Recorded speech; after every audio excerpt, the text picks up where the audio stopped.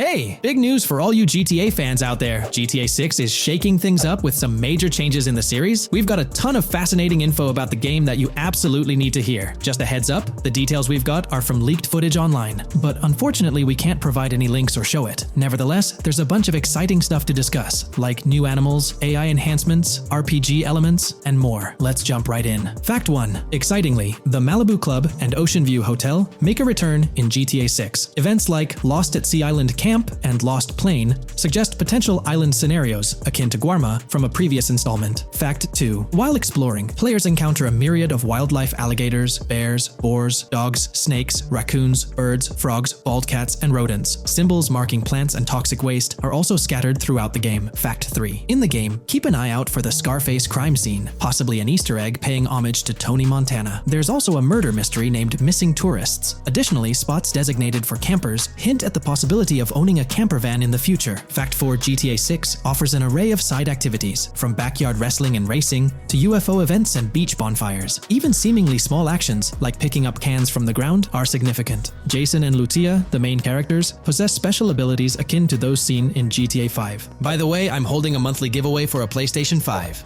You just need to subscribe and you're entered. Now, back to the video. Fact 5. Jason and Lucia's safe house serves as a motel, a central hub for their activities. The game's world features various street gangs, each with its distinct vibe. Characters exhibit different personalities, including romantic, chaotic romantic, cool, pragmatic chaotic, and pragmatic cool. Fact 6. Gameplay enhancements in GTA 6 introduce the option to use zip ties on NPCs for stealth mechanics, alongside the ability to carry bodies, enriching the depth of stealth elements. Fact 7. The gunplay in GTA 6 mirrors the mechanics seen in Red Dead Redemption 2 and Max Payne 3. It might be worth exploring those games before GTA 6's release if you haven't already. And activities? GTA 6 offers an abundance, from fishing and wild golf to basketball, football, and soccer. There are gyms for training, a yacht club, and even a racetrack. Fact 8. Prepare for a contemporary setting, post-GTA 5 events. The game meticulously recreates numerous Miami landmarks, such as a grand tennis court, a bustling football stadium, and a lively amphitheater. The map encompasses an airport and a functional tram system with an airport stop. And that's not all. The Florida Keys and a swampy region named Grass Rivers, reminiscent of the Everglades, are part of the game. Players can navigate swamp boats in this area. Fact 9. GTA 6 boasts a diverse arsenal, from melee options like golf clubs, pool cues, crowbars, and bats to a spectrum of firearms ranging from pistols to snipers and RPGs. The weapon selection is extensive. You can even personalize how your character handles weapons. Additionally, there's an assortment of throwable items like grenades, Molotovs, and yes, even golf balls. Fact 10. Get ready for some seriously upgraded NPC interactions. Now, you'll have choices such as threatening, robbing, shooting, or restraining them. Some missions will even involve gesture-based actions, taking a cue from Red Dead Redemption 2. Car damage has been ramped up for realism, and the interior detailing is insanely intricate, complete with functional dashboards. Fact 11. Weapons are undergoing a transformation in GTA 6, drawing inspiration from Red Dead Redemption 2. Instead of a sprawling weapon wheel, you'll have specific slots for small firearms, melee weapons, rifles, and shotguns.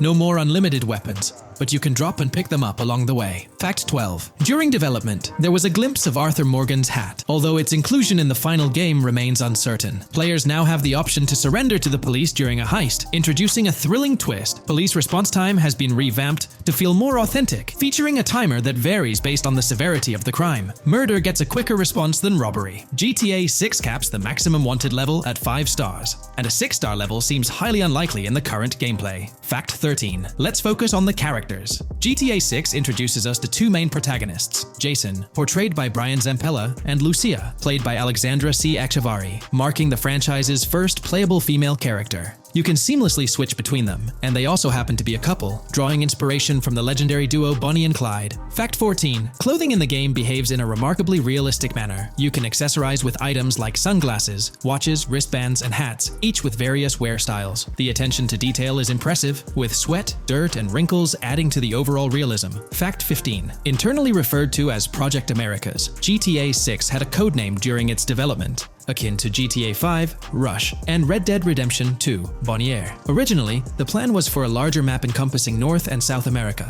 but Rockstar's approach changes scaled it down. Nonetheless, the game promises to deliver a memorable experience with its features and diverse locations. Fact 16. The game incorporates RPG elements like weight and muscle management, highlighted in the Spool Couple Workout Challenge. Leaked footage revealed Jason and Lucia's apartments. For instance, Jason's place includes a bathtub for in-game baths. Fact 17. Rockstar plans to continuously introduce new missions and cities post GTA 6's launch. Whether this expansion is for online or story mode remains unclarified. Expect an enhanced cover system, surpassing what we've seen in other Rockstar games. Fact 18. Don't overlook the Kingston Hotel. It's a bustling spot with pool parties and live music, adding vibrancy to GTA 6's world. Fact 19. A significant enhancement in GTA 6 revolves around NPC behavior. NPCs come in varied sizes and shapes, and their reactions feel incredibly authentic. Wave a gun around and nearby folks might understandably panic. The game also features an intricate injury system, including concussions. Fact 20. Now, let's delve into the stunning visuals and exciting new features. Characters will naturally grow facial hair over time in GTA 6. Moreover, the game world will introduce a social platform called WhatsApp, resembling a playful version of WhatsApp.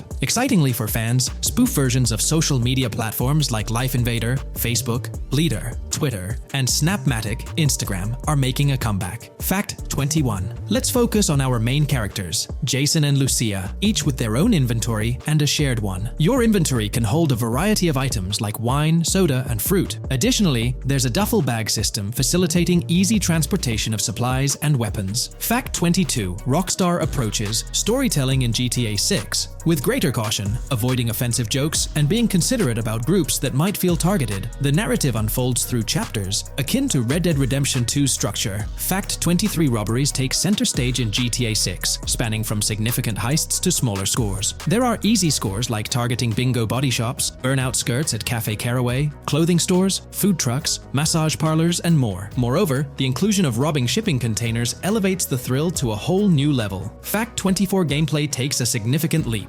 For the first time in GTA, players can crouch and go prone, introducing tactical elements. RPG elements also come into play, hinting at hunger mechanics and animal interactions, expanding the game's depth. Fact 25. GTA 6's map officially surpasses the size of GTA 5. This time the spotlight is on Vice City, an area inspired by Miami and its surroundings, offering players a vast and diverse landscape. There's even a lake featured in one of the videos, hinting at a significant part of Florida being included in the game. Fact 26. Hold tight, the jetpack makes its return. Shooting from cars is also part of the thrill, adding an extra layer of excitement. And brace yourself. GTA 6 introduces 18 brand new vehicles to the franchise. Fact 27.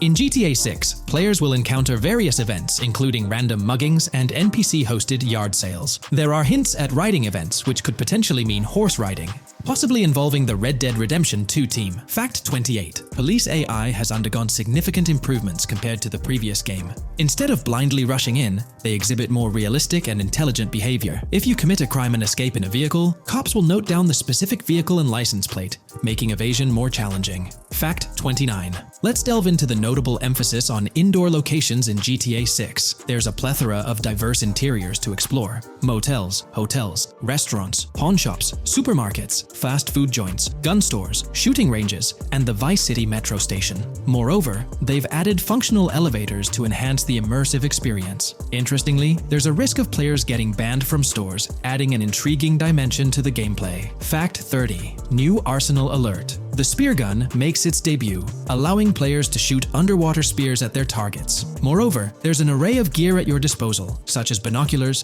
cut-off tools, flashlights, immobilizer bypasses, slim jims, USB drives, tasers, zip ties, and auto dialers. In today's GTA 6 video, we're discussing how much money Rockstar Games has made from the first trailer released back in December. We'll also cover Rockstar's plans for the next trailer and their potential strategies for cross-promoting GTA 6. There's a lot to talk about, so let's get into Rockstar's promotion tactics for GTA 6 and when we might see a second trailer. First off, the timing of the next GTA 6 trailer is closely tied to GTA Online's upcoming update. Whether it's just a coincidence or a smart marketing move, this is a strategy Rockstar has used before. For example, they released GTA Online's Winter-December DLC a week after the first GTA 6 trailer. This timing helped make it the most viewed GTA Online trailer ever, even beating out the reveal trailer for Red Dead Redemption 2. If Rockstar decides to use the same approach, we might get some new Grand Theft Auto 6 details next week. This could be a second trailer, some screenshots, or additional information about the game. The timing would line up perfectly with the next big GTA Online update, set to drop on Tuesday, June 25th. This is confirmed because the GTA Plus event period ends the day before. By releasing new GTA 6 content a week before the update, Rockstar could generate more interest in the upcoming DLC. If for some reason we don't get a new trailer or details from Rockstar, I think they might drop more hints in this summer's GTA Online update, just like they did last summer. You might remember a specific t-shirt from that update, which actually hinted at the exact trailer date and time. It had symbols from the Zancudo basement with a cryptic message that translated to, "One day we'll reveal all." It does make you wonder if Rockstar will include some teases or cross-promotion in this update. Now that GTA 6 is officially announced, they might do something similar to a few years ago with GTA Online and Red Dead Redemption 2, where treasure hunts let you unlock weapons in GTA Online and receive them in Red Dead Redemption 2 when it launched. Speaking of GTA 6 trailers, here's an interesting fact. Rockstar Games has made a ton of money from the trailer on YouTube. We've talked about this in the last couple of videos, how it leaked because someone accessed a YouTube admin panel, but you can actually use public data and analytics to see how much money Rockstar has made from that trailer. It has almost 195 million views, closing in on 200 million, which is absolutely insane. Rockstar Games has made nearly $1 million from that trailer alone. The craziest part is that even though the trailer doesn't have ads, Rockstar Games still earns money from YouTube Premium users. While this isn't a huge portion of the population, it generates revenue based on watch time. From that alone, they've nearly made $1 million. Imagine if they had actual ads on the video, they'd be making even more. But $1 million just from premium users watching it is still pretty wild. In the grand scheme, it's a small amount for Rockstar and just a drop in the bucket compared to how much they'll make when GTA 6 actually releases. Still, it's an impressive stat for a trailer that Strauss Zelnick says has repeatedly broken the internet. All this excitement around GTA 6 is also boosting their parent company, Take-Two Interactive, with a substantial jump in stock price. According to Investing.com, an article published a few days ago states, "The hotly anticipated release of the latest installment of Take-Two Interactive's mega-popular Grand Theft Auto franchise should fuel a substantial uptick in bookings and profitability at the video game maker," according to a JP Morgan analyst's note to clients. The analyst added that the gaming sector is increasingly focused on maximizing the success of proven titles, saying, "Consumer engagement and publisher resources have consolidated around the largest gaming franchises." They believe this trend favors the biggest players in the industry, with the biggest hits likely to get bigger and mid-tier games likely to struggle as competition costs increase. For this reason, investor expectations for GTA 6 are high, given the success of prior releases like GTA 5 and Red Dead Redemption 2. Analysts anticipate that GTA 6 will drive a significant increase in bookings and profitability for Take-Two and potentially boost its valuation. They reiterated their overweight rating for Take-Two and raised their December 2024 price target from $180 to $200. All this is great news for the gaming industry. Confidence in Grand Theft Auto 6 and Take-Two Interactive is growing, both among industry insiders and on Wall Street. It's just positive news all around.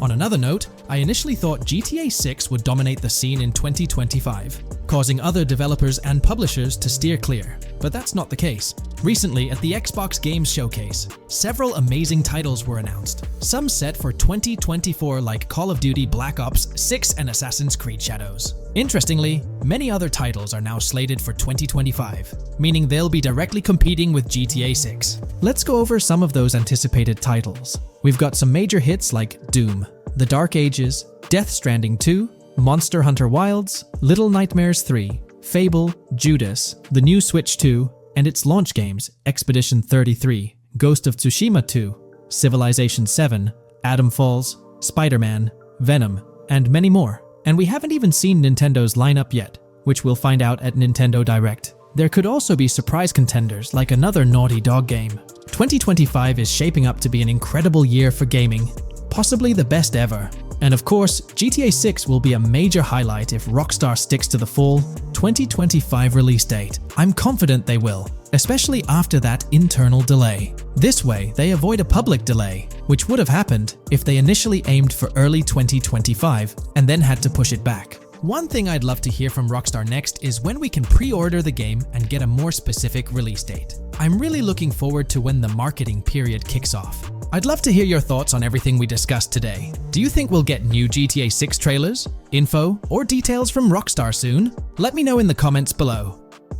In today's video, we're about to explore the intricacies of the Vice City mapping project, unraveling the mysteries of the latest map iteration. Join us as we meticulously analyze the details and draw insightful comparisons between the expansive GTA 6 map and its predecessors within the series. Our adventure doesn't stop there. We'll be immersing ourselves in the leaked information from 2022, unveiling a treasure trove of open-world activities. Brace yourselves for a comprehensive list featuring every nook and cranny on the GTA 6 map, showcasing not only new additions, but also the anticipated return of beloved locations from the iconic GTA Vice City, as hinted in the leaks. Let's kick off this exploration by delving into the heart of the GTA 6 mapping project. For those familiar with it, this official endeavor aims to provide a scale-accurate representation of what players can expect in the actual game. The map sprawls across two major cities, Vice City and Fort Gorn, and every detail is meticulously curated from leaks and the official trailer. Now, for those wondering about the seemingly expansive green spaces on the map, it's important to acknowledge the limitations of our knowledge. The apparent emptiness serves as a stark reminder of the scarcity of information currently available. The top portion of the map, appearing cut off, isn't indicative of boundaries or future expansions, but is rather a canvas awaiting details yet to be unveiled. Addressing rumors about the map's size, speculation abounds that GTA 6 will boast 3 major cities. While Vice City and Port Gorn are confirmed, the third city remains shrouded in mystery. There's a buzz that it might be Yorktown, potentially located north of Port Gorn. However, specifics about the placement of these locations marked in red are still elusive. Now, let's delve into the exciting prospect of exploring key locations on the GTA 6 map. These names, extracted from the official trailer and leaks, offer a tantalizing glimpse into the rich and diverse world awaiting players. Get ready to traverse the landscapes of Yorktown Red Hill Fairyland Forest, near Berryland, a whimsical Disneyland parody, Ambrosia Lake, Leonida, Lore North, Beaches Belleville, Ica, Vice City, Hamlet, Grass Rivers, and the enigmatic Gator Keys. As our journey unfolds, stay tuned for more updates, insights, and speculations surrounding the continually expanding universe of GTA 6. The road ahead promises thrilling surprises, and we're here to navigate it together. Now, let's delve deeper into the intriguing details surrounding Port Gellhorn. The bustling streets and structures around Hank's Waffles Diner, a focal point for a heist according to the leaks, spark anticipation for dynamic in-game events. The meticulous rendering of these locales not only captures the essence of the city, but also invites players to immerse themselves in the narrative-driven experiences that Rockstar Games is known for. Examining the speculative changes in Port Gellhorn, the notable relocation of the Port Gellhorn airfield suggests a strategic reimagining of the city's layout.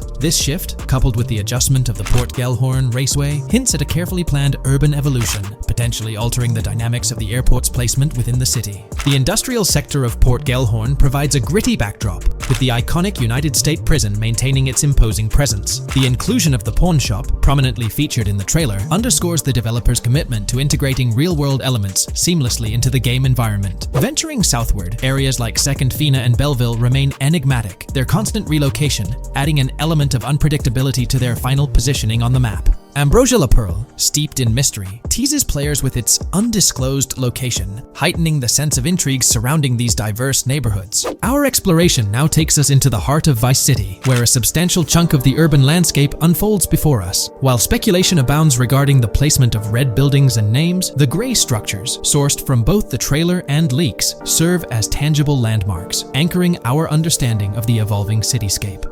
Vice Beach emerges as a vibrant district, adorned with numerous hotels that were meticulously analyzed in previous videos, providing a tangible link between the virtual world and its real-life counterparts. Washington Beach, with its diverse skyline, beckons players with promises of new adventures, enhanced by the improved streets of Stockyard, Little Haiti, Rock Ridge, and Crosstown, as showcased in the trailer footage. Descending further into the enchanting realm of Grass Rivers, we come across the enigmatic district of Hamlet, speculated to mirror the charm of Homestead. Yet, the persistent red designation leaves us tantalizingly in the dark about its precise location. This region reveals fascinating landmarks, including a power plant nestled at Turkey Point and a sewage treatment plant, painting a vivid picture of the industrial landscape. as gleaned from leaked footage. The presence of Grass Rivers itself, along with the mysterious Gator Keys and the alluring sundown, adds an extra layer of intrigue to this particular segment of the expansive GTA 6 map. A moment of appreciation is certainly due to the dedicated individuals steering the mapping project, whose commendable efforts grant fans an evolving and detailed peek into the GTA 6 world. Their commitment to accuracy and meticulous attention to detail foreshadow an immersive gaming experience, setting the stage for the excitement surrounding the official release. Now, let's delve into a truly mind-blowing comparison that has set the gaming community abuzz. Our gaze shifts to the juxtaposition of Los Santos from GTA 5, Liberty City from the iconic GTA 4, and the highly anticipated Vice Beach from GTA 6. The comparison not only highlights the need for potential adjustments in Vice Beach's size, but also emphasizes the extraordinary density and detail that players can expect. Acknowledging the observed need for a slight enlargement of Vice Beach, the visual impact remains nothing short of extraordinary. The comparison underscores the incredible density that GTA 6 promises, reminiscent of the lively streets and vibrant atmosphere experienced in the streets of GTA 4's Liberty City. Speculation regarding the buildings in Vice Beach, as showcased in the mapping project, heightens the anticipation, with the close proximity of structures promising an unparalleled level of immersion and detail, evoking nostalgia from the beloved GTA 4 era. This meticulously crafted map stands as a colossal playground, harking back to the bustling streets that made GTA 4 a standout title. The intricate detailing, the tightly packed urban landscape, and the anticipated density all point towards an experience that pays homage to the franchise's esteemed roots, while pushing boundaries in the expansive open-world genre. The enormity of GTA 6, both in size and detail, heralds a new era in gaming. The astonishing comparison, showcasing the potential density and intricacy of Vice City, is nothing short of a revelation. A special acknowledgement goes out to the mapping community for their outstanding work in envisioning an entire Vice City characterized by a multitude of buildings. The level of density and detail promised is unprecedented and is set to redefine the benchmarks of open-world gaming. The concept of an expansive map allegedly featuring 3 cities elevates the excitement, presenting players with a gaming landscape of unparalleled proportions. Now, delving into the realm of open-world activities revealed in the 2022 leaks, the thrill intensifies. With 4 confirmed activities and the potential inclusion of DICE, GTA 6 promises a diverse range of immersive experiences.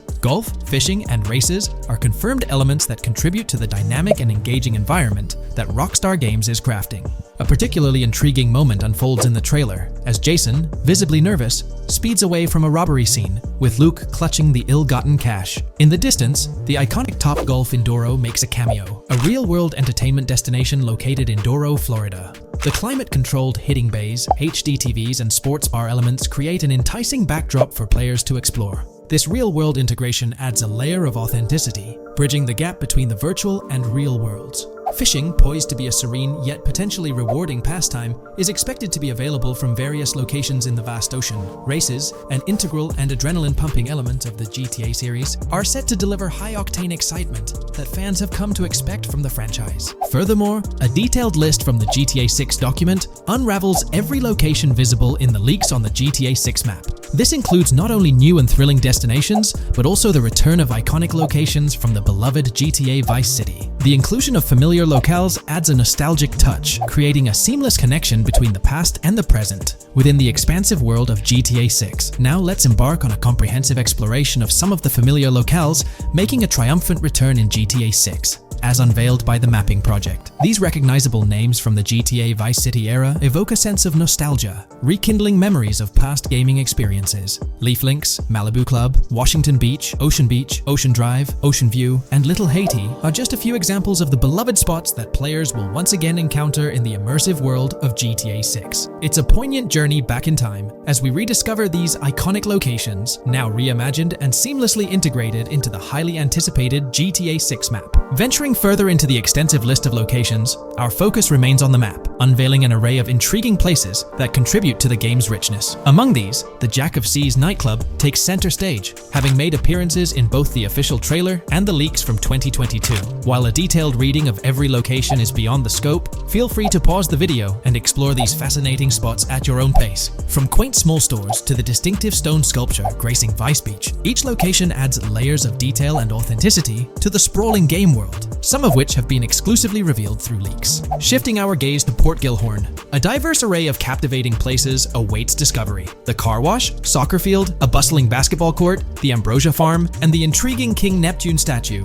are just a glimpse into the eclectic offerings in this part of the map. Sailing through the Keys, exploring underwater ruins, investigating an underwater research facility, and contemplating the mysteries of the Bermuda Triangle add an extra layer of fascination to the GTA 6 experience. With the unveiling of the mapping project, the sheer depth and meticulous attention to detail that Rockstar is investing in the GTA 6 map become even more awe-inspiring. The possibilities for Easter eggs and hidden secrets in this expansive and densely packed landscape seem limitless. As we peel back the layers, the anticipation and excitement for the intricate world Rockstar is crafting only intensify. Today's video will delve into the latest iteration of the GTA 6 mapping endeavor. The developers have expanded and refined the GTA 6 map significantly, making it the most comprehensive fan-made project to date. It incorporates all available data from leaks and the initial official trailer. We'll explore the recent updates to the map and conduct a fascinating comparison between the current GTA 6 map and those of previous GTA games. Additionally, we'll examine a fan-created satellite view of the GTA 6 map, along with the inclusion of Tommy Vercetti's mansion spotted in the trailer. All of these elements will be discussed in detail throughout this video. Let's kick things off with the GTA 6 mapping project. Changes have been implemented across all regions of the map. To ensure we cover everything comprehensively, we'll begin our tour from the northwest and work our way down, addressing each modification along the journey. Firstly, the map's dimensions have been expanded from 16,000 by 16,000 to 18,000 by 18,000 to accommodate the newly added landmass. Each square on the map measures 500 x 500 meters. Based on the latest estimations, the map will be larger than before, requiring more space to accommodate all its features. Currently, the northern portion of the map remains unknown, which contributes to its perceived size. Hence, the map extends beyond what's visible on the screen. According to rumors, the GTA 6 map is speculated to encompass 3 major cities. Presently, we're aware of 2. Vice City, the largest city, and Port Gorn, which has undergone further expansion in the latest map update. The third location, Yorktown, is anticipated to be modeled after Tampa. Rumors suggest that it could be the third major city featured on the map. However, at present, there's limited information available about it in the leaks. The only indication we have is a sign displaying New York Tune within Port Gorn. Regarding Port Gorn, details are scarce apart from its name and general location. It's positioned north of Fort Killorn and east of Yorktown. Moving on, we encounter Hank Hill, one of the notable elevations in the game. Despite Florida's predominantly flat terrain, Rockstar has incorporated hills sporadically to diversify the landscape. Adjacent to Hank Hill are the Domed Hills, another series of elevated areas. Notably, the border of a river is highlighted in orange, indicating speculative terrain. Nonetheless, it appears to be situated in the vicinity of Red Hill, a small town positioned near Lake Leonida. The largest body of water, Lake Leonida, sits approximately at the map's midpoint, drawing parallels to Lake Okeechobee in real life. To the north of Lake Leonida lies Fairyland Forest, a wooded area neighboring Fairyland, a playful nod to Disney World. To the east of Lake Leonida, you'll find Ambrosia and Laurel, 2 additional small towns, along with North Beaches. Heading south from Yorktown, we reach Port Gorn, which has undergone expansion westward.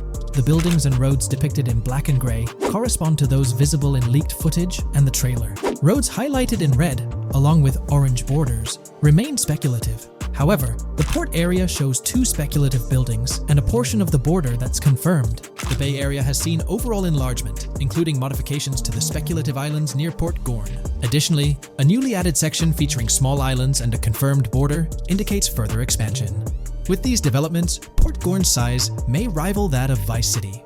It might not match Vice City's scale, but it could rival, if not surpass, GTA 5's Los Santos, which is remarkable, considering it's our second city on the map.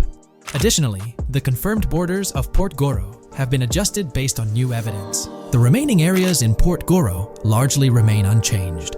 We still have Han Waffles Diner, surrounded by its buildings and structures, along with Port Gorn Motel, Gorn Bluff, the Pawn Shop, Port Gorn Raceway, Port Gorn Airfield, and the United State Prison.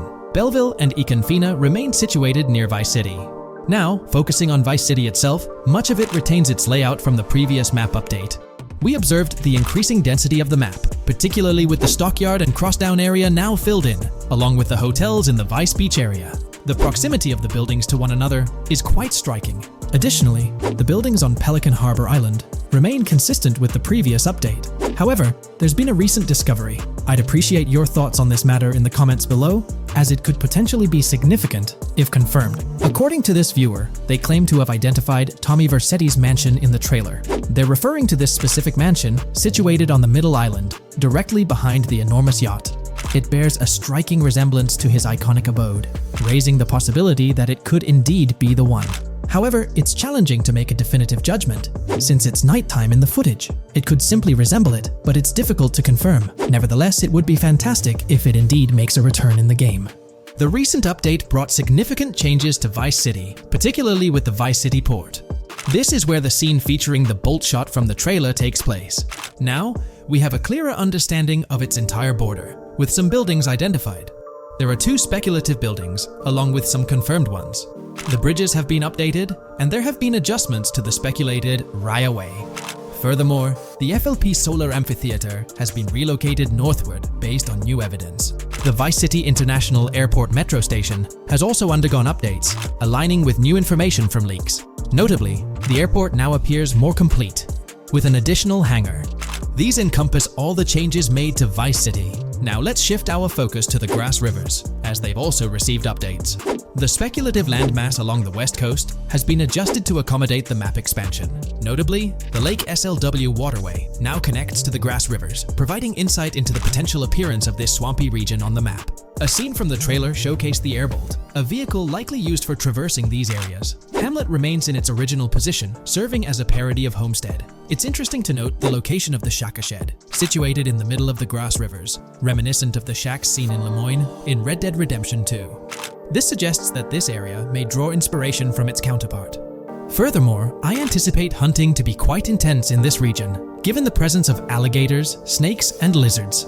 The diverse wildlife, particularly at night, is bound to create a thrilling atmosphere. Additionally, changes have been made to the Gator Keys and the surrounding islands, as observed in the trailer. More specifically, there have been additions to speculative locations, such as Bird Key, based on new evidence. Additionally, some speculative areas across the map have been updated. That wraps up the analysis of the latest version of the GTA 6 mapping project. It'll be intriguing to see how closely it aligns with the actual map. Moreover, let's delve into a fascinating comparison between this latest version and all the other maps in the GTA series. Take a look at this comparison. On the left side, you'll find the latest version of the GTA 6 mapping project. Above it, there's the map of North Yankton from GTA 5. To the right of the North Yankton map, you'll see the island of Copico from GTA Online. Next to Copico, there's the GTA 5 map. Below that, we have the GTA 4 map. Below the GTA 4 map are the maps of Liberty City and GTA 3. And finally, at the bottom, there's the map of GTA San Andreas. One of the first things I noticed is how compact the GTA 4 map appears compared to others. Despite its small size, it boasted greater density than the GTA V map. Streets were closely packed, and every inch of space was utilized efficiently. Anyone who's played GTA 4 can attest to the unparalleled density of its city, brimming with intricate details. I anticipate a similar level of density and attention to detail in the GTA 6 map.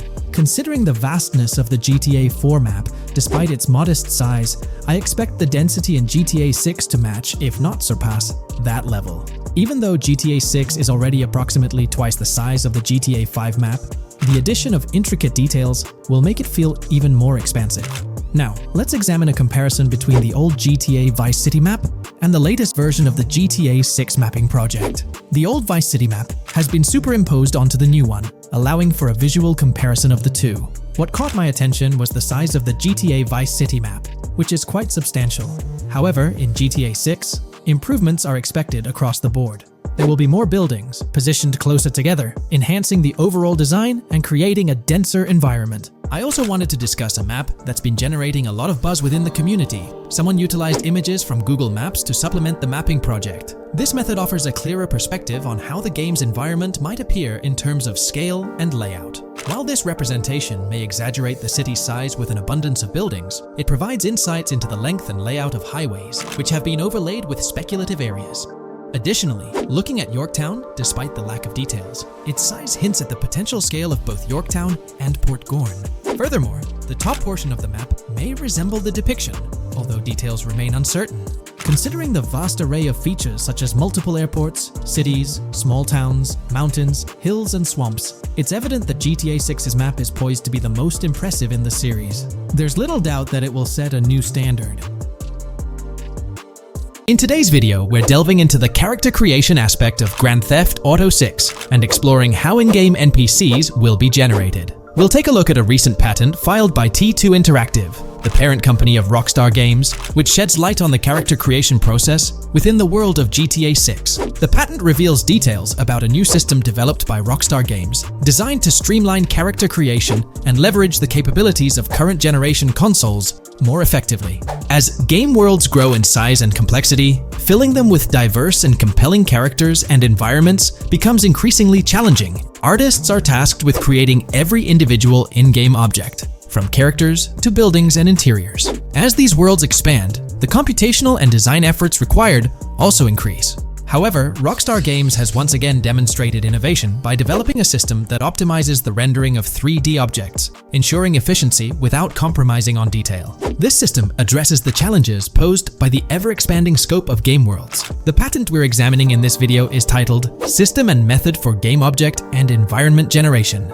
This video takes a deep dive into the generation of building interiors and characters within the expansive world being crafted by Rockstar Games. The patent starts off by providing an overview of how objects function within 3D spaces, as explained by Rockstar. Objects used in 3D graphics, often called assets, are a combination of geometry data, for example, the 3D model, and data for textures associated with the geometry data. An asset may be formed of one object, or it may be a composite object made from a combination of objects. The objects that form a composite object may in different contexts be used as independent assets unrelated to the composite object, or they may always be used as a subset of a larger object. They've provided an intro to how 3D objects function in games, aiming to help us grasp the workings of their latest invention. Persons of skill in the art will recognize that many different sorts of assets, such as vehicles, can be made from collections of subcomponents. For example, one aspect of the game might require a room, say a dining room. That entire dining room could be considered one game asset,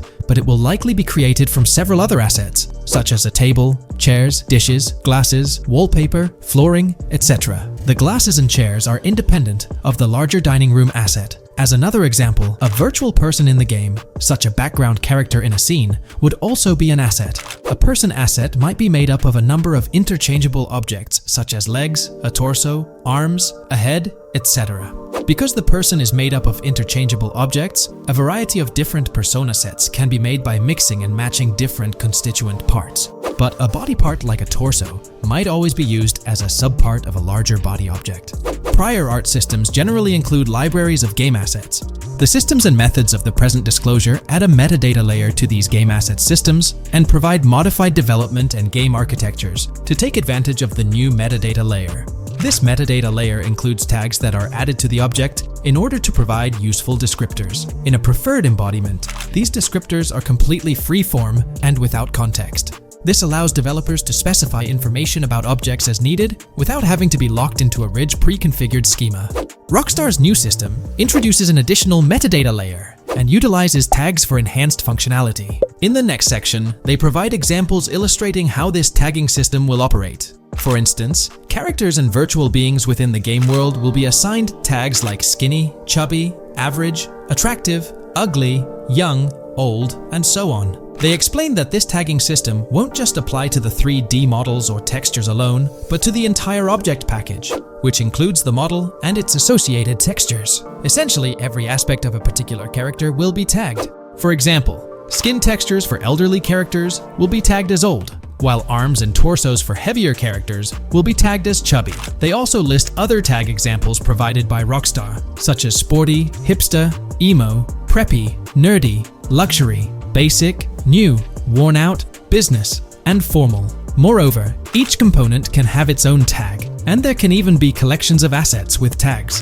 Furthermore, they explain that all these assets can be stored on servers for easy developer access via an application programming interface (API). Additionally, these assets can be stored in various formats like XML, limited text, binary encoding, relational databases, and others, depending on the developer's proficiency. The systems and methods of the present disclosure further advantageously use the metadata via a rule set layer that uses the metadata to increase the speed and efficiency of game rendering, world or scene creation, game script execution, and rendering fidelity. In particular, the rule set allows designers to add context to the tags and to control their use by setting rules for the asset usage and the asset's interaction with the game and other objects. These rules are unrestricted and can be used to provide a wide variety of different capabilities and restrictions for objects. Let's take a look at how these tags will be put into action. For instance, if a jacket object is created, a tag like additional top garment can be assigned to it. Then, during gameplay, certain rules might search for this specific tag to identify objects like jackets. Furthermore, in a cold setting, the character's health stat may decrease at a slower rate because the character stays warm with the additional top garment. Moreover, the additional top garment tag could enhance rendering efficiency. For instance, if a character wears a shirt underneath a jacket, the shirt occupies memory space. Since the shirt is mostly covered by the jacket, Rockstar plans to replace the full shirt with a smaller texture, only containing the visible parts under the jacket, thus conserving memory. The combination of tags and the rule set can also be used advantageously for procedural generation of game objects and environments. For example, a game scene could be created in a game script by calling assets based on tags, rather than calling the assets explicitly. For example, if the game scene called for virtual characters in a movie theater, the game designer could simply specify a need for predetermined X number of characters with casual dress. If the designer wanted a sci-fi movie playing at the theater, it might also call for a higher percentage than normal of characters tagged nerdy. The metadata rule set interface would interpret these general instructions at game runtime to randomly generate virtual characters fulfilling those needs. Additionally, this system offers increased efficiency. For instance, the entire character object doesn't need to be packaged before streaming to the GPU for processing. Instead, they can be generated directly on the GPU using existing model and texture assets. Of course, Rockstar aims to utilize as many preloaded GPU textures as possible, while maintaining a realistic variety in the scene. Moreover, this system allows them to control the number of preloaded textures used in a scene. For instance, more textures can be preloaded for complex scenes and fewer for simpler ones. The goal of this video is to provide an overview of the key aspects of this new system, so I won't delve into every example described in the patent. Turning to the details of the specified metadata, in a particularly advantageous embodiment, the following metadata is included for each model and texture: IDs, property tags, match tags, randomization restrictions, expression data, and optimization data. While this selection of metadata has been found advantageous, different groupings and subsets of these tags can be mixed and matched as needed to accomplish particular design goals without departing from the spirit and advantages of the present disclosed inventions. The uses, embodiments, and benefits of each of these fields are described as follows. These elements constitute the metadata, and while I won't delve into each one individually, they essentially represent the various tagging methods Rockstar employs to organize models and textures. These tags facilitate accurate and efficient filtering and sorting of assets within the virtual world. I trust this video provided you with an understanding of the tagging system Rockstar has devised. I'm personally excited about the potential for greater NPC variety in this vast world. Feel free to share your thoughts in the comments below. If you haven't been following the latest news on GTA 6 over the past year, you might be surprised by how much information has emerged. Here's a comprehensive update on everything we currently know about GTA 6. We have details about a wide array of items and tools featured in GTA 6. These include the auto dialer, binoculars, immobilizer bypass, cutoff tool, painkillers, pool cue, trauma kits, golf driver, food and drink, golf putter, USB drive, golf iron, crowbar, golf wedge, torch, jammer, duffel bag for looting, cigarettes, and a loot backpack. Let's discuss the game engine. Developers have made significant enhancements to the Euphoria physics engine, improving ragdoll physics and overall game mechanics compared to GTA 5. Now let's discuss the multiplayer aspect. In a leaked clip from GTA 6, we observed a multiplayer session with a player count. This suggests there were 2 players present in the lobby out of a maximum capacity of 32 slots. This mirrors the setup seen in Red Dead Online and GTA Online, where the capacity is stated as 32, but practically accommodates 30 players plus 2 spots reserved for spectators. While hopes for larger lobbies persist, it appears the testing phase involves 30-player lobbies. Leaks also suggest advanced weather systems, including heavy fog. a feature that was less common in GTA 5. Moving on to collectibles, there's mention of Wyman car parts. In a clip featuring Lucia, a developer is seen placing a cardboard box with a circular icon, indicating it as lootable. Debug text on this box identifies it as collectibles car parts, and Wyman car parts boxed generic used, suggesting players can collect car parts, possibly tied to a character named Wyman who shares a passion for classic cars with Jason. Regarding collectible hats, there's footage of Jason in an apartment where a developer interacts with a hat labeled as an ambient collectible hat. According to debug text, this hints at the inclusion of clothing items as ambient collectibles within the game. Additionally, a comprehensive list of all brands featured in the game is provided. While some brands may be integral to the story, many are included for realism and immersion. The list is displayed on screen for viewers to pause and inspect at their leisure.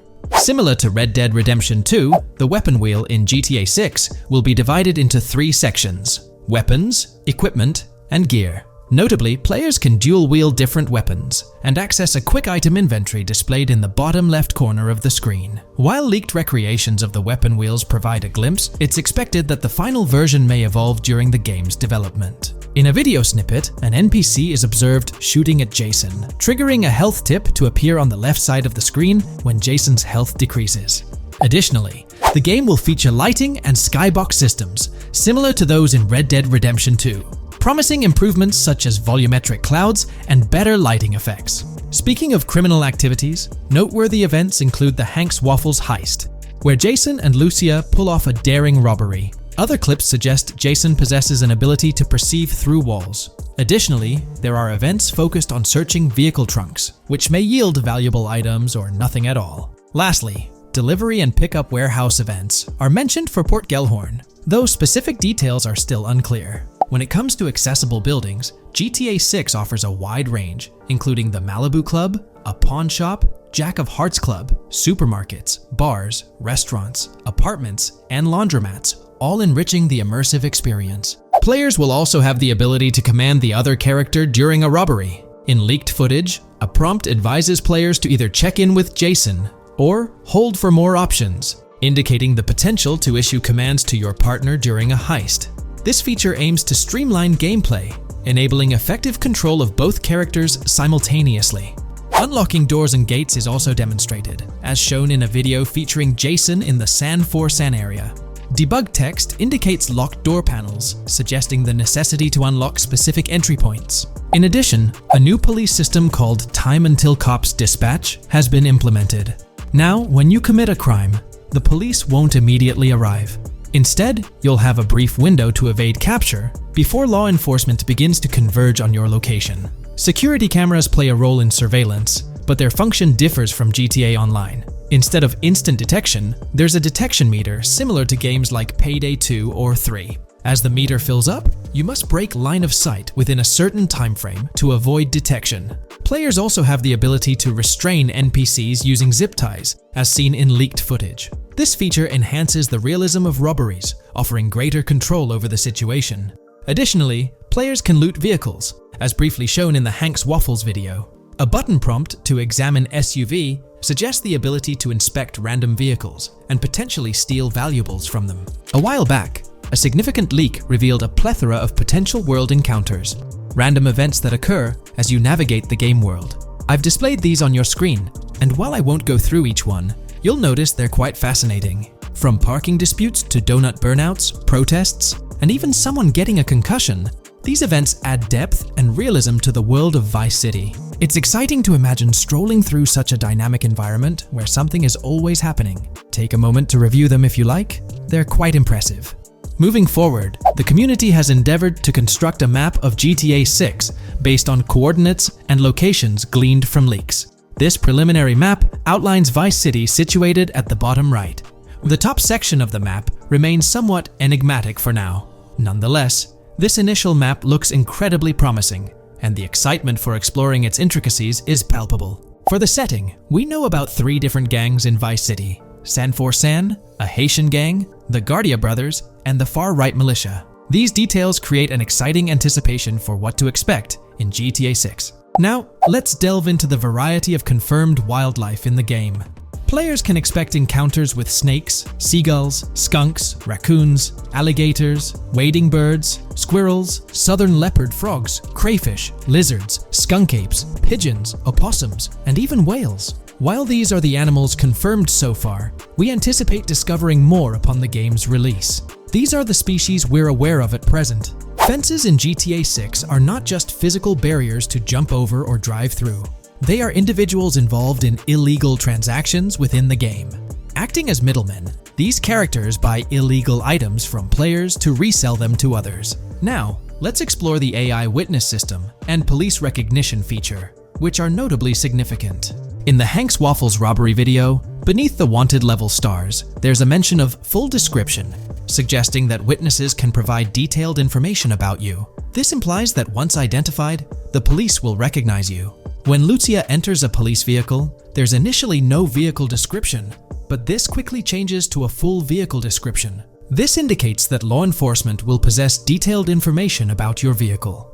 Moreover, the text warns that any vehicle seen entering will be noted by the authorities.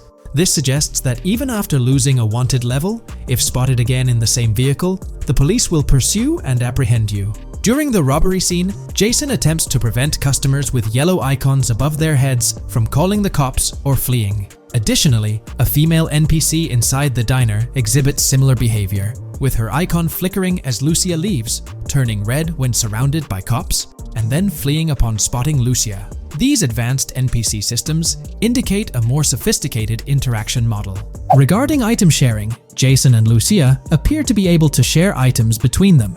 For instance, in one clip, Jason steals items from containers, keeping some for himself while sharing others. Regarding sound design, it's no surprise that GTA 6 will feature more realistic soundscapes. Weapon sounds are crisper and more authentic, with increased volume for a more immersive experience. The impact of bodies hitting the floor will have a deeper thud, creating a more visceral effect. Police sirens will reverberate off buildings and environmental elements more realistically, while the sound of items will vary depending on the surroundings. For instance, if you're in a shipping container, sounds will echo more, adding depth to the auditory experience. Overall, these sound enhancements aim to emulate real-life scenarios more accurately, contributing to the game's realism.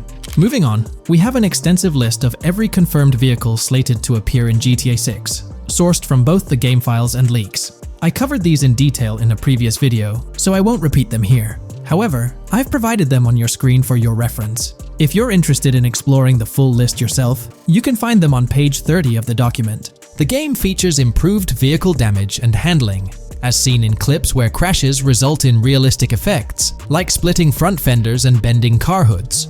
Furthermore, car interiors now include a functional GPS and waypoint system, enhancing immersion, especially in first-person driving. Players also have the option to enter a car from the passenger seat, adding a touch of realism to gameplay. These details highlight GTA 6's commitment to intricate design elements, evident in its meticulous attention to detail throughout the game. In addition, several new gameplay mechanics have been revealed. Players will now have the ability to walk while in cover, a long-awaited feature that introduces prone movement for the first time in GTA gameplay. Loot bags will allow for storing additional items, and players can now drop and pick up weapons. A new under fire animation has been introduced where characters cover their faces during combat, and players can opt to self-revive after sustaining heavy damage. Other significant mechanics include the ability to switch shoulders while aiming down sights, grappling during hand-to-hand combat, and the introduction of buddy communications and a buddy ping system. This system, likely shared between protagonists Jason and Lucia, remains intriguing, with its full functionality yet to be revealed. Additionally, a new cover mode has been introduced, altering the way shooting from car windows is executed. Characters will now fully lean out of windows, enabling full 360-degree shooting. Furthermore, a new ability system has been introduced, potentially exclusive to Jason, allowing for a form of wall perception. Whether Lucia will possess this ability remains uncertain. Players can also interact with a greater variety of objects and NPCs, engaging in actions such as carrying bodies, committing robberies, issuing threats, and conversing during criminal activities. Moreover, the ability to pick up additional items, such as beer bottles and cans, enhances the overall gameplay experience. Let's explore some of the exciting new gameplay systems. Firstly, there's the introduction of money laundering, hinted at during the Hank's Waffles robbery. An icon found near the car wash property featured a washing machine with a dollar sign, suggesting potential opportunities for money laundering. This implies that players may be able to purchase properties with the intent of laundering money, although specific details on mechanics remain undisclosed. Nevertheless, it appears players will once again have the option to acquire certain types of businesses for illicit activities. Additionally, there's a confirmed lineup of weapons, which includes a rocket launcher, assault rifle, baseball bat, polymer pistol, knife, bolt-action sniper rifle, Molotov cocktail, spear gun, which is intriguing, smoke grenade, compact SMG, flashbang, micro SMG, sniper rifle, heavy machine gun, auto rifle, and pump-action shotgun. Moreover, glimpses of Jason in various states, sporting different hair lengths and facial hairstyles, suggest a hair growth system akin to Red Dead Redemption 2. This feature seems highly likely given the game's lineage. In terms of sustenance, players can consume items directly from their inventory. In a scene at a gas station, Jason adds wine, soda, and fruit to his inventory, highlighting the ability to eat and drink on the go, akin to mechanics seen in Red Dead and GTA Online. In GTA 6, you can expect to encounter raccoons rummaging through trash cans and stealing food bags. This is evidenced in the game files, which document 3 world events: raccoon climbing out of garbage, raccoon rummaging through trash, and raccoon stealing food. While there are numerous intricate details to explore, we've uncovered a multitude of confirmed locations spread across Vice City and its surrounding areas. Naturally, Vice City serves as the central hub, encompassing neighborhoods such as Edgewater, North Vice City, Rock Ridge, Little Haiti, Vice Beach, South Beach, Washington Beach, and Key Biscayne. Additionally, there's Port Gellhorn, which appears to be a distinct city akin to Sandy Shores or Paleto Bay from previous games. Other notable spots include Yorktown, Ambrosia, Sundown, The Keys, La Pearl, Red Hill, Lake Leonida, Hamlet, Stockyard, Homestead, Grass Rivers, Ikenfaka, various underwater locations, and more. Each of these locales is meticulously detailed, with numerous mini locations nestled within them. It's remarkable how much information we already have about the game's expansive geography. In GTA 6, if your character sustains injuries, health will regenerate slowly over time. To expedite recovery, you can access the weapon wheel and utilize a healing item. Unlike GTA 5, where health only regenerates up to 50% naturally and requires snacks for full recovery, GTA 6 appears to allow for natural regeneration to full health, albeit at a slower rate. While not officially confirmed, it's implied that using a medical item will accelerate this healing process. Regarding open-world activities, there are 7 confirmed activities thus far: dice, golf, fishing, races, adventuring, shipments, and delivery van events. A video showcases a delivery van event near the industrial area of Port Gellhorn, featuring active security cameras that add complexity to potential heists. 2 distinct event types mentioned in the events list are Pragmatic Cool and Chaotic Romantic, introducing a new event type called Cop Trap, strategically placed in various locations across the map. The confirmed locations are displayed on your screen, indicating that law enforcement will deploy different tactics to apprehend you. Next, let's explore the array of new features spanning 2 full pages. Firstly, an enhanced AI system is showcased in a video, where enemy AI targets Lucia once she turns around. These adversaries demonstrate improved decision-making, adapting their shooting tactics dynamically based on the situation. Notably, they adjust their positioning relative to nearby objects, aiming to avoid frustrating head-glitching tactics. Additionally, they display more tactical behaviors, such as lowering their profile during reloads and employing lateral strafing while firing. NPC behavior has also undergone enhancements, with AI groups no longer wandering individually, but moving in clusters, reminiscent of the dynamics seen in Red Dead Redemption 2. This is evident in a video where Lucia encounters a group of tourists engaged in conversation as they pass by. This enriches pedestrian interactions beyond the independent roaming seen in GTA 5, now featuring diverse groups and even couples strolling together, enhancing the game's realism.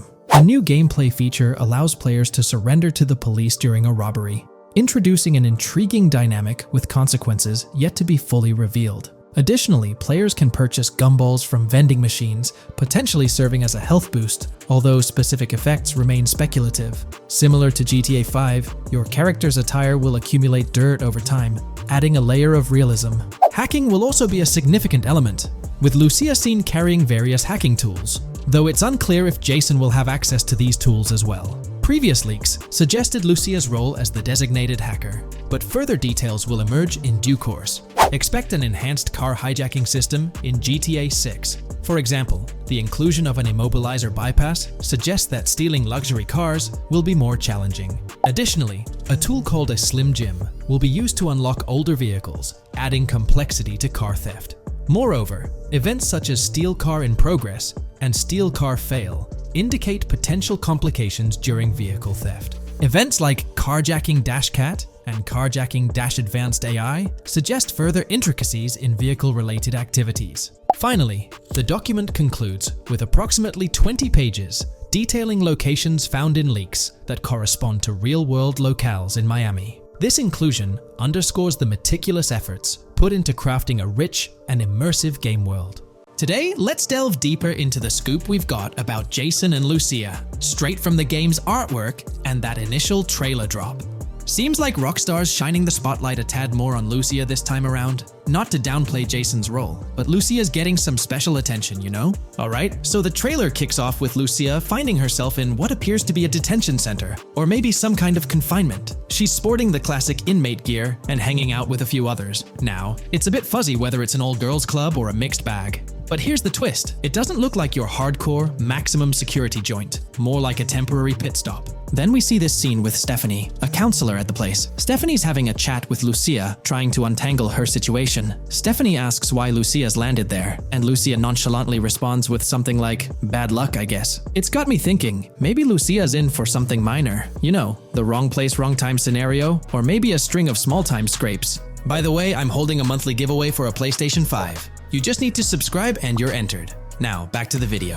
So, Lucia's starting off in a bit of a pickle, but I'm itching to see how the story unfolds, how she got caught up in this mess in the first place. Rockstar's got us all on the edge of our seats with this setup, and I can't wait to see what twists and turns are in store for these characters. Taking a closer peek at Lucia in this clip, she doesn't strike me as too old or hardcore, you know? Surprisingly, she's not all cuffed up or tightly restrained while having a chat with Stephanie, the counselor at this place. Stephanie's vibe doesn't scream in danger while talking to Lucia, so maybe her time in jail isn't as intense as we might think. So, Lucia's got a date with jail at some point. But yeah, she's not gonna be stuck in there forever, that's for sure. Let's shift gears to this artwork Rockstar's thrown at us. In that pic, Lucia's flaunting an ankle monitor. Now that's the kind of thing they slap on you when you're out but not really free. It's like they're keeping tabs on you, making sure you stick to a certain area, like your home turf or maybe a specific part of town as set by the powers that be. Now let's dive into some wild speculation on how this whole ankle monitor deal might mix things up in the gameplay. Imagine navigating the game with that kind of electronic ball and chain. It's gotta influence how Lucia moves around or what she can get into. Maybe it restricts her to certain zones or forces her to lay low in certain situations. The possibilities are buzzing around my head. It's like a marker that says she's out of the big house, but under some major watch. You see, when you've got one of those strapped on, it's like a 24/7 reminder that you're under strict scrutiny. It's like a digital leash telling you, hey, no funny business or else.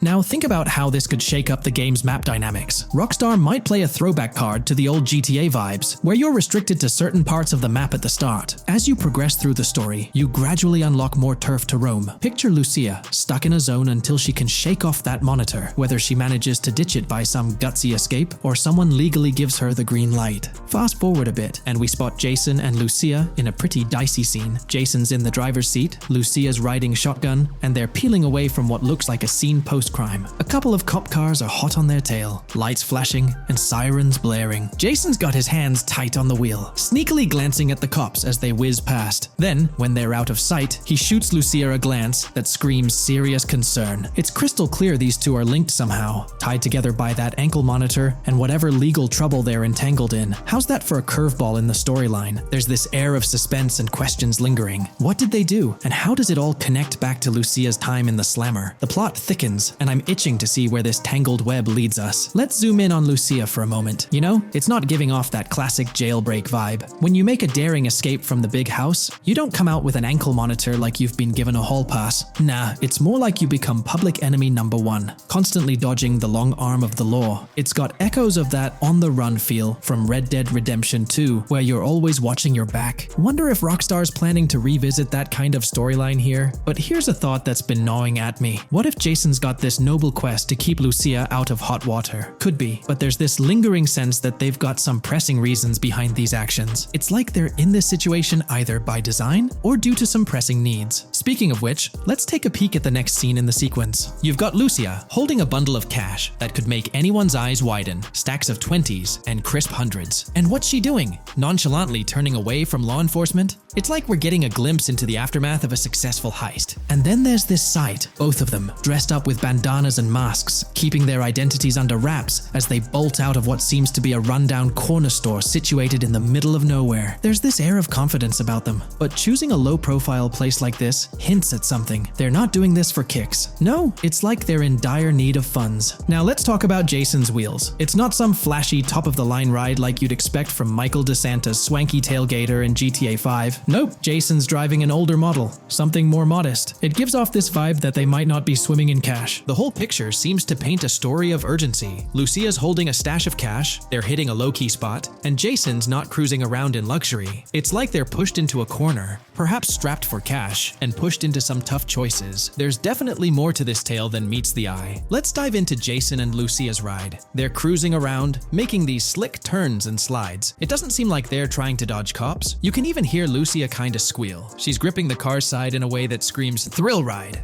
Looks like they've got a pretty upbeat and tight relationship. They're heading towards a motel. And guess what? Surprise, surprise, they're more than just partners in crime. Yup, Jason and Lucia are romantically involved. Now, Rockstar's not laying it all out for us, but you can pretty much read between the lines. Now, let's dissect this trust business. Feels like Rockstar's planting seeds for the storyline's ending. Trust can either be kept intact or shattered, right? It's like a pivotal point in a tale of two partners in crime. Maybe they'll face a dilemma where they have to choose between both making it out alive or going for a massive score, but someone doesn't make it to the finish line. Trust seems to be the crux of it all. And here's the kicker, the final scene. They kick open the door of this corner store, all confident, guns out, ready to hit the jackpot.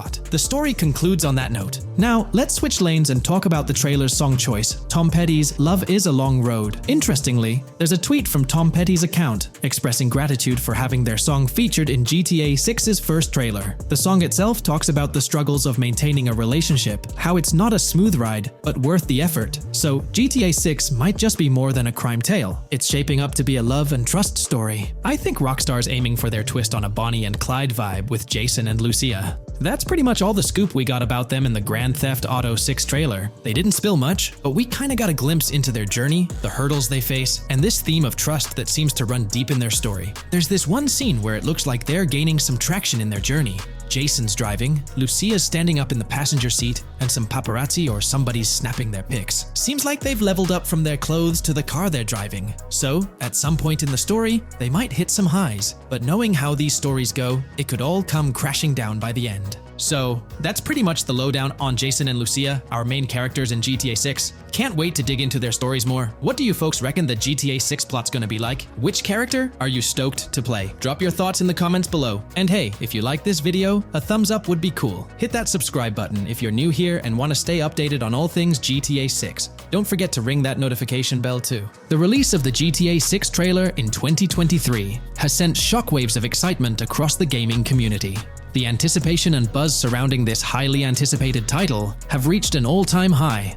Fans worldwide are feverishly dissecting every frame, theorizing about the game's setting, characters, and innovative features. The hype is palpable as gamers eagerly await the next chapter in the beloved GTA series, poised to redefine open-world gaming once again.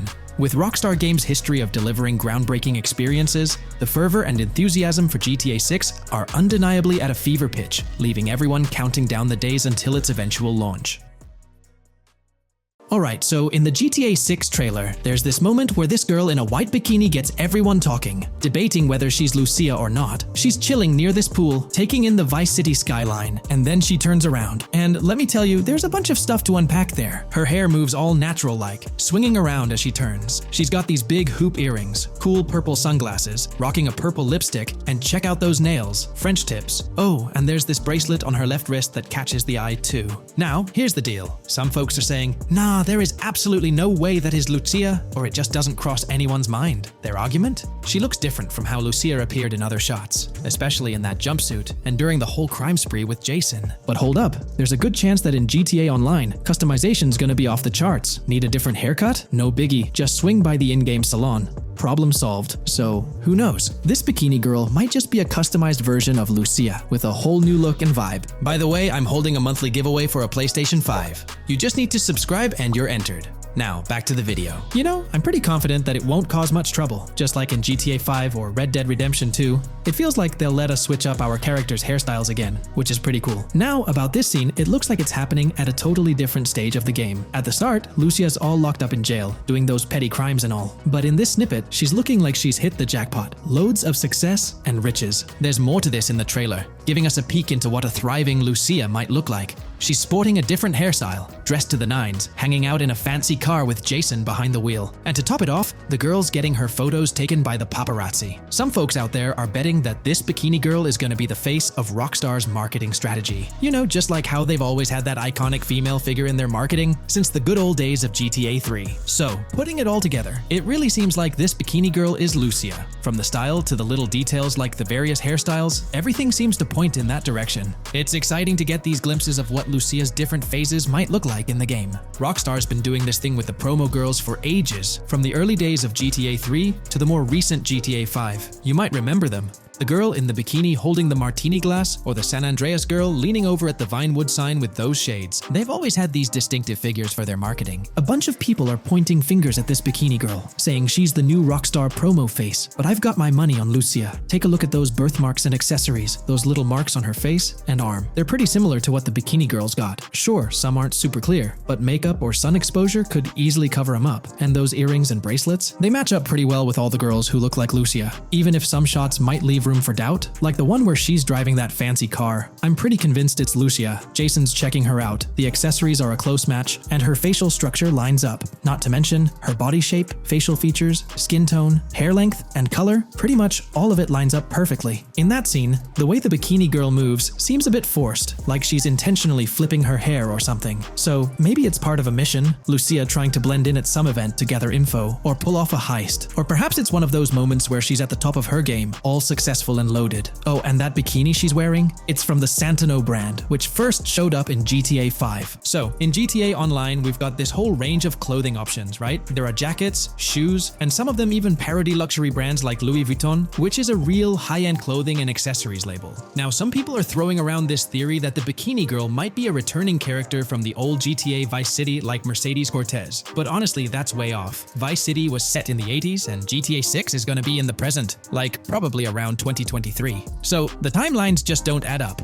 Even though this bikini girl looks a bit different and acts a bit like an influencer, I'm pretty convinced she's Lucia. She's got those same body features and face structure as Lucia, and Lucia's a game changer as the first leading lady in modern Rockstar games. Before her, female characters mostly played supporting roles or were just NPCs in GTA games, never the main focus. Rockstar tends to put a lot of effort into their main characters. The little differences like the sunglasses or lipstick don't bother me much. We know there'll be in-game stuff you can buy, like accessories. And hey, being able to change hairstyles was a big deal in games like Red Dead Redemption 2 and GTA 5. So I'm pretty confident that the girl in that white bikini on that Vice City rooftop is Lucia. But yeah, I get it, there's gonna be a lot of chatter and debate. Remember the crazy theories from past GTA trailers? Like people saying the homeless guy was Nico Bellic, or that Michael was an older Tommy Vercetti? It's always possible I might be wrong. But to me, it all seems to point to Lucia here. Let me know what you think about Lucia in the comments below. Is she really the white bikini girl or not? I'd love to hear your thoughts down there. If you enjoyed this video, a thumbs up would be cool. And hey, if you're new here and want to stay updated on all things GTA and Rockstar games, consider hitting the subscribe button. Also, click that notification bell, because sometimes YouTube acts up, and the bell helps you stay in the loop with new videos. Anyway, thanks for watching, folks. Take care and catch you in the next video.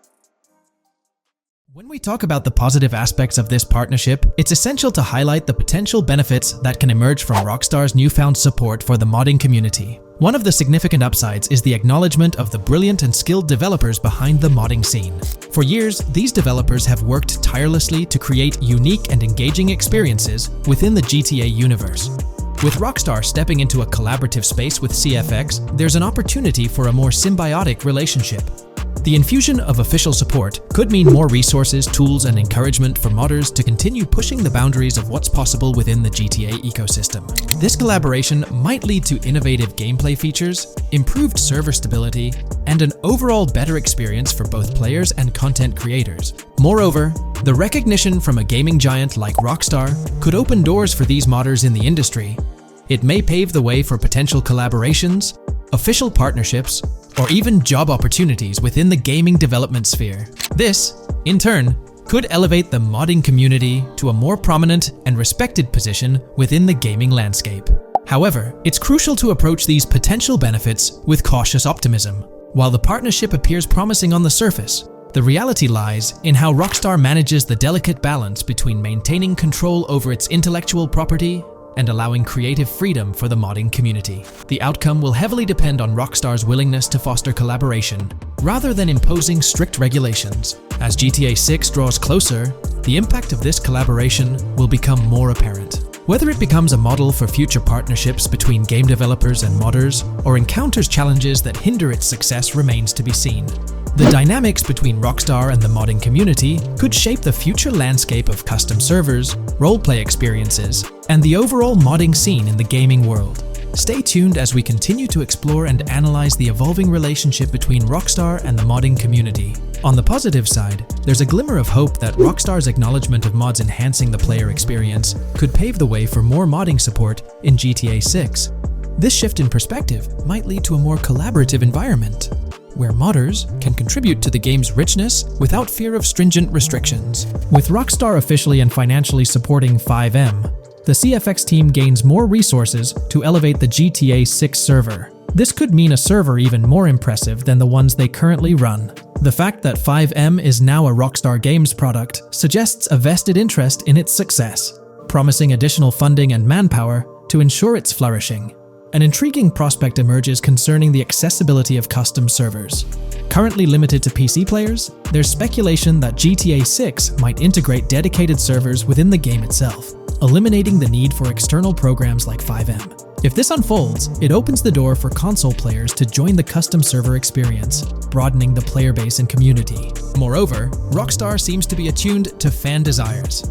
Despite a larger audience watching RP compared to those actively playing it, Rockstar appears committed to making improvements. Their intent to let custom servers thrive suggests a more fan-centric approach, acknowledging and catering to the desires of the gaming community. However, there are potential pitfalls to consider. The most glaring concern is Rockstar's inclination to monetize these servers. While the specifics remain uncertain, it's almost certain that some form of monetization, be it through custom server shark cards or a pay-to-play system, will be implemented. This could introduce a paywall, affecting the accessibility and enjoyment of custom servers for certain players. As we navigate through this evolving landscape of Rockstar's partnership with FiveM, the delicate balance between fostering creativity and implementing monetization strategies will determine the ultimate impact on the gaming community. Stay tuned as we continue to unravel the complexities of this collaboration and its implications for GTA 6 and the modding community. Let's unpack this a bit more. The whole monetization story got its moment in the spotlight during an earnings report where Take-Two CEO Strauss Zelnick spilled the beans. He essentially said, "If folks are messing around with our intellectual property, why not make a buck or two?" It's a straightforward business move, really. Taking a page from the unprecedented success of GTA Online, it seems like Rockstar caught a glimpse of how these free servers could turn into a money-making machine.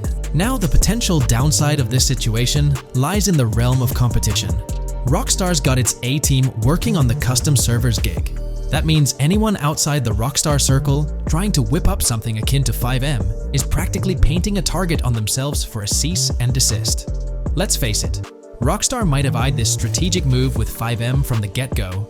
However, with those servers gaining crazy popularity and the game becoming a sensation on Twitch and YouTube, shutting it down wouldn't have been the smart play. Instead, they pulled off a masterstroke, acquiring the team behind the biggest servers, effectively cornering the market and positioning themselves to profit from any potential imitators. Now, with GTA 6 on the horizon and servers in the works, Rockstar's sitting pretty. Some in the gaming community are even giving them a nod for finally throwing a bone to the community. But, and there's always a but, at the end of the day, Rockstar's the one making the rules. We'll all have to toe the line because, quite frankly, there won't be any other alternatives in the neighborhood. So, buckle up for Rockstar's GTA roleplay. It's going to be a wild ride. The landscape has already witnessed the repercussions, with servers and mods being handed the shutdown ticket for not playing by Rockstar's latest rulebook. The new mandates include a strict no to real-life vehicles, mission mods, and porting old Rockstar maps or assets rules that weren't in the playbook just a couple of years back. Now, while the financial backing from a mega corporation might seem like a savvy move on the surface, there's a lingering skepticism about whether it'll blossom into the fairy tale ending we've all been envisioning. It's a bit premature to slap a final verdict on the fate of FiveM once GTA 6 hits the stage. Now, let's consider the potential repercussions for the vibrant RP community. While the partnership between Rockstar and FiveM could bring about positive changes, there's an underlying worry within the RP enthusiasts. The fear is that with increased control and potential monetization, the organic and immersive RP experiences that players have come to love might face disruptions. RP communities thrive on creativity, flexibility, and a sense of autonomy. If Rockstar's influence leads to more rigid guidelines, it could alter the dynamic of these communities, potentially affecting the unique narratives and interactions that make RP servers so engaging. As we contemplate the potential impact, it's essential to look beyond the immediate horizon of GTA 6. The dynamics established through this collaboration could set a precedent for future interactions between gaming giants and modding communities across various games. Whether it becomes a model to be emulated or a cautionary tale will be closely watched by both players and industry stakeholders. The future of FiveM and the broader modding community remains uncertain as GTA 6 inches closer to release. While concerns exist, there's also room for hope. The collaboration might lead to a harmonious blend of official support and community-driven creativity, enhancing the gaming experience for everyone involved. As players, content creators, and modders navigate this uncharted territory, the one constant is the love for the game and the shared hope for a positive evolution in the gaming landscape. Taking a stroll down memory lane, Rockstar's track record with monetization doesn't exactly calm the nerves. Add to that the current scenario where they're laying down the law for the CFX team, dictating what's permissible and what's not. This conjures up a cloud of uncertainty regarding the future of both FiveM servers and the broader modding community. Personally, I'm a big fan of RP servers and that immersive content. It's my cup of tea. The idea that the same company that set the stage with GTA 5 might potentially tarnish FiveM, turning it into a monetized maze with no alternatives, that's a bit of a buzzkill. Yet, here we are, in the waiting room until GTA 6 steps into the limelight. Today's video will delve into the upcoming changes to the AI systems in Grand Theft Auto 6 by Rockstar. We'll explore a patent that introduces a groundbreaking system unprecedented in gaming, promising a revolutionary shift in how AI operates within games. Additionally, we'll delve into other intricacies concerning AI and non-playable characters in GTA 6, including insights from a job listing at Rockstar's new LA studio, shedding light on NPC dialogue. We'll also examine NPC behaviors in response to their environment and their integration with social media, enhancing immersion and complexity in player interactions. Let's kick off with Rockstar's innovative AI system set to debut in Grand Theft Auto 6. Described by Rockstar as the most significant and immersive evolution of the series, the emphasis on immersion is evident in their patent filings. We'll focus on one particularly intriguing patent, unveiling a new system poised to revolutionize AI in gaming. Considering Rockstar's commitment to delivering the most immersive experience yet, it's evident that NPCs and AI will play pivotal roles. This patent specifically pertains to animations in GTA 6, aptly named System and Method for Virtual Character Locomotion. Back in 2020, Rockstar Games unveiled an innovative system that will debut in GTA 6. Now, the details might sound a bit complex, but essentially, this patent outlines a fresh approach to animating characters and imbuing them with dynamic intelligence. These characters will now possess a kind of virtual brain, allowing them to react to their environment, other NPCs, weather, and even their mood, influencing their animations on the fly. Before this advancement, each character's animation had to be painstakingly recorded in a studio equipped with motion capture technology. This process involved attaching markers to actors' suits and compiling animations into what's called an animation tree. This method was resource-intensive, limiting the variety of animations Rockstar could include in their games. For instance, in GTA 5 and Red Dead Redemption 2, each NPC had its own animation tree, containing all their actions. Animation trees essentially stack animations, blending them together seamlessly and transitioning between them based on player input and in-game conditions. Additionally, Additionally, motion matching, a feature seen in GTA 5 and RDR2, automatically selects animations based on player actions and the surrounding environment. This results in fluid and lifelike character movements, such as running while shooting, creating a more immersive experience for players. With GTA 6, Rockstar introduces an innovative system designed to optimize resources and streamline animation data. This approach allows for more content within the game while offering a broader array of animations. It shares similarities with motion matching but diverges in its utilization of a new framework. Rather than relying on conventional animation trees, character animations will be predominantly data-driven, adapting dynamically to environmental cues. These animations will be categorized into distinct motion types, representing unique character styles. Each character will possess a designated motion type, enhancing the depth and realism of their movements. As an illustration, let's consider various states such as tired, injured, and normal, each corresponding to a set of animations. Additionally, every character will possess their own blackboard, a virtual representation of their current state and surroundings. This blackboard stores crucial data including the character's condition, location, weather, temperature, and more. Utilizing this information, the game's code dynamically selects appropriate animations or styles for the character, enhancing their responsiveness to the virtual world. For instance, in the Ocean Drive scene from the trailer, we observe a character seated on the sidewalk. As a group of NPCs pass by, he attentively observes them, reacting accordingly to their presence. With this system, the gameplay experience is poised to become even more immersive. It will prioritize environmental data, including the presence of other NPCs and vehicles, alongside factors influencing the character's mood. Consequently, NPCs will exhibit previously unseen levels of reactivity, shifting focus to a noteworthy job listing from Rockstar's recruitment opportunities. Last year, Rockstar opened a new studio in Los Angeles. From what we know, it's purely a new motion capture studio, so they have another one besides the one in New York, mainly to record NPC dialogue probably. This discovery confirms that. I checked Rockstar's careers page just now, and there's a job offer at Rockstar LA for Associate Writer Pedestrian and Ambient Dialogue. This could indicate that they are still writing and recording GTA 6 NPC dialogue right now. This suggests that the development team is currently engaged in scripting and recording NPC dialogue for GTA 6. You can find the specific responsibilities outlined in the job description provided. It says, write funny, character-driven, and unique dialogue for our ambient population. Work with key stakeholders to understand and support the technical requirements for player-led, dialogue-based interactions with our ambient population. Provide exciting dialogue that works within the strict constraints of a complex game system. Undertake self-motivated research and leverage that research to enrich your writing. Understand and match the tone of our games. This underscores the commitment of Rockstar to ensuring that GTA 6 remains true to its franchise roots. Aligning NPC dialogue with the established GTA universe bodes well for the game's authenticity. Shifting gears to another aspect related to NPCs, let's delve into how they'll integrate with social media. Not only will NPCs exhibit more lifelike behaviors and interactions with their surroundings, but they'll also engage with social media platforms, a novel addition to Grand Theft Auto 6. Here's a rundown of the phones observed.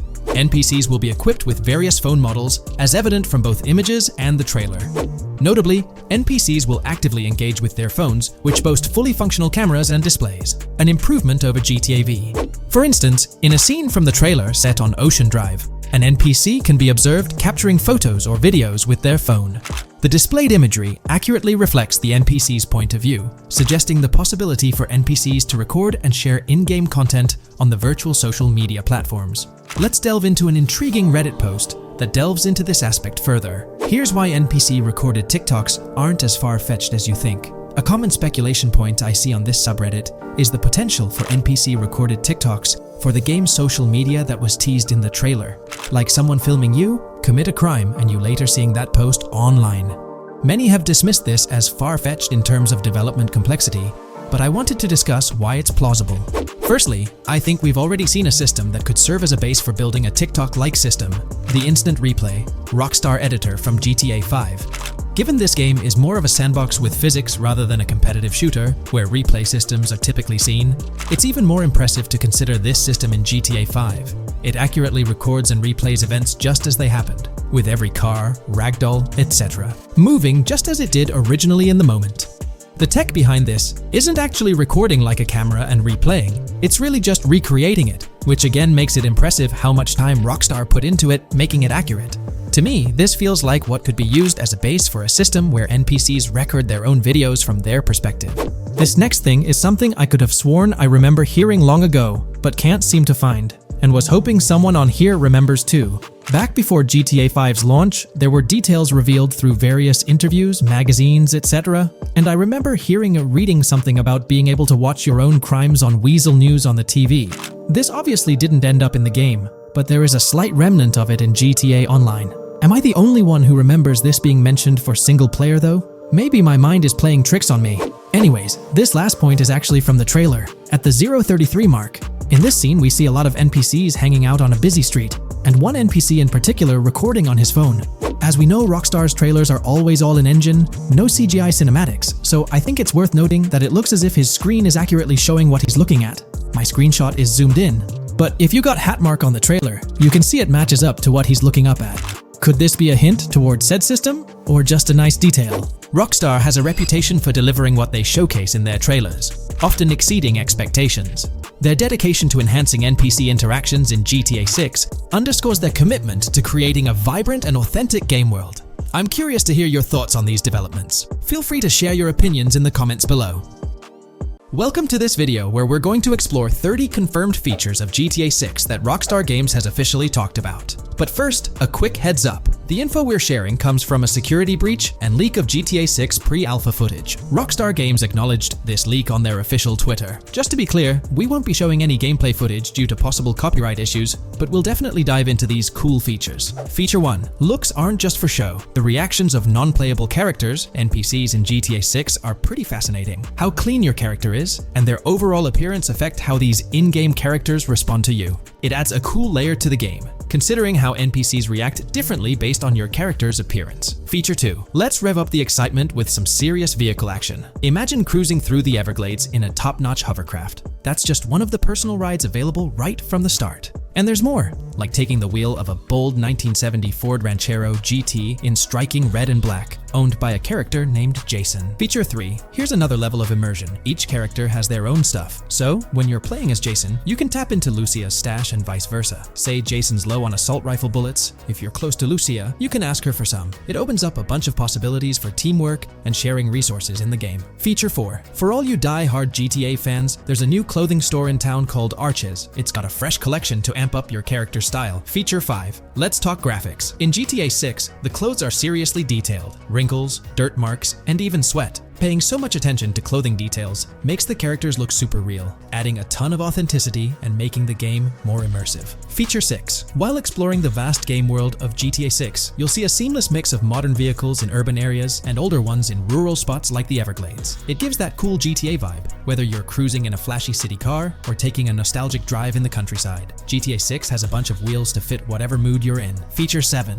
During certain heists, there's a timer showing when the cops will show up. Some think it's a developer thing, but it could mean players need to plan their heists well, syncing with the police response for a perfect score. That'd definitely add an exciting twist. Feature 8. I'm buzzing about this one. GTA 6 will feature a massive aquarium. Yes, you heard that right. Players get to explore an aquarium within the game, adding a cool new element to the gameplay. Feature 9. There's a limit on inventory space. Players can't stockpile an endless number of items. A smart move would involve rummaging through crates and storage spots at the docks to earn cash and gather valuable stuff, spicing up the gameplay. Feature 10. Here's something cool. In GTA 6, you're not stuck with your character's right side view like in GTA 5. Following Red Dead Redemption's lead, players can freely switch their character's preferred shoulder for a better view. It also changes which hand your character uses for weapons, making gameplay more immersive. Feature 11. GTA 6 adds a touch of reality with a dynamic day-night cycle. Shops don't stay open 24/7 anymore. Some close at night and reopen during the day, making the whole experience more immersive.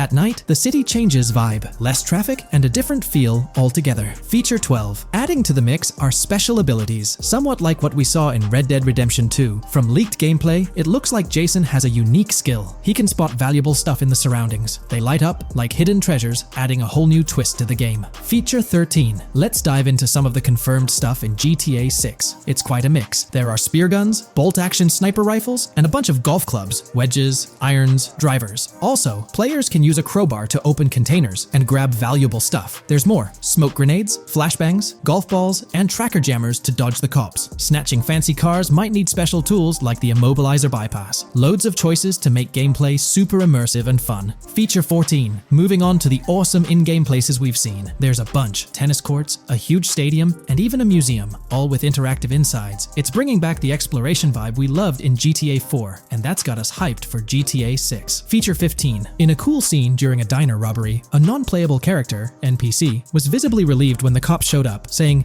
"Finally, thank heavens." This shows how smart the AI is in GTA 6, and it's a sign of Rockstar's attention to detail. Feature 16. Get ready for a huge and diverse map to roam around. GTA 6 covers the whole shebang of Vice City and its surroundings, offering tons to explore. You've got the bustling city, scenic beachfronts, Everglades-like grass rivers, the charm of Florida Keys, and the quaint Port Gellhorn. Port Gellhorn even gets its own police department, showing different areas with their own rules, kind of like what we saw in Red Dead Redemption 2. So, where's your first stop in GTA 6? Drop your thoughts in the comments. Feature 17. Time for a tour of interiors in GTA 6. There's a bunch of places waiting to be discovered. One cool spot making a comeback is Escobar International Airport, giving us those Vice City vibes. Exploring the airport could unlock a load of side missions, opening up endless possibilities for adventures. Feature 18. Tourism's a big deal in GTA 6, making the game world feel alive. You'll stumble upon a clever take on a famous theme park, kinda like Disney World. It's a thrilling spot to dive into, and get this, there's even the International Space Station. Rockstar's really going all out to make GTA 6 an awesome experience. Feature 19.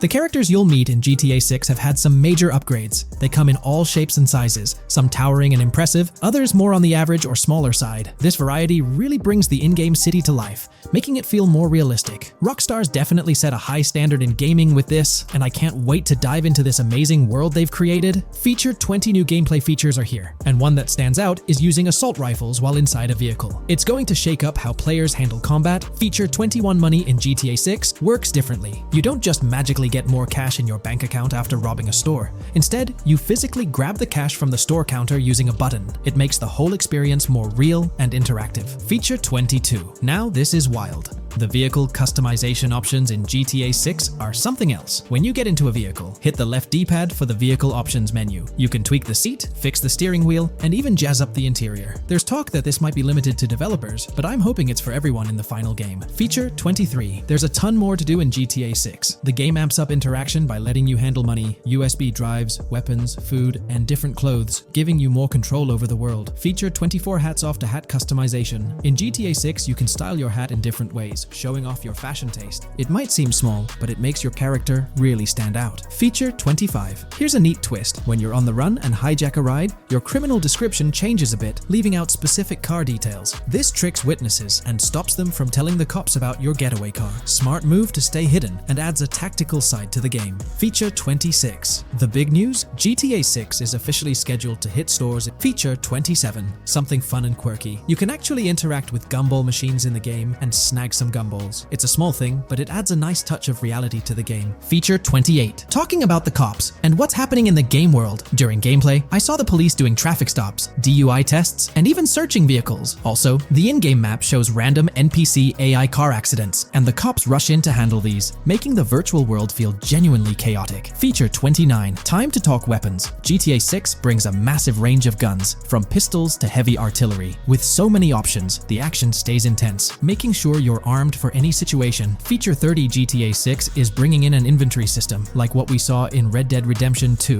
Looks like Lucia's got a sports bag hinting at that. Bonus features. Feature 31. Let's take a darker turn, handling bodies in the game. It adds a creepy level of realism. Players can deal with and move bodies, adding a whole different vibe to GTA 6. It'll be interesting to see how this affects the gameplay. Feature 32. NPCs in GTA 6 are shaping up to be super interesting. Rockstar's bringing in the immersive vibes we loved in Red Dead Redemption 2, and the potential here is huge. The improvements they've made could take the game to a whole new level. I'm super hyped to see what Rockstar's got up their sleeve. Feature 33 GTA 6 starts off with a bang, small-time heists, and the chance to rob small businesses, giving you a thrilling start. Feature 34. You'll get your hands on a bunch of tools to up your crime game in GTA 6. Lockpicks, hacking gadgets, and more are there to help you handle whatever challenges come your way. Having the right tools in your pocket makes the gameplay more lively and exciting.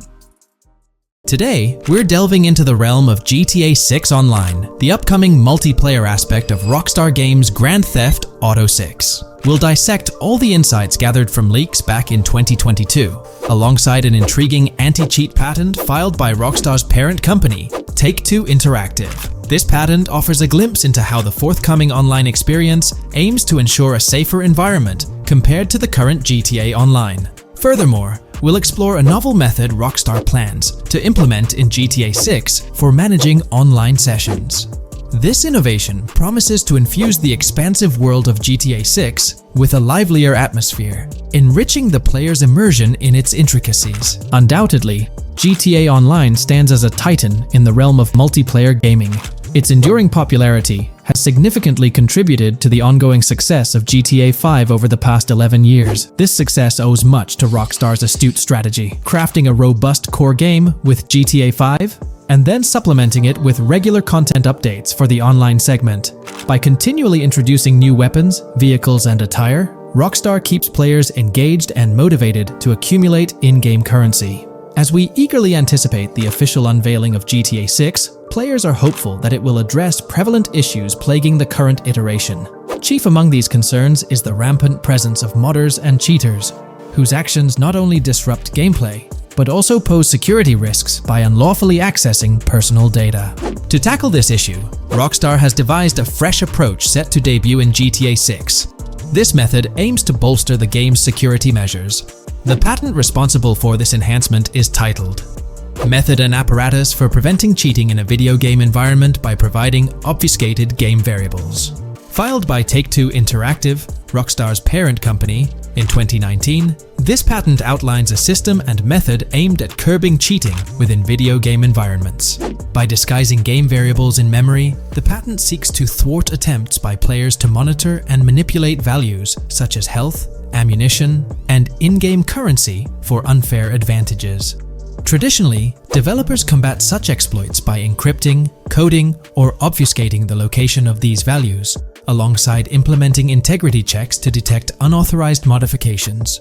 However, these methods have drawbacks, as they often impact game performance and inadvertently expose variable locations to savvy attackers. Rockstar's innovation lies in masking the whereabouts of these variables, offering a more robust defense against cheating in GTA 6's Online.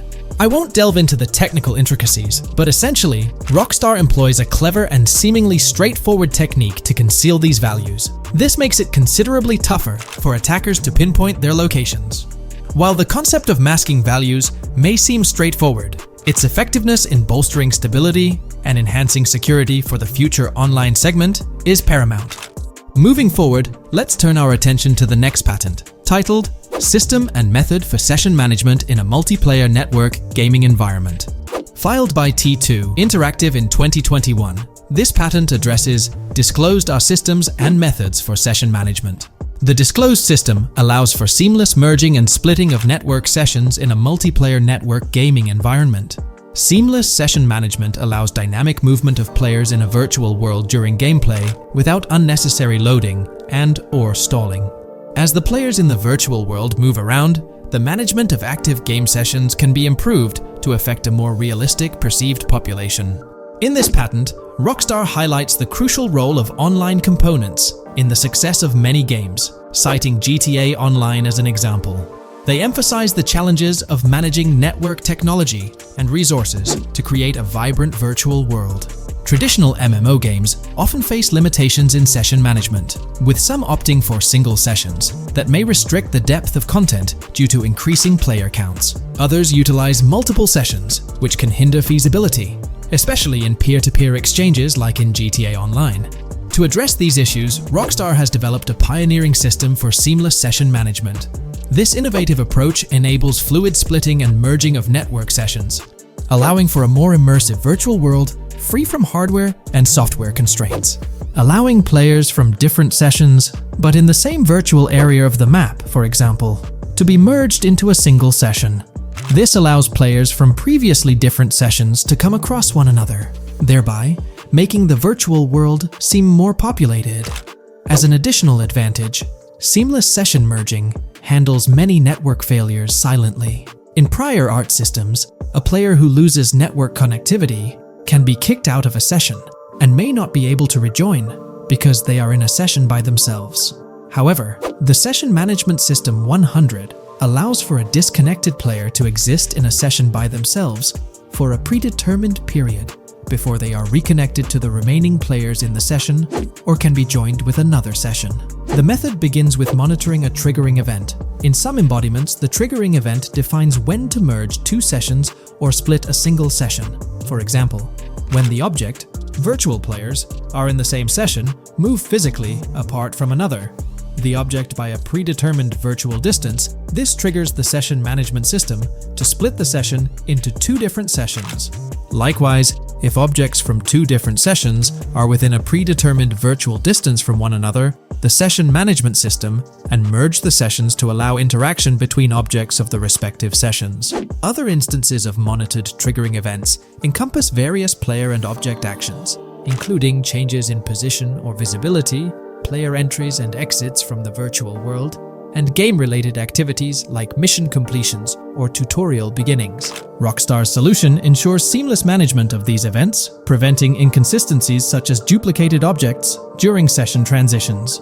This approach accounts for factors like virtual geography, team management, networking resources, and social relationships to maintain continuity across sessions. For example, once a session is split, there can be two sessions, each with their own distinct copy of an object. Avoiding this split can avoid players that intentionally duplicate valuable objects to exploit virtual game economics. If these two sessions were to later merge, there can then be two identical objects in the same session.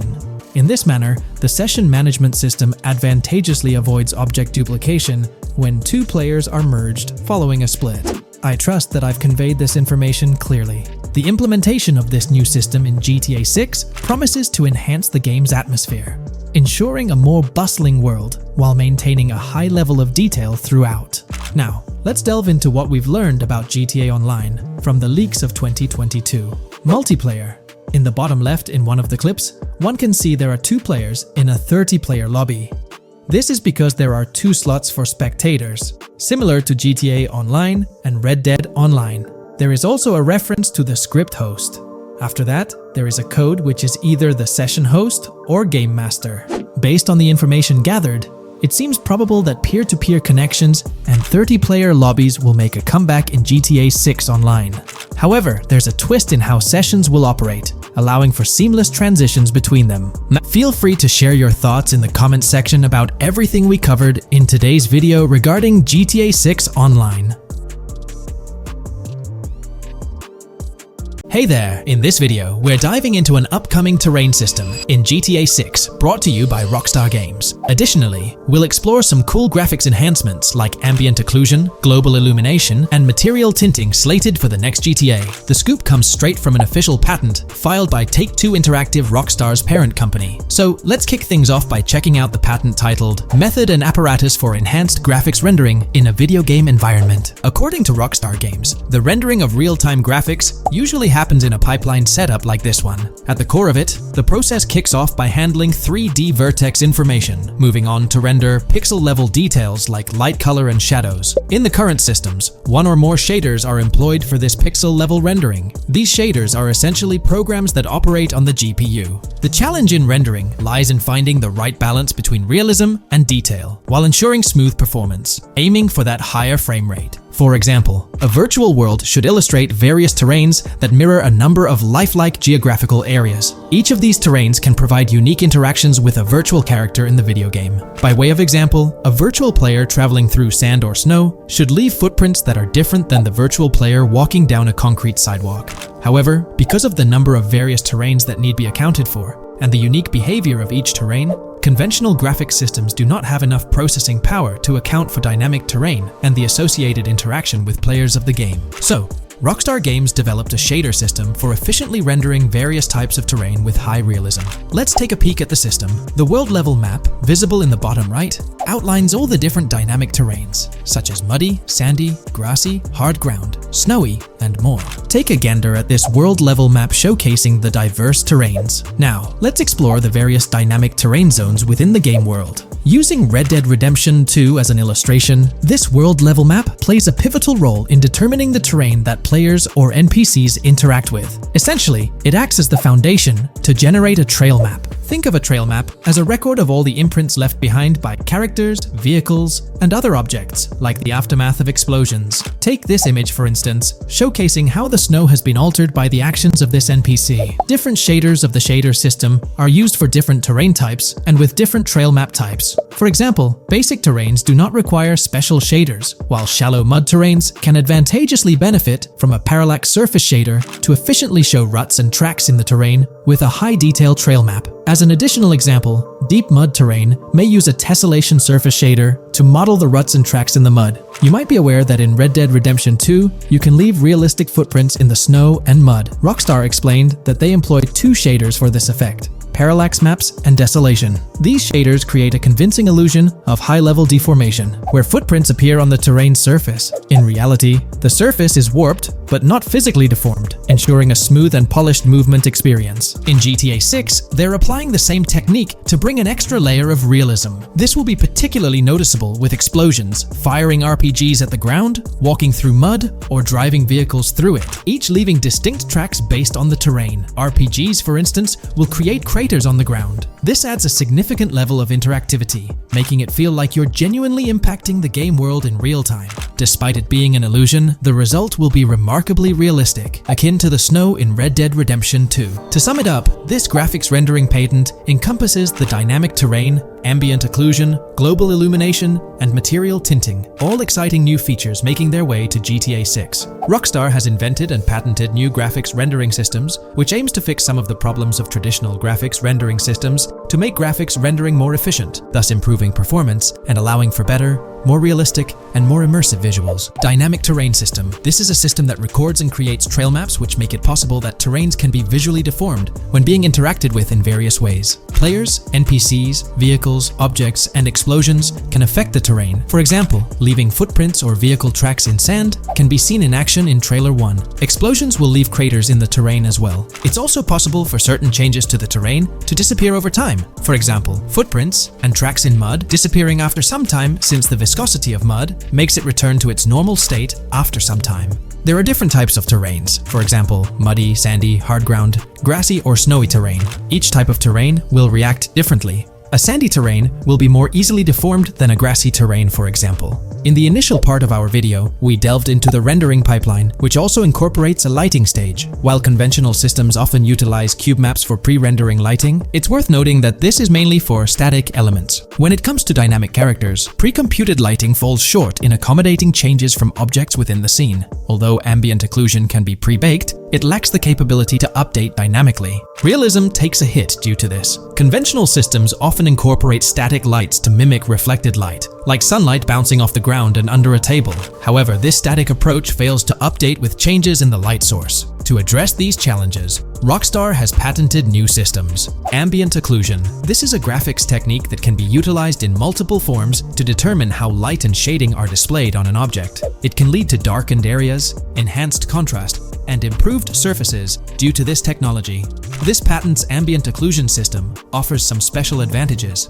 Determined by either preset or randomized assets based on developer discretion, the lighting can greatly provide a new vision to world building to make certain areas stand out, akin to a real-life setting. Global illumination. Global illumination is a graphics rendering technique that models how light is bounced off of surfaces onto other surfaces in direct light, rather than being limited to just the light that hits a surface directly from a light source, direct light. Rockstar's system detailed in this patent uses a bounce map that is projected in a top-down fashion to determine reflected light off of the ground. This bounce map is then converted into a texture that provides an approximation for the expected bounce back of light. This simulates the effect that would be achieved rendering the multiple passes of lighting to account for the natural bounce reflections. The bounce map can then be integrated into the lighting pipeline. During this, a technique is used to determine the area that needs this extra pass for each frame. This way, only the visible and required area is rendered with this technique, thus making it very efficient and less performance intensive. Overall, this provides many of the benefits of ray tracing without the computational expense. Ray-traced global illumination will probably still be in the game.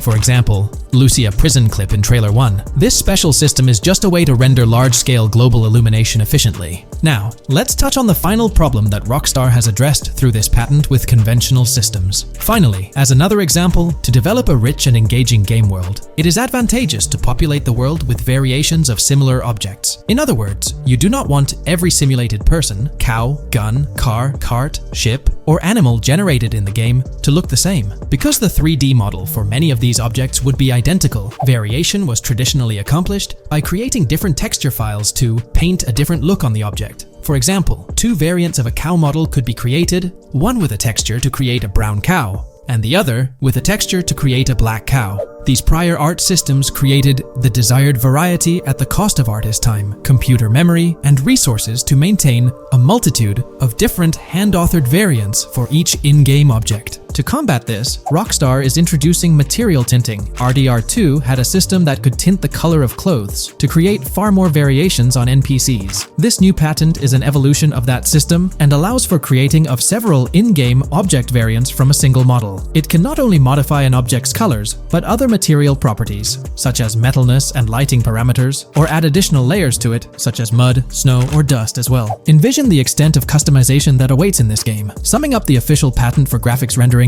it's evident that Rockstar has elevated numerous systems from Red Dead Redemption 2. Share your thoughts on everything covered in today's video in the comments below. There's been quite a buzz about Jason, one of the main leads in the highly anticipated Grand Theft Auto 6. People are spinning theories left, right, and center, suggesting he might be an undercover cop, an agent, an ex-cop, or even someone with a military background. It's been the talk of the town ever since the first official trailer dropped. Now, I've got to warn you, what we're about to discuss might just spoil a bit of the GTA 6 storyline for you. But hey, if you've been keeping tabs on the GTA 6 grapevine, chances are you've already heard murmurs about these theories. Now, I gotta stress, folks, that as exciting as these speculations are, they're just that, speculations. Nothing set in stone. But here's the deal. There are some interesting things in Jason's outfit from certain glimpses in the trailers and Rockstar's promotional stuff that sort of fuel these speculations. They're like breadcrumbs teasing us about Jason's potential undercover identity.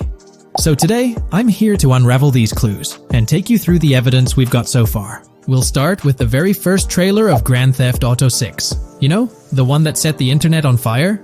We'll dissect it bit by bit and get into the nitty-gritty of this theory that's got the GTA 6 community all hyped up. And it's not just about the trailers, folks.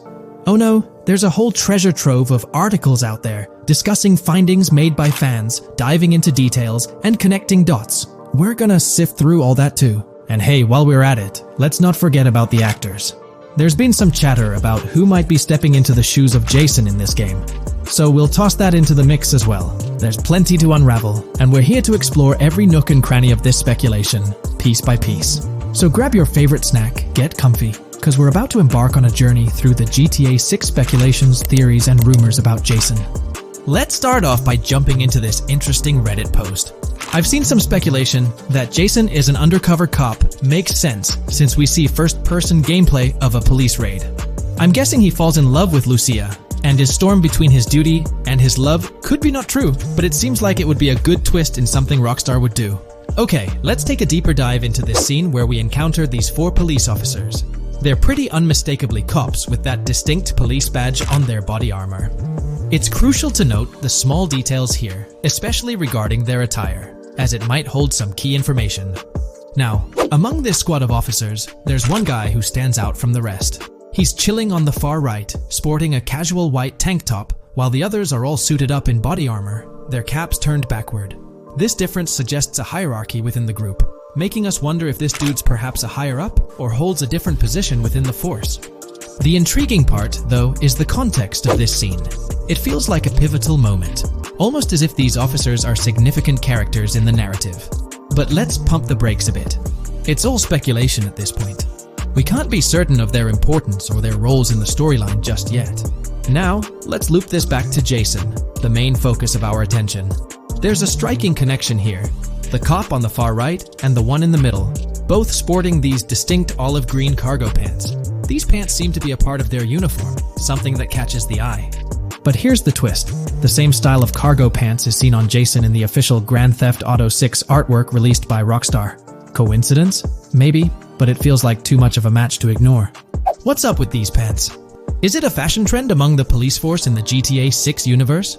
Or could it be hinting at a deeper connection between these officers and our protagonist Jason? The plot thickens, and we're left to ponder the significance of these subtle visual cues. Is there a backstory linking these officers to Jason? Or is it merely a design choice by the creators to establish a visual pattern? We're left with questions, my friends. Questions that make us itch to uncover more about this intriguing storyline. So, buckle up as we continue this investigation, piecing together clues and theories, aiming to decipher the enigmatic links between these officers and our mysterious main character, Jason. There's a whole world of possibilities waiting to be explored within the realm of Grand Theft Auto 6. Let's dive into this article by Exputer that further supports this rumor. GTA 6 fans have been busy digging into the lore of both protagonists since the trailer dropped. It appears that users may already have found notable details about Jason. A slew of forums and posts have popped up with speculations with evidence that complies with prior findings. A post by the Redditor, Jack_Torrance80, on the GTA 6 subreddit solidifies the past rumors that clarified that Jason would start the game as a cop.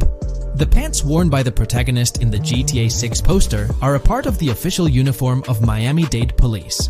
The green cargo pants are the same color used by the Miami-Dade Police SWAT team. Additionally, the inclusion of body cam footage in the trailer may also imply his past background as a cop. It is speculated that he was dismissed from the service during the events of the game, having to continue his life as a petty thief. In the side-by-side comparison, you'll notice something intriguing. Those pants on the right in the image are an exact match to the ones worn by those police officers in the trailer clip. The detailing with those black bands and the gun holsters, it's all there. But here's where it gets interesting. Jason, in the official artwork, doesn't seem to have any of those gun holsters. It's as if he decided to part ways with that gear when he left the police force, holding onto only those distinctive pants. Now, about that white tank top he's sporting in the artwork, it bears a striking resemblance to the one worn by the cop, positioned on the far right in that clip. It's these little connections that make you wonder if there's more to it than meets the eye.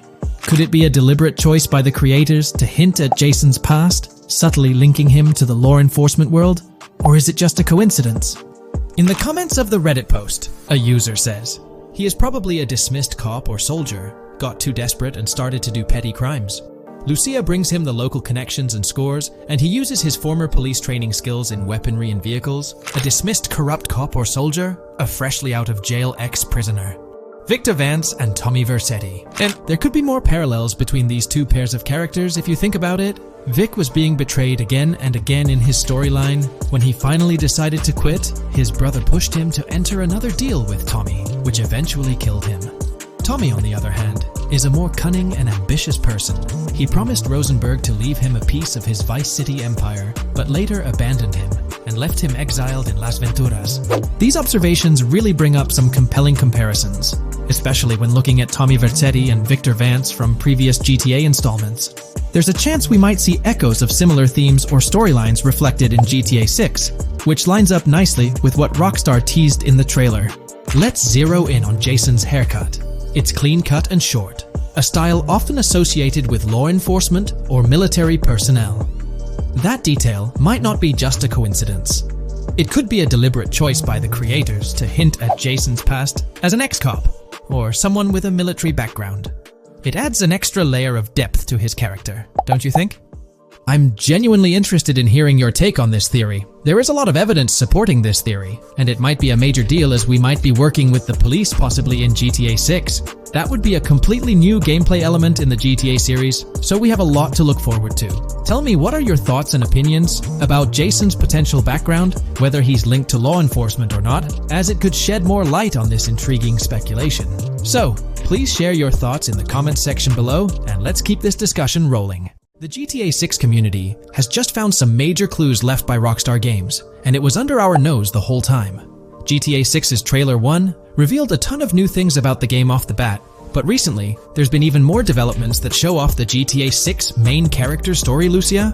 We learn a bunch of new things about her background, so if you're not interested in potential spoilers, this may not be the video for you. This information is directly from Rockstar Games, so this is the real deal.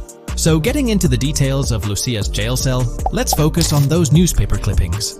I'll do my best to zoom in and enhance the image, but there are two distinct white clippings with black text. One of them appears to have a portrait, and I can only speculate that it might resemble a modern-day wanted poster. This could be showcasing the story of Lucia's alleged crime, accompanied by an image like a visual representation of what she's accused of. It's almost akin to a wanted picture that you'd find in a newspaper. This phenomenon isn't unheard of in real life. When people do something noteworthy or newsworthy, it's not uncommon for them to keep a record of it, like an article, and put it up on their wall as a sort of memento. It's like a snapshot of a moment in their life, even if it involves legal trouble. So Lucia might be preserving this particular newspaper clipping as a piece of her history, whether it's for sentimental reasons or perhaps as a reminder of the circumstances that led to her incarceration. Now let's broaden the scope a bit and draw comparisons to previous GTA protagonists. Take Michael DeSanta, for instance. His mansion has family photos on the walls. Franklin Clinton's house features similar personal touches. Even Trevor Phillips, in his trailer, has pictures that tell a story about his life. It's not just confined to the HD era. Even in the 3D era games, characters had their own way of leaving traces of their lives in their living spaces. This inclination to personalized living spaces is fascinating. In Lucia's case, the jail cell is an unexpected canvas for her personal story. It makes you wonder about her background, the choices she made, and the events that led her to that cell. Exploring these details could give us a deeper understanding of who she is and why she's in the predicament we find her in. Considering Lucia's attachment to those newspaper clippings, it raises interesting questions about her attitude towards her crimes. Perhaps she finds a sense of pride, or even enjoys the bit of notoriety or fame she's garnered from her actions. Keeping those clippings might be her way of cherishing the attention or recognition she's received. The prospect of spending a substantial amount of time in prison also suggests that it could involve more than just a brief cutscene, but potentially a series of missions within the jail environment. Now, shifting our attention to the picture above the bunk bed, it's a bit of a visual puzzle. While it's challenging to discern details, on the left side, there's a guy with a drink in hand, donning a white t-shirt. Next to him is a woman with voluminous hair, and in the foreground, there's another figure. This composition raises the question of whether these individuals could be Lucia's family. The dynamics and connections between characters are often crucial in unraveling the narrative of any GTA game. Acknowledging my limited knowledge about jail life, it's uncertain whether inmates generally have the privilege of keeping photographs with them as mementos. However, in this specific scenario, it appears that Lucia can. This might imply that the prison depicted isn't a maximum security facility, given the freedom for inmates to keep personal items. While the setting is far from casual, it offers a level of interaction and mobility, allowing inmates to go outside, engage in conversations, sit at tables, and soak in sunlight. The orange jumpsuits signify their status, but the absence of being handcuffed to the ground suggests a certain level of relative freedom. In this context, the allowance of pictures and photographs could offer an additional layer of insight into the characters and their personal connections, providing players with a unique perspective on Lucia's life, both inside and outside the jail cell. Taking a closer look at the latest image, which I've adjusted to bring out more details, there's another intriguing photograph. A guy in an orange shirt catches the eye, positioned alongside two women on the right. The one on the left appears to be sporting a hat and sunglasses, although discerning whether any of them is Lucia remains challenging. They could very well be family members, close friends, or simply individuals from her social circle. Amidst all the uncertainty, Lucia seems notably fixated on reflecting upon her actions and the community's response. Beyond this, it's evident that Lucia maintains a distinct connection with a specific group of people, as indicated by the presence of their pictures in her jail cell. It's not just about her individual experience. There's a shared history captured in those photographs, hinting at relationships that go beyond the confines of the jail cell. Directly below the image featuring the guy in the orange shirt and the other girls, there's yet another photograph. Although the details are obscured, the presence of someone standing in the picture is noticeable. Lucia is seemingly constructing a collage of photos, creating a visual narrative that serves as a repository of memories. These images might play a crucial role in not only grounding her within the context of her relationships, but also providing a semblance of continuity and connection to the outside world. It's worth mentioning that the footage I'm working with is the highest quality version sourced from YouTube, as Rockstar hasn't officially released it on their Newswire page. Despite being in 4K, the YouTube upload might introduce some compromises in image quality, so there could be nuances in the pictures that we might miss. Once Rockstar throws the official trailer our way, we're likely to get a treasure trove of additional details. But for now, let's roll up our sleeves and dissect the snapshots from Lucia's jail cell. Apart from Jason, there's another player in Lucia's story. Stephanie, the Leonid Department of Corrections representative. Picture a different scene though. Lucia's cell is a far cry from Stephanie's office. In this particular shot, Stephanie's unmistakably holding down the fort in a black dress, center stage on the right. Flip to the left frame, and there she is again, donning a red dress on the right side. Behind her, there's a framed message teasing with "if you miss," but the rest remains a mystery due to some pesky screen glare. Now let's make a full turn and voila! Another Stephanie pic in the bottom right corner. This time, the backdrop suggests a domestic scene, perhaps with a partner. She's got on some bluish shades, slightly different from what we catch a glimpse of later. The background paints a more vivid picture, a collection of books, pamphlets, a conspicuous high-visibility vest, and yet another potential newspaper clipping. Whether it's a routine thing or an anomaly, the jury's still out. So, what's the inside scoop on Lucia's backstory gleaned from her jail cell environment? Well, the state of the jail suggests it's seen better days. Peeling bits off the windows hint at a place with some history. That initial shot with the barbed wire strongly implies it's not a newly minted spot. It's got the wear and tear of time etched into its surroundings. As we immerse ourselves in the intricacies of Lucia's life within the jail cell, the narrative unfolds as a captivating tapestry, each element contributing to the rich story. The subtleties, from the cryptic newspaper clippings shedding light on her alleged crimes to the carefully chosen photographs depicting relationships with family and friends, create a vivid and compelling portrait of Lucia's existence, both within and beyond the jail confines. The personal touches within her confined space evoke a rawness that harks back to the legacy of previous GTA protagonists. Lucia's jail cell, unexpectedly, becomes a canvas revealing a story that transcends the conventional GTA narrative. It prompts curiosity about her past, the decisions that led her to incarceration, and the intricate web of relationships that define her. The permission granted for personal items like photographs in the jail cell adds an intriguing layer to the storytelling, suggesting a nuanced sense of freedom within the constraints of imprisonment. Lucia's attachment to these items, whether they be newspaper clippings or family snapshots, beckons players to ponder her perspective on her own actions and the recognition she may have garnered. While we eagerly await the official trailer release from Rockstar, it is clear that Lucia's story is woven with complexities and mysteries that leave us yearning for more. The weathered appearance of the jail environment, with peeling bits off the windows and subtle signs of aging, hints at a setting steeped in history, amplifying the anticipation for the unfolding narrative. Thus, with these glimpses into Lucia's world, we find ourselves surrounded by a plethora of unanswered questions. When did she find herself behind bars, and what duration does her stay entail? Your insights are eagerly awaited in the comment section. If this exploration into Lucia's jail cell has piqued your interest, a thumbs up would be much appreciated. Comment down below what you believe caused Lucia to go to jail. And did you spot these hidden Easter eggs in the trailer on your first watch? I'm interested to hear back from you guys. Thank you for watching. If you would like to support our analysis content on GTA 6, make sure to subscribe and leave a... This video we're delving into the most recent iteration of the GTA 6 mapping project. Our focus centers on a comprehensive analysis of the map's latest updates, incorporating newly unveiled areas and event coordinates derived from leaked information. Additionally, we will explore fresh insights from the initial official trailer, including the revelation of an accessible plaza. A noteworthy aspect we'll be dissecting is the potential expansiveness of the map, hinted at by newfound highway evidence in the trailer.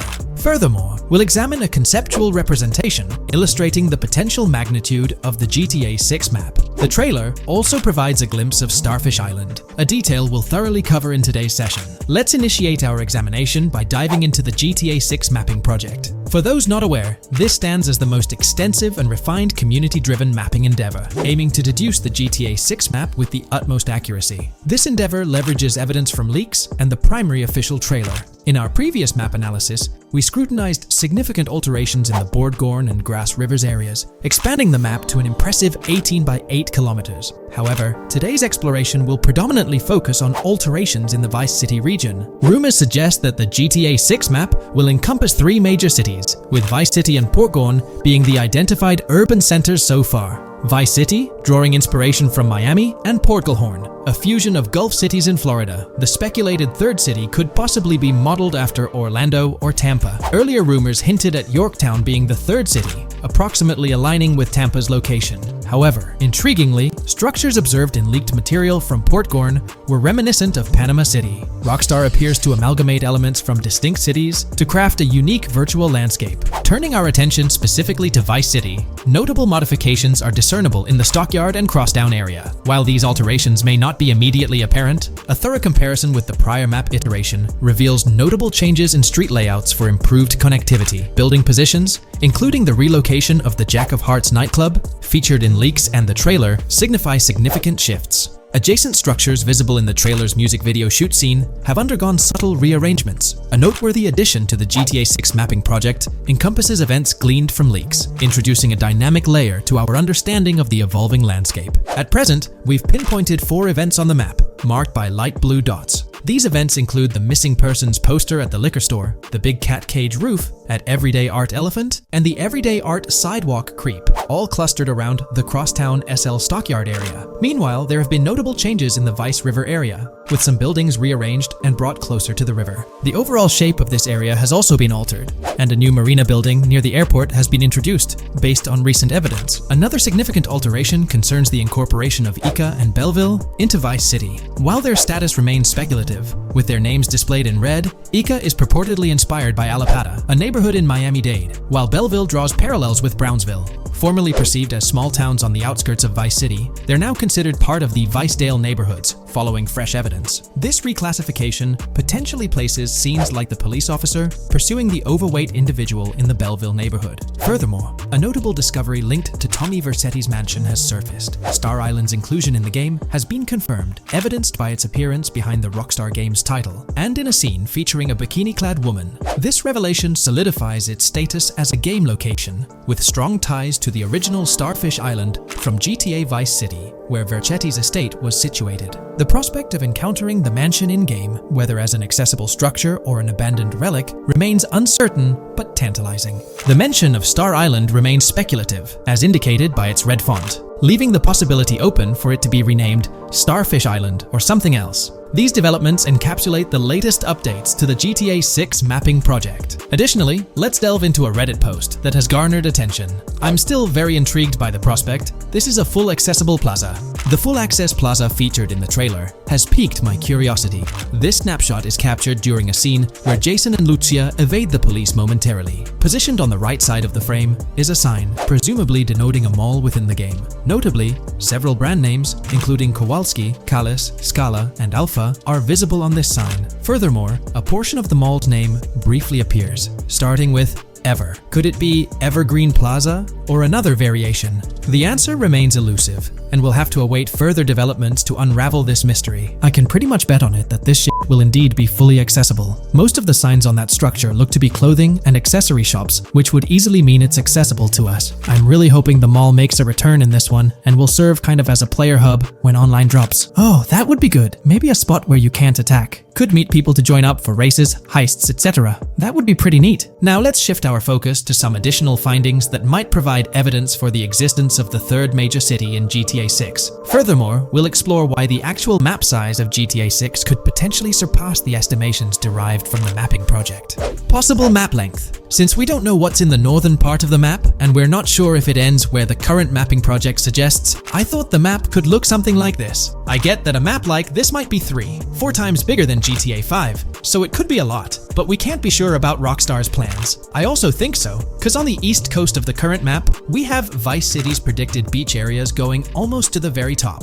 Kind of feels like the map shouldn't just end there. And if Port Gellhorn is based on Fort Myers, then maybe Tampa and Orlando could be there too. But with the current borders, there's not enough space even for a small town. Also, shaped like this, the map would resemble actual Florida more. What do you think? Now, here's something to ponder. If the map indeed resembles this depiction, it would be quite astonishing. It's intriguing how the leaks have remained silent about the northern portion of the map. I'm curious to hear your thoughts in the comments. How far north do you speculate the map extends? Do you reckon it's just slightly beyond what's revealed in the mapping project? Or could there be a substantial unseen territory? Shifting gears, let's delve into a significant discovery. An observation on the size of the map using highway exits as a guide. I believe that 2 blink and you'll miss them shots from the trailer, combined with something I saw in the leaks, have given us a serious hint as to just how big the map for GTA V said might turn out to be, specifically north-south. The first is the shot of the man grabbing his crotch while stopped on the side of the highway. Specifically, the highway exit signs in the background. They suggest that this shot is being taken from just north of exit 14 on the highway, if turning left has you going east and turning right has you going west. What's more, the GTA VSci mapping project believes that the highway that this shot is taken from is Interstate 97. Adding to this, there's this shot from earlier in the trailer of the woman in the gold dress hanging out the top of a convertible traveling down I-404, heading towards a junction with 197. At the very start of that clip,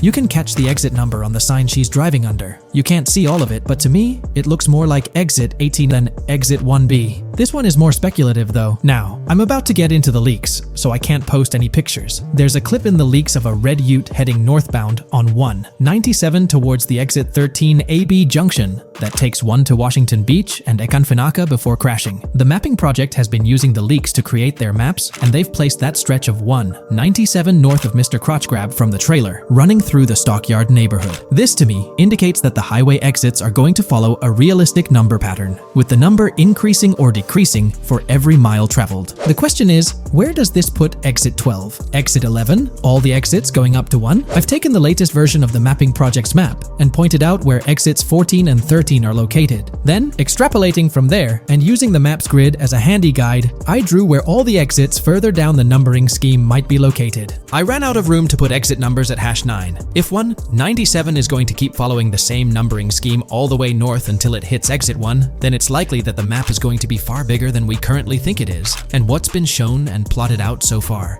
In fact, I think the only reason nothing's been plotted up there so far is because so much so far has focused on Vice City and its environs.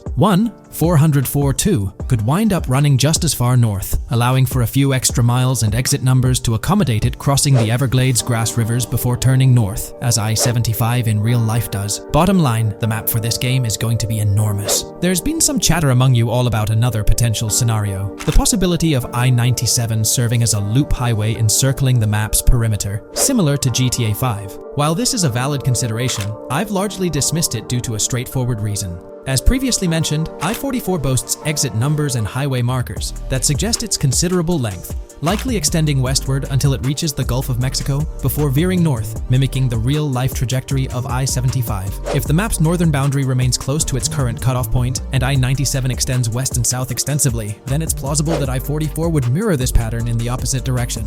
While the notion of two loop highways isn't entirely implausible, it could potentially introduce redundancy. Additionally, in GTA 5, the loop highway wasn't simply labeled under one name. The segment along the coast was dubbed the Great Ocean Highway, while the inland stretch traversing the desert was referred to as the Sonora Freeway. Moreover, within Los Santos, various freeways possess distinct names and numbers, even when merging seamlessly, such as the Del Perro, La Puerta, and La Mesa freeways. My hypothesis currently is that there is a loop highway, but that one, 97 and I-404, are two halves of it. They both start in Vice City and intersect in Crosstown. 197 runs up the Atlantic coast. 404 runs west through the grass rivers, and then turns north to run up the Gulf Coast, and they both meet at a point further north. Whether that point is a city, a smaller town, or something else, that is still unknown. Feel free to drop your thoughts in the comments regarding everything covered in today's video, particularly this astonishing discovery. There's substantial evidence hinting at a larger map size, but I'm eager to hear your input, so don't hesitate to leave a comment below. Is there a chance we'll see a remaster, or even just a port of GTA 4 hit the shelves this year? It's quite likely, though I'm leaning towards it being more of a port, but let's dive into the details. Back in July 2022, TezFuns2 made it known on Twitter that as per a reliable source with clear accuracy on Rockstar plans, remasters of GTA 4 and RDR1 were on the table a few years ago, but Rockstar chose not to proceed with the project in mind. The poor reception of the Trilogy Definitive Edition might be a reason behind that decision. After that post surfaced, the topic went quiet for quite a few months, over a year in fact. Then, out of the blue last year, Rockstar Games dropped the bombshell and revealed a fresh project in the Red Dead Redemption universe. Although there hasn't been an official announcement regarding the GTA 4 remaster, there are indications pointing towards the existence of such a project, with a potential release date as early as March 2024. Take-Two, the parent company of Rockstar Games, had previously hinted at having 2 re-releases in the pipeline, set to launch by that specific month. The original Red Dead Redemption was among the 2 games mentioned, leaving room for speculation that the other could potentially be GTA 4, while it's also plausible that this could be an entirely different project unrelated to the Grand Theft Auto franchise. It's worth considering. This isn't the first time there have been murmurs about a GTA 4 re-release or remaster. Returning to the Red Dead Redemption 1 port, unfortunately, it wasn't the news fans were hoping for. Instead of a full remake or remaster, the developer revealed a port with no new content.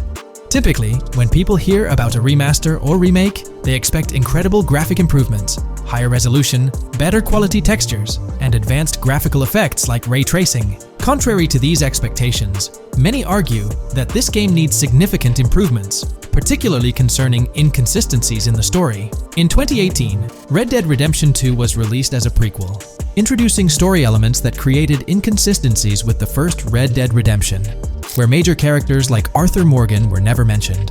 When Rockstar opted for a port instead of improving the game, which was already 13 years old, disappointment arose. The desire for a remaster or remake persisted, fueled by rumors since 2021. These speculations continued until the summer of 2023. The uncertainty around whether a remake was genuinely being considered remains, with some recent rumors possibly being misunderstandings about the port project. It's been speculated that the cancellation of a Red Dead Redemption remake or remaster might be attributed to the poor reception of GTA, the trilogy, the definitive edition. Alternatively, the developer could have redirected resources towards the development of GTA 6. Regarding GTA 6, in December, we were finally treated to the much-anticipated trailer for the upcoming installment. However, it came with a significant letdown: the announcement of a 2025 release date. As we approach the end of 2024, this seems like the ideal time to introduce a new game under the GTA banner to keep the franchise vibrant. Hence, a port of GTA 4 appears fitting for this year. Most players familiar with GTA 4 acknowledge the aging of the game. Despite being ahead of its time upon its 2008 release, over 15 years ago, it's showing signs of wear. Notably, the PC version faced persistent performance issues, maintaining its reputation as one of Rockstar Games' worst optimized titles. The irony lies in the fact that, despite these problems, GTA 4 is widely regarded as one of the best entries in the Grand Theft Auto series. Understanding the poor optimization of the PC version remains a mystery.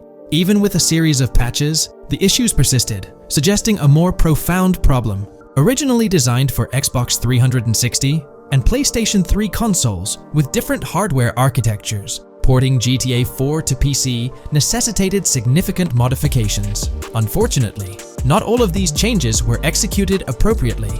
Compounding the matter, the game was built on the advanced and intricate Rage engine, adding complexity to its optimization.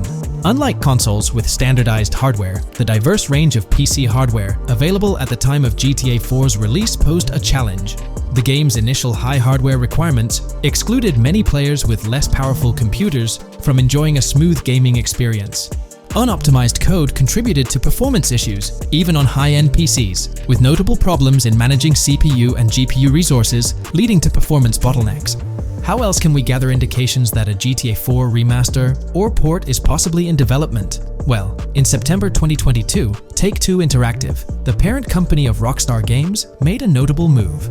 They took down a fan-made mod for GTA 4, known as the Definitive Edition. This mod compilation, comprised of various mods and fan-made patches, aimed to significantly enhance the visual and experiential aspects of the 15-year-old game on PC. The roots of this remastering endeavor with mods trace back to 2016, when the mod pack for GTA Vice City, named Reborn, initiated the project. Over time, it expanded to encompass mods for GTA 3, San Andreas, Chinatown Wars, and other Rockstar games like Bully and the Warriors. According to information from the author's website, the group behind this project confirmed that their files, hosted on Mediafire, received a DMCA takedown notice. Presumably issued by Rockstar or its parent company Take-Two Interactive, this notice mandated the removal of the Definitive Edition project from their website.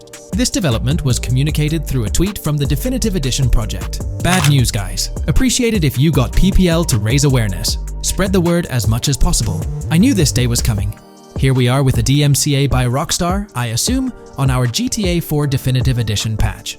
Well, I suppose we need to remove all GTA 4 related stuff from the website. Curiously, from what I understand, the takedown specifically focused on the GTA 4 mod. As of now, the original trilogy mods on the site remain untouched. But the project doesn't express a high level of confidence in the longevity of these mods being available. No DMCA for the original trilogy yet, just GTA 4. So for now I think the trilogy is safe. Just enjoy it when you still can, they wrote. This isn't the initial instance of Take-Two Interactive taking action against mods. Their track record indicates a protective stance towards their intellectual properties. They've previously taken down mods before, a practice observed prior to the unveiling of their own definitive edition for the original GTA trilogy. Despite its problematic release, that project proved to be financially successful. Many in the gaming community express a desire for Rockstar Games to follow suit and release a remastered version of GTA 4. Similar to what the studio accomplished with the trilogy. Xbox One, Series X and S users currently enjoy the luxury of playing GTA 4 through backward compatibility. However, this isn't the case for PS4 and PS5 users.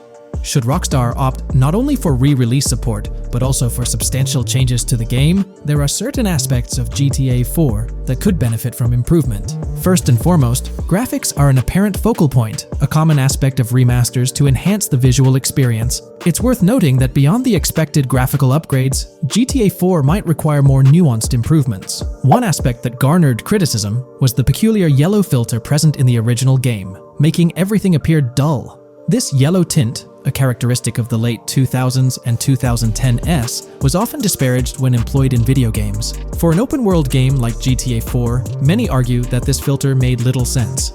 Various graphics mods for the PC version, such as the Ice Enhancer 4, have demonstrated that Liberty City can maintain its gritty atmosphere without this filter.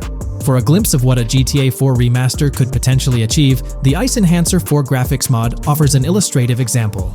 Developed over several years by the skilled modder Haysam Kilani, this fan-made graphics overhaul aimed to elevate the game's visual experience well beyond its original state. On the flip side, individuals who have a fondness for the original yellow filter in the game may not find favor with this mod. If Rockstar opts to stay faithful to the original and preserve the color scheme, it would still be beneficial to update the environmental textures. Over time, these textures have aged considerably, featuring a noticeably low resolution that now appears outdated. Moving on, one of the most memorable aspects of GTA 4 is the recurring scenario where Roman calls Nico to go bowling. Nico, it's your cousin. You want to shoot some pool? Roman, I can't talk now. Damn! This feature, while often considered a source of humor, can be somewhat bothersome. Nico's friends frequently reaching out for social activities can prove distracting, especially during critical missions or while immersed in the exploration of the open world. Rejecting these calls actually decreases your relationship with that friend, impacting specific benefits they offer. GTA 5 addressed this issue by making interactions with friends more user-friendly, introducing new activities to engage in. Incorporating similar friend activities in a remastered version of GTA 4 would be a positive and welcome addition. Another area of improvement is clothing and customization. The clothing options for Nico in GTA 4 are quite limited. Notably, the game lacks the iconic fingerless gloves seen in promotional art and trailers. A remaster could rectify this, especially considering the community's disappointment over their absence. Additionally, though hairstyles were planned, they were not included in the final game, as evidenced by the presence of barbershops in the game files.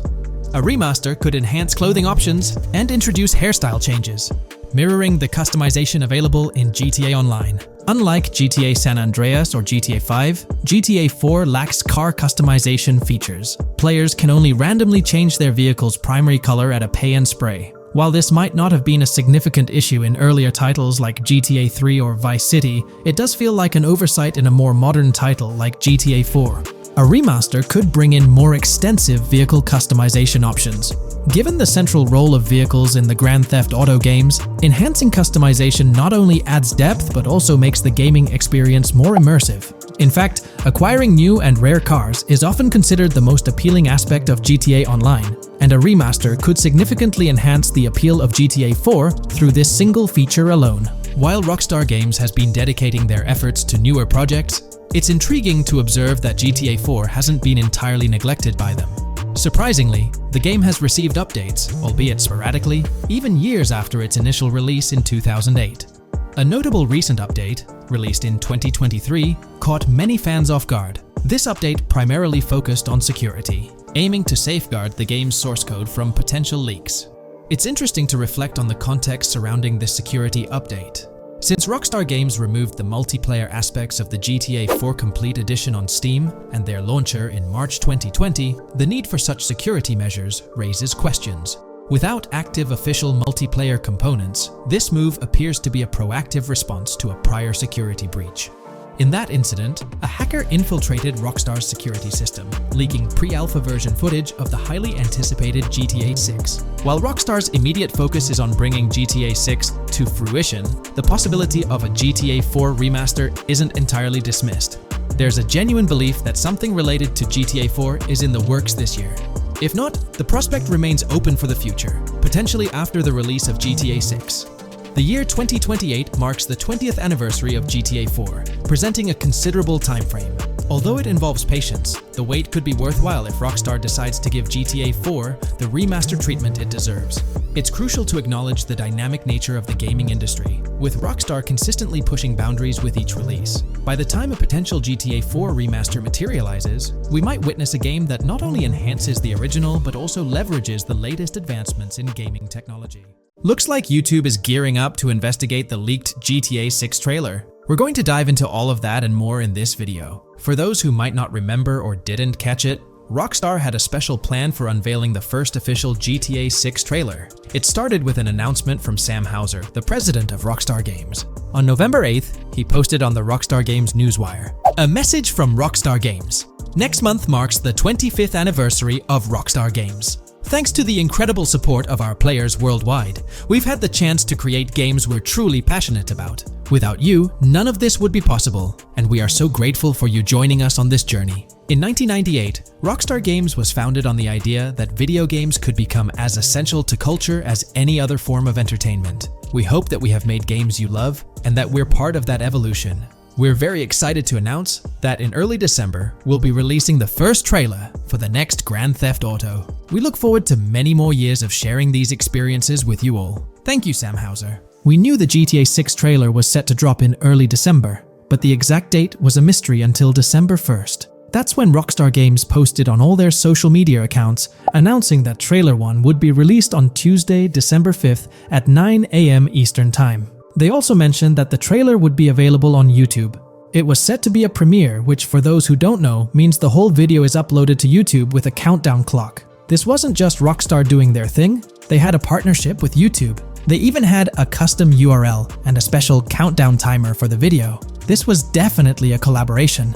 However, a little over 12 hours before the trailer was supposed to go live on December 4th in the evening, it leaked. The trailer surfaced on X, formerly Twitter, from an anonymous account named Trailer Leaker. Their handle was GTA 6 Trailer Leak, and they posted the entire Grand Theft Auto 6 trailer in very low quality, with a Buy Bitcoin watermark and the caption BTC with a $sign. Rockstar Games quickly found out about it and got X to suspend the account. The account was actually threatening to release a high-quality version of the trailer without the watermark if it reached a certain number of views or hit specific milestones. When that happened, Rockstar Games had to go into damage control mode. They put out an announcement saying, "Our trailer has leaked, so please watch the real thing on YouTube." So, Rockstar ended up releasing the trailer early, basically canceling the premiere countdown that was supposed to happen on YouTube.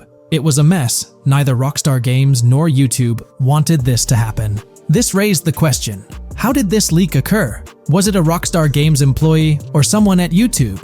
The only people with access to the trailer would be those responsible for Rockstar's YouTube account, and it's unlikely they would leak it. However, YouTube also has access to the trailer. The people behind the scenes at YouTube, high up enough to have access, could see and download the trailer. Naturally, fingers started pointing at YouTube. Now it looks like YouTube has officially responded. According to Tom Henderson over at Insider Gaming, from what I can gather, YouTube has investigated employees breaching their contractual agreements on 2 different occasions in the past 18 months due to employees accessing content on the back end. Following today, which unfortunately had some leaks surrounding Sony's State of Play, we can presumably expect a 3rd investigation fairly soon.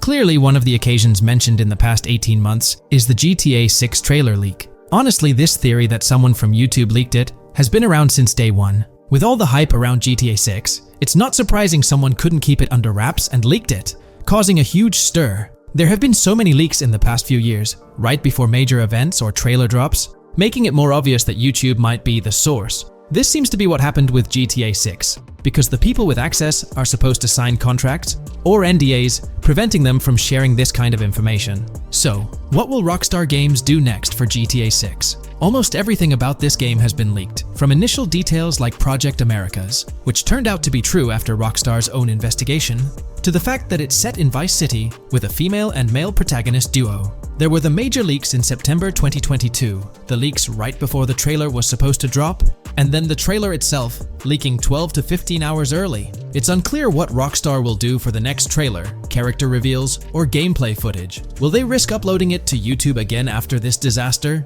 Or will they stick to their newswire, despite insiders and data miners being able to access and share that information? Rockstar is definitely in a tricky situation. At least it's good news that YouTube is trying to crack down on this. They might be doing this because they could face massive lawsuits.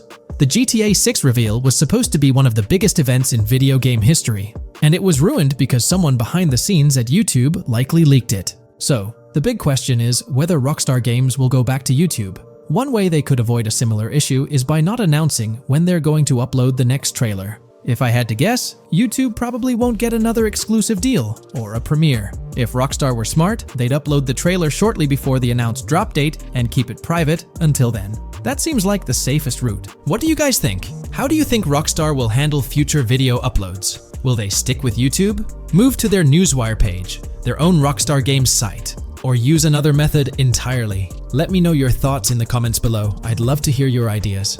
There's been a lot of talk since GTA 6 was announced, with rumors flying all over. But hey, here's a rundown of confirmed stuff like vehicles, items, weapons, and features for the game. Now, the official release of the game is still a good few years away. Rockstar Games is really putting in the work to make this game top-notch. But thanks to a leak, we've got some inside info. We're talking cars, new physics, main characters like Lucia and Jason, map locations, a massive open world, tons of stuff to do in-game, and a bunch of weapons you'll get to use. We've also learned about better AI for non-player characters, some RPG elements, and cool new gameplay features. All this has got the gaming community buzzing about what GTA 6 will bring when it finally drops. Let's dive into the primary video clips making rounds on social platforms, showcasing mission gameplay, and offering insights into Rockstar Games' vision for GTA 6. Among the widely shared footage is a mission featuring Lucia, the game's playable character, and a Latina protagonist attempting to rob Hank's Waffles, a diner. During this early test phase, the non-player characters lack distinct facial features and bear a dummy-like appearance, humorously dubbed in-game as such. By the way, I'm holding a monthly giveaway for a PlayStation 5. You just need to subscribe and you're entered. Now, back to the video. The NPC's responses are influenced by Lucia's aggressive actions, with various animations depicting the fear evoked by the robbery, akin to the dynamic NPC reactions seen in Red Dead Redemption 2. In the diner heist, Lucia has the option to aim her handgun at a hostage, providing players the choice to either rob or engage in hand-to-hand combat. Managing the hostage adds depth to criminal activities in the game. Jason, the white male protagonist, is also involved in the robbery, allowing players to interact with both characters during the encounter. Jason urges Lucia to act swiftly and escape without a trace, hinting at a relationship reminiscent of Bonnie and Clyde, aligning with previous leaks regarding the game's storyline. The character's appearance bears similarities to actors Eva Mendes and Ryan Gosling from The Place Beyond the Pines, though it remains uncertain if the narrative will mirror the movie's plot. Lucia and Jason appear to be in their late 20s, and the game incorporates a character-switching mechanism seamlessly activated through the controller's D-pad. As the police arrive, Lucia can menace another hostage, leading to a showdown with law enforcement outside. The intricate design of the outdoor area suggests a setting modeled after northern Florida, characterized by lush vegetation. As Lucia and Jason make their getaway, they rack up 2 wanted stars but avoid a shootout, deftly maneuvering around parked cars before commandeering a police cruiser. This early mission stage is apparent with tutorial-like cues, one highlighting improvements in police AI, where law enforcement remembers vehicles linked to illegal actions. The scene wraps up with Lucia driving the police car, Jason reassuring her of their ability to shake off the cops. However, their escape comes to an abrupt halt, with an unintended collision at an outdated car wash. The early footage reveals a minimap reminiscent of Grand Theft Auto 5, with icons possibly denoting missions from unfamiliar characters labeled WM and YJ. As they ascend to the VIP second floor, Dre interacts with DJ Tip, who appears irked by drink delays. A brief spat implies Tip's unpopular status. Dre moves on, and the clip ends. It's important to note that these clips depict early development stages, subject to changes throughout the game's progress. Another intriguing leak spills details on over 500 in-game events, encounters, and Easter eggs. While we can't cover them all, here are a few highlights. Various events like fishing, Satanist houses, backyard wrestling rings, and big cat mansions offer diverse experiences within the game's universe. There's talk of missing tourists, yard sales offering new clothes, an event resembling insurance fraud from Saints Row, a mysterious voice in a storm drain, potentially a nod to Pennywise, a multi-location Bonnie and Clyde mystery, and a workout challenge hinting at the return of fitness activities. Additionally, within Grand Theft Auto 6, players can stumble upon an island camp, DUI tests, UFO sightings, an animal house, a swamp safari, and the prospect of crazy golf gameplay. Based on insights gathered from the GTA forums, GTA 6's open world is estimated to be at least 2.5 times larger than GTA 5, providing players with a vast and immersive environment to explore. The game draws inspiration from the successful approach seen in Red Dead Redemption 2, promising a meticulously crafted open world with captivating mysteries that elevate the gaming experience. GTA 6's development footage showcases recognizable real-life locations from Florida, such as the Homestead Miami Speedway, reimagined as the Port Gel-Horn Racetrack, along with places like Portofino Tower, Sombrero Key Light, Solar Amphitheater Bayfront Park, and Lone Depot Park. Moreover, the inclusion of the 1000 Museum, a high-rise residential condominium in Miami, demonstrates Rockstar's dedication to detail. A metro map mirroring Miami's real version adds to the immersive nature of the game world. The presence of lush grasslands and vegetation hints at potential expansion into Georgia, although this aspect remains speculative until officially confirmed. The Miami Beach Police Department's resemblance to the Vice City Neighborhood Police Station shows how Rockstar brings creativity into their world designs. Of course, with any early info, we're waiting for official confirmations to see how these elements fit into the final game. Until then, the mystery around Grand Theft Auto 6 will definitely keep fans excited for its release. Now, let's take a look at the primary locations featured in GTA 6. Ambrosia comprises Ambrosia Farms and the Tarmac.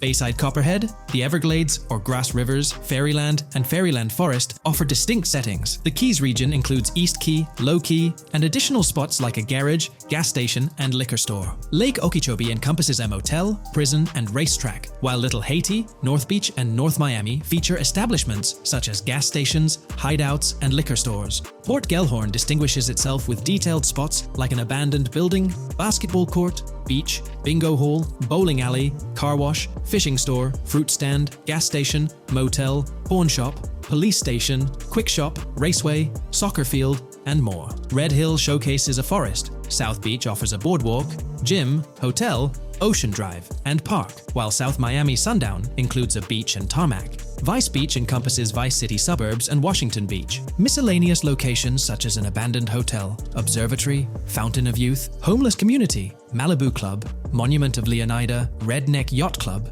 Spaceship House, Underwater Research Facility, and Dinosaur World enrich the gaming world. Recent leaks from this week strongly suggest that Alexandra Christina Echevarri might be the voice behind Lucia in Grand Theft Auto 6. Her voice in a demo reel closely matches the leaked clips of Lucia's dialogues, hinting at her likely portrayal of the character. Throughout this breakdown, we've covered loads of info about Grand Theft Auto 6, diving into different aspects of the game. It was important to cover everything we know about the game so far, and while we're eagerly waiting for it, it might still be a couple of years before we get our hands on it. Let's kick off by highlighting some cool discoveries from the leaked clips, focusing on new features and gameplay details revealed. In one scene, Jason and his pals are chilling by an in-ground pool in a modest neighborhood, cracking jokes about a parody of social media called Life Invader. Their banter brings in playful references to Jay Norris's demise, showcasing that classic Grand Theft Auto humor fans love. Lucia and Jason are shown in animation tests doing different actions like jogging, stopping, and ducking to avoid gunfire. Rockstar's developers also tested vehicle crash physics on an overpass. The highway signs on Interstate 97 mention North Beaches and Lake Leonida, with the current exit leading to Washington Beach. In another interesting scene,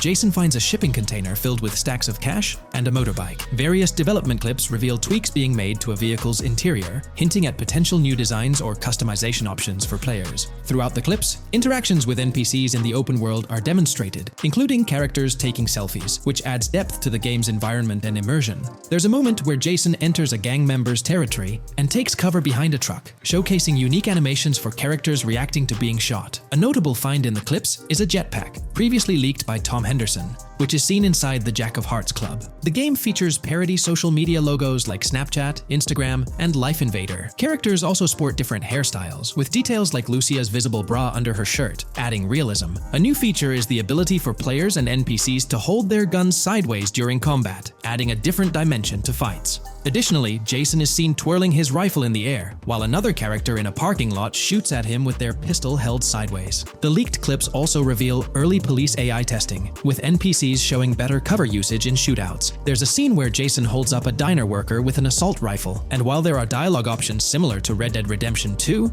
they seem placeholder for now. Also, Jason's new ability to go prone is a fresh addition to the series. There's a scene in a thrift or antique shop that allows for robbery, potentially serving as a spot to sell stolen items, adding depth to the gameplay. Another feature borrowed from Red Dead Redemption 2 is the ability to pick up and carry bodies, which adds complexity to gameplay. Red Dead Redemption 2's influence can be seen in several other aspects of this game too. The game brings in several RPG elements, like managing food, drinks, sweat, fatigue, and even taming animals, giving players a deeper gameplay experience. References to mountain bike ramps and city bike rentals promise enjoyable cycling activities. The leaked clips mention a bunch of weapons, from firearms like pistols, shotguns, and rifles, to unusual ones like golf clubs, baseball bats, and crowbars. Players can also use equipment such as flashlights, binoculars, lockpicks, and more. Additionally, players can stay in motels and hotels, with the Kington Hotel being one of the options. There's even a pool party with live music for players to check out. References to the Everglades and wildlife like alligators, snakes, raccoons, and birds suggest diverse environments to explore.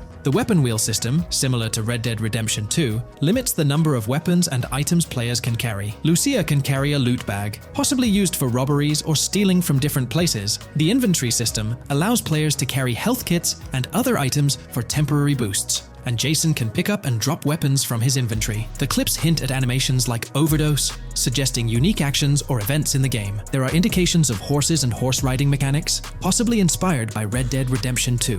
The open world is full of accessible places, including motels, metro stations, restaurants, pawn shops, and supermarkets. Little details like grabbing a gumball from a quick shop machine add to the overall vibe. A cool feature is the ability to shoot while swimming, adding a new layer to combat situations. All these diverse and interesting elements together promise an immersive and fun gaming experience in Grand Theft Auto 6. Let's dive into the cars of GTA 6. Shout out to the GTA forums for putting together this info. You can find links below to join the discussions. There's a bunch of confirmed vehicles. We're talking the Blista Compact, Ocelot Locust, and a car that looks like an early 90s Buick Skylark. Then there are some new cars without official names, like a 90s Chevy Caprice, a Chevy Malibu from 2016 onwards, a Chevy Sonic, and a Honda Accord from 2018 to 2022. And you know how Rockstar rolls, they'll give these cars their own funny names like they always do. There's more on the list too. Albany Primo, Benefactor Shafter LWB, a mix of Ford Explorer and Tahoe from the 90s or 2000s, a Toyota RAV4 from 2018 onwards, with a mix of Lexus NX style, and a Mercedes Grill, Pegassi Tauros, a 1980s Jeep CJA Scrambler, a 5th Gen F150, a G20 conversion van, a Brute Camper, Vapid Speedo, HV Mixer, Metro Mover, D-Class Sheriff SUV, Mobatsu Sanchez Livery, Nagasaki Street Blazer, a 1970s Ford Ranchero, a 1971 Buick Estate, an Albany Emperor, D-Class Turbo Sabre, Yoga Classic, the Contender, and Sadler. Moreover, gamers can anticipate a range of vehicles in Grand Theft Auto 6, including the Slam Van Pickup, Bobcat XL, an updated Regina, Alpha, Gauntlet Classic, Moonbeam Helion, Boxville Go Postal, an unidentified Albany vehicle drawing inspiration from a 1959-60 Cadillac, a Rebel, an unknown Asian sedan, a Ferrazzi or Feroci, Baller, Novak, Buffalo STX, Alpha and Feudo, a Benson NF 890, Buffalo without a sports bumper, and the Stanier and Landstalker. This extensive lineup promises an immersive and varied driving experience for players within the game. What's got you hyped about this game? Share your thoughts in the comments below.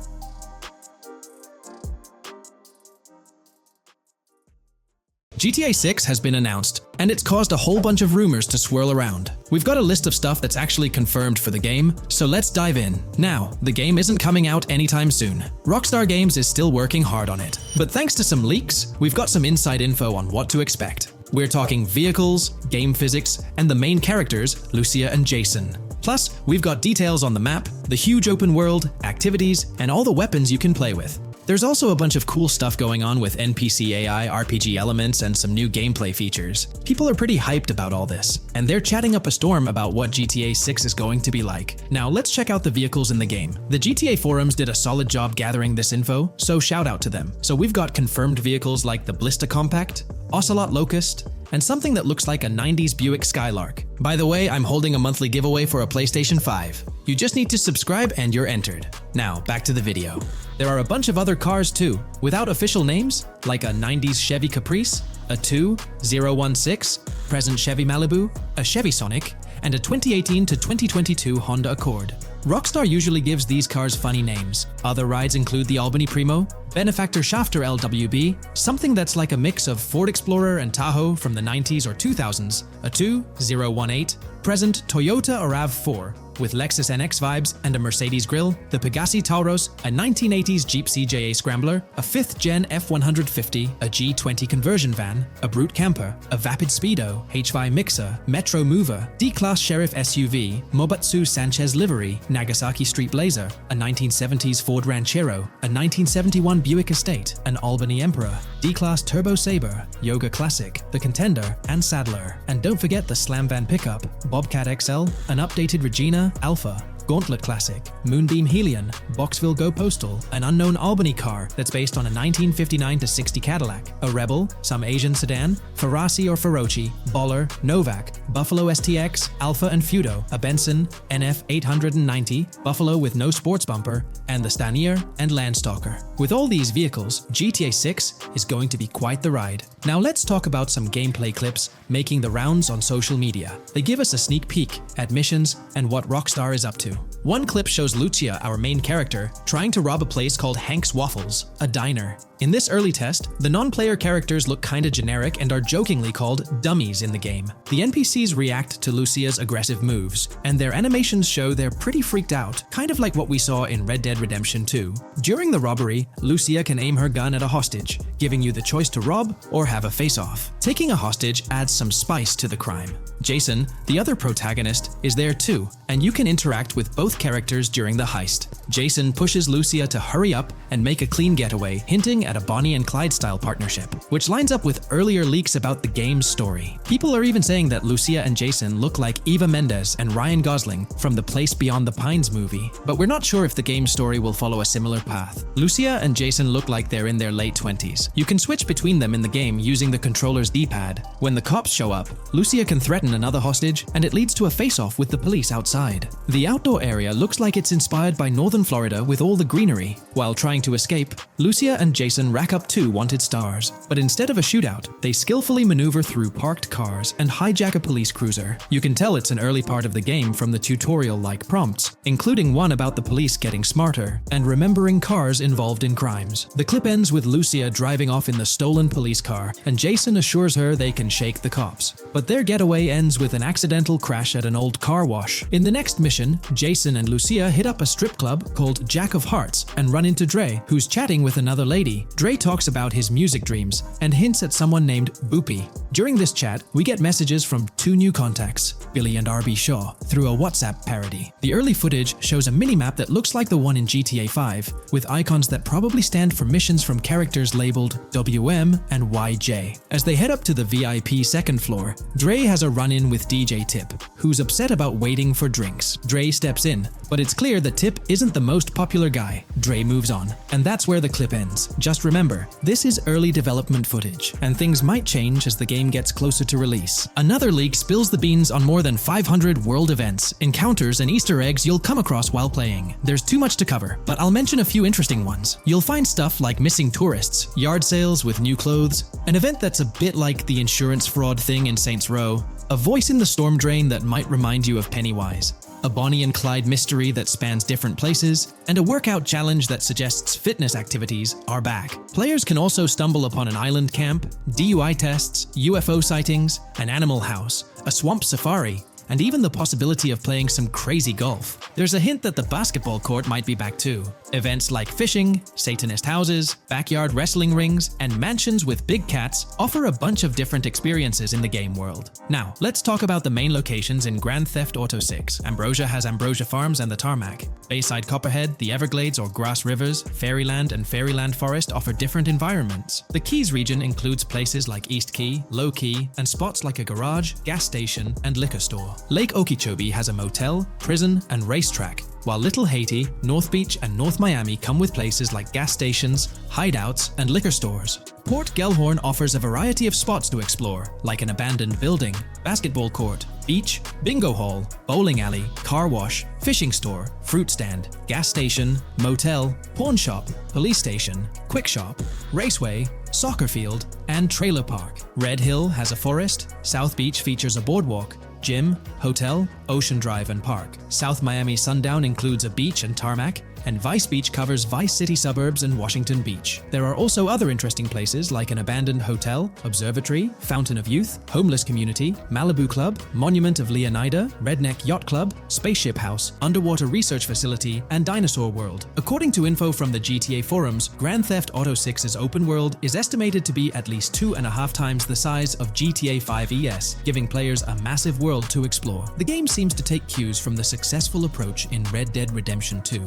promising a well-designed open world with intriguing mysteries. We've spotted some real-life Florida locations in GTA 6's development footage, like the Homestead Miami Speedway turned into the Port Gellhorn racetrack, and recognizable places such as Portofino Tower, Sombrero Key Light, Solar Amphitheater Bayfront Park, and Lone Depot Park. Even the 1000 Museum, a high-rise condo in Miami, is in the game, showing Rockstar's attention to detail. A metro map that's a match for Miami's real one suggests a deep immersion in the game world. The lush landscapes and greenery might hint at a move into Georgia, but that's just speculation until we get official word. Details like the Vice City Neighborhood Police Department resembling the Miami Beach Police Department show Rockstar's creativity and world design. As always, we're waiting for official announcements to see how all these elements come together in the final game. Until then, the mystery of Grand Theft Auto 6 keeps fans excited. There's a recent leak suggesting that Alexandra Christina Echevarri could be the voice behind Lucia in Grand Theft Auto 6. Her voice from a demo reel seems to match up with Lucia's leaked dialogue. We've covered a ton of info about Grand Theft Auto 6, from gameplay details to new features. It's important to remember that the game might still be a couple of years away from release, so we'll have to be patient. Now, let's dig into some interesting findings from the leaked clips. We see Jason and his pals hanging out by an in-ground pool in a lower-income neighborhood, cracking jokes about a parody of social media called Life Invader. It's all about brain downloading and poking fun at Jay Norris's demise. Classic Grand Theft Auto humor. The leaked clips also give us a peek into early police AI testing, showing NPCs using cover better during gunfights. In one scene, Jason robs a diner worker with an assault rifle, and we see some dialogue options that look like they're from Red Dead Redemption 2, but they might just be placeholders. Jason's new ability to go prone is a fresh addition to the franchise, and a scene in a thrift or antique shop hints at the option for robbery, maybe even a place to sell stolen items, which adds depth to the gameplay. There are animation tests for Lucia and Jason, doing stuff like jogging, stopping, and ducking to avoid gunfire. Rockstar's developers also tested vehicle crashing physics, with a car driving over an overpass. Highway signs mention North Beaches and Lake Leonida on Interstate 97, with the current exit leading to Washington Beach. In another scene, Jason stumbles upon a shipping container full of cash and a motorbike. Various development clips show changes to the inside of a vehicle, suggesting new vehicle designs or customization options for players. Throughout the clips, there are various interactions with NPCs in the open world, like characters taking selfies, which makes the game's world feel more immersive. Another mechanic borrowed from Red Dead Redemption 2 is the ability for characters to pick up and carry bodies, adding depth to the gameplay. We also see other influences from Red Dead Redemption 2 in different aspects of the game. The weapon wheel system is similar to Red Dead Redemption 2 with limited weapons and items you can carry. Lucia has a loot bag that might be used for robberies or stealing stuff from different places.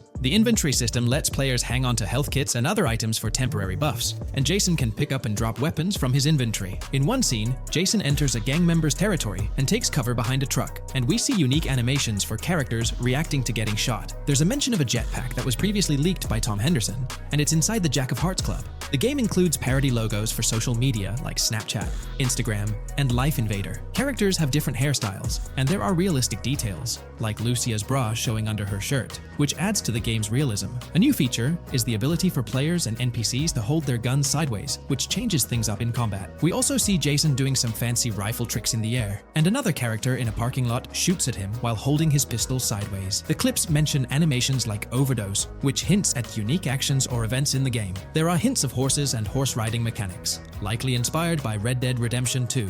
The open world is packed with places to explore, like motels, metro stations, restaurants, pawn shops, and supermarkets. Small details like being able to get a gumball from a quick shop machine add to the overall experience. The game adds RPG elements, like managing food, drinks, sweat, fatigue, and even taming animals, which gives players a deeper gameplay experience. There are references to mountain bike ramps and city bike rentals, promising fun cycling activities. The leaked clips talk about loads of weapons, from regular firearms like pistols, shotguns, and rifles, to unusual ones like golf clubs, baseball bats, and crowbars. Players can also use tools like flashlights, binoculars, and lockpicks. Players can stay in motels and hotels, with the Kington Hotel as one option. There's even a pool party with live music for players to attend. References to the Everglades and wildlife like alligators, snakes, raccoons, and birds hint at diverse and unique environments to explore. A cool addition is the ability to shoot while swimming, which adds a new twist to combat situations. With all these elements, Grand Theft Auto 6 promises to be an immersive and engaging gaming experience.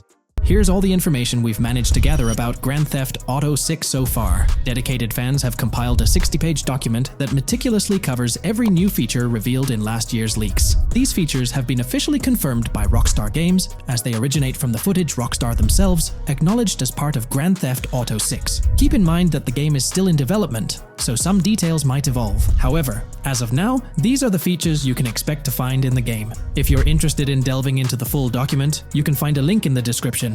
But bear in mind that it's quite an extensive read, so we'll break it down for you. Let's begin by discussing the game engine. Euphoria physics has undergone adjustments, and improvements have been made to the ragdoll physics and overall game physics compared to GTA 5. Additionally, Grand Theft Auto 6 will incorporate lighting and skybox systems similar to those seen in Red Dead Redemption 2. This means you can anticipate enhancements like volumetric clouds and better lighting, which mark a significant leap forward, even compared to Red Dead 2. One notable detail from the leaks is the presence of heavy fog, a feature not prominently seen in GTA 5, except for snowy conditions. Advanced weather systems will play a more prominent role in GTA 6, adding depth and immersion to the game world. As for characters, we already have insights into several individuals set to appear in the game. While Jason and Lucia are the main protagonists, the leaks have revealed the existence of other characters. These include Dre, not to be confused with Dr. Dre, Sam, a friend of Dre, Kai Wyman, Zach R.B. Shaw, and several others like Vicky, Iris, Shanice, and YJ. It's quite astonishing that we even have details about their heights. Lucia stands at 5 feet 3 inches,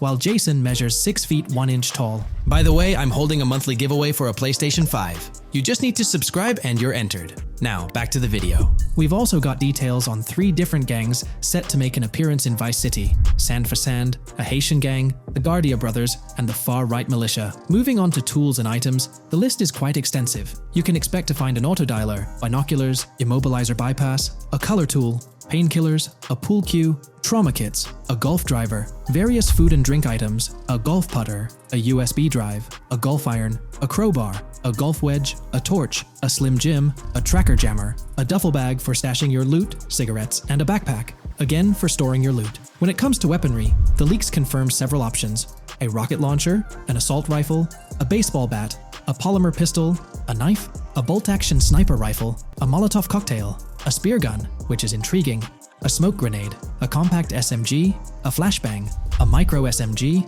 a hunter sniper rifle, a heavy machine gun, an auto rifle, and a pump-action shotgun. The weapon wheel system will be divided into 3 sections: weapons, equipment, and gear. This setup is reminiscent of Red Dead Redemption 2, where you had access to your weapons, items, and horse all in one interface. Notably, we've seen glimpses of the ability to hold different weapons in each hand, and there's an additional quick item inventory in the bottom left corner of your screen. In a video clip, we observed an NPC firing at Jason, and shortly after, we noticed that Jason's health was low. A tip appeared on the left side of the screen, indicating "You were injured. your health will regenerate slowly. Open your weapon wheel and use a recovery item to replenish your health faster. Unlike GTA 5, where your health regenerated only up to 50%, in GTA 6, it seems that you may regenerate to full health naturally, albeit at a sluggish pace. However, if you want to expedite your healing process, you can employ a medical item. We've got confirmation on 7 open-world activities that will be available in the game.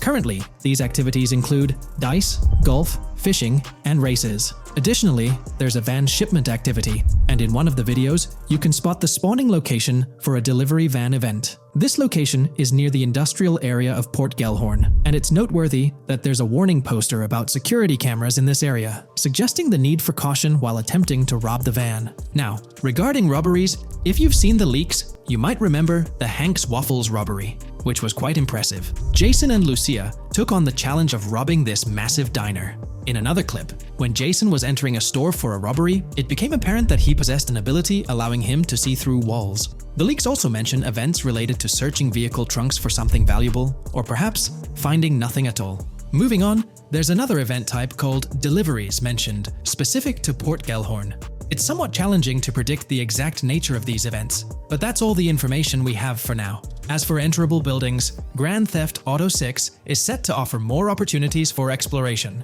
Confirmed locations you can enter include the Malibu Club, a pawn shop, the Jack of Hearts, supermarkets, bars, restaurants, apartments, and laundries.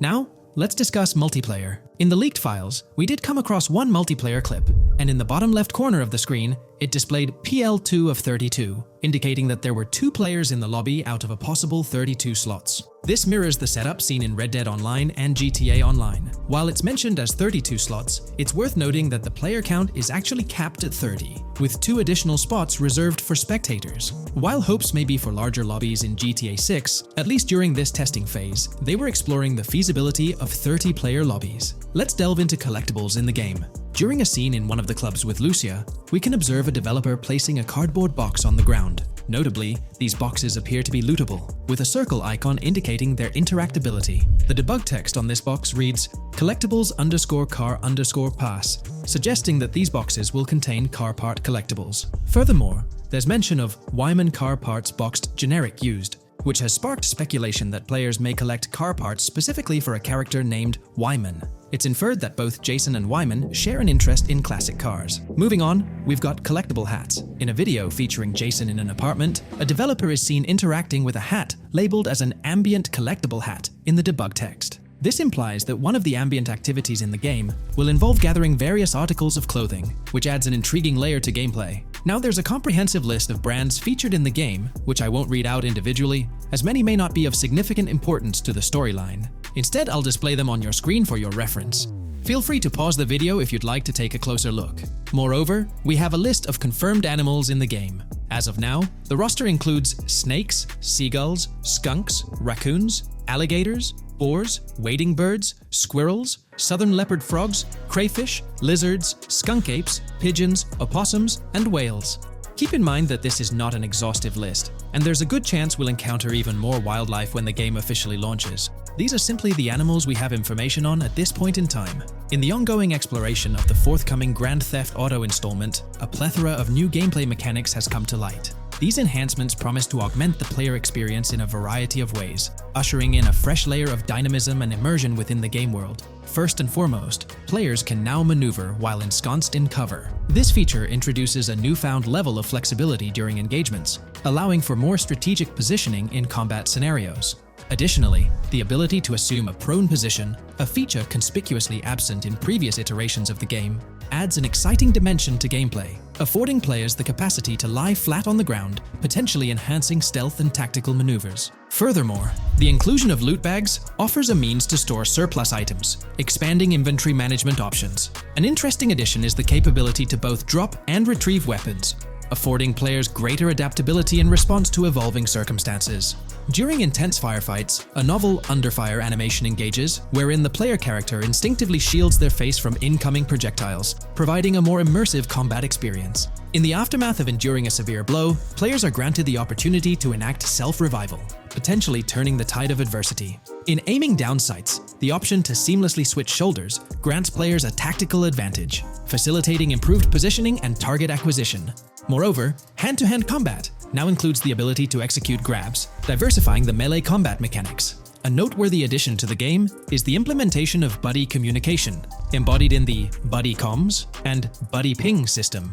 Although specific details remain undisclosed, it is plausible that these features will facilitate coordinated actions between the two main characters, Jason and Lucia. Vehicle combat has witnessed a transformation, as shooting from car windows now entails the complete egress of the player character from the window, enabling full 360-degree firing capabilities, thereby revolutionizing vehicular combat dynamics. The intriguing Eagle Eye system, seemingly exclusive to Jason, allows for a form of wall-penetrating vision, although its applicability to Lucia remains uncertain. Enhancements also extend to interactions with in-game elements. Players will find themselves endowed with a broader range of interactions, such as the capacity to carry bodies, engage in robberies, issue threats, and converse with non-playable characters, NPCs, during heists. Moreover, the ability to collect additional items, including beer bottles and cans, enriches the gameplay experience. Shifting the focus to new gameplay systems, one particularly exciting addition is the concept of money laundering. During the Hank's Waffles robbery, an icon associated with the car wash property, a washing machine adorned with a dollar sign, has been identified as indicative of money laundering. This suggests that players may have the opportunity to purchase specific types of businesses with the intent of laundering illicit funds in the single-player mode. Moreover, the inclusion of fences introduces a layer of illegal commerce within the game. These fences serve as intermediaries for players to sell illegal items, providing a means to offload contraband and potentially profit from illicit endeavors. The inclusion of hacking mechanics is confirmed to some extent in the game. Lucia is equipped with a set of intriguing tools, including a tracker jammer, immobilizer bypass, USB drive, and an auto dialer. As of now, it remains unconfirmed whether Jason will also have access to these items. Historical leaks from a few years ago hinted that Lucia would be the designated hacker, so the extent of hacking abilities for each character awaits further clarification.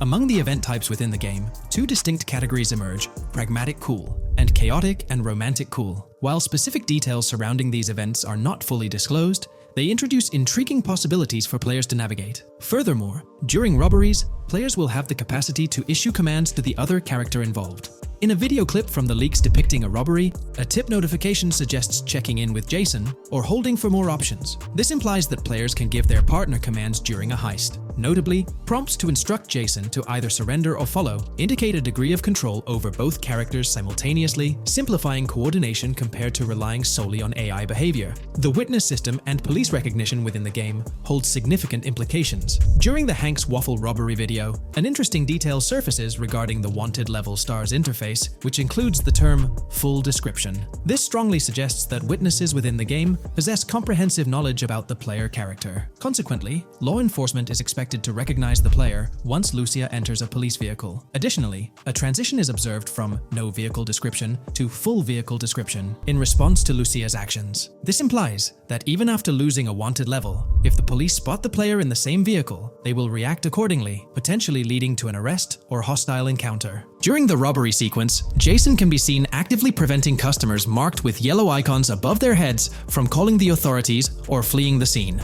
Notably, an NPC within the diner exhibits a yellow icon above her head. Following Lucia's exit from the diner, the icon begins to flicker. Subsequently, as Lucia approaches a police car surrounded by law enforcement, the icon shifts to red. The female NPC then departs from the diner, making eye contact with Lucia before hastening away. These developments underscore the sophistication of NPC interactions, presenting a notable advancement in the game's artificial intelligence systems. The prospect of item sharing between the characters Jason and Lucia is on the horizon. A notable example emerges from a video clip where Jason pilfers items from containers, opting to retain some while distributing others. This cooperative element extends to the unlocking of doors and gates, exemplified in a video featuring Jason within the Sand for Sand area, which, if you recall, is the moniker of a gang in GTA 6. In this particular clip, Jason stealthily maneuvers past a red truck, revealing a door from an import garage building bearing the descriptor "door panel locked" in its debug text. In juxtaposition, a gate within the same clip indicates "door unlocked," signifying the necessity of unlocking specific access points. Subsequently, we delve into an extensive catalog of new features, commencing with an upgraded AI system. In a visual excerpt, the enemy AI exhibits an inclination to open fire upon Lucia when she pivots to face them. This hints at AI entities possessing a heightened acumen for discerning opportune moments to engage in combat. Impressively, AI units adapt their elevation relative to surrounding obstacles, steering clear of potentially disadvantageous head-glitching tactics. Furthermore, a prudent alteration manifests as AI adversaries opting to lower their stance during weapon reloads, a judicious move compared to reloading while exposed in the open.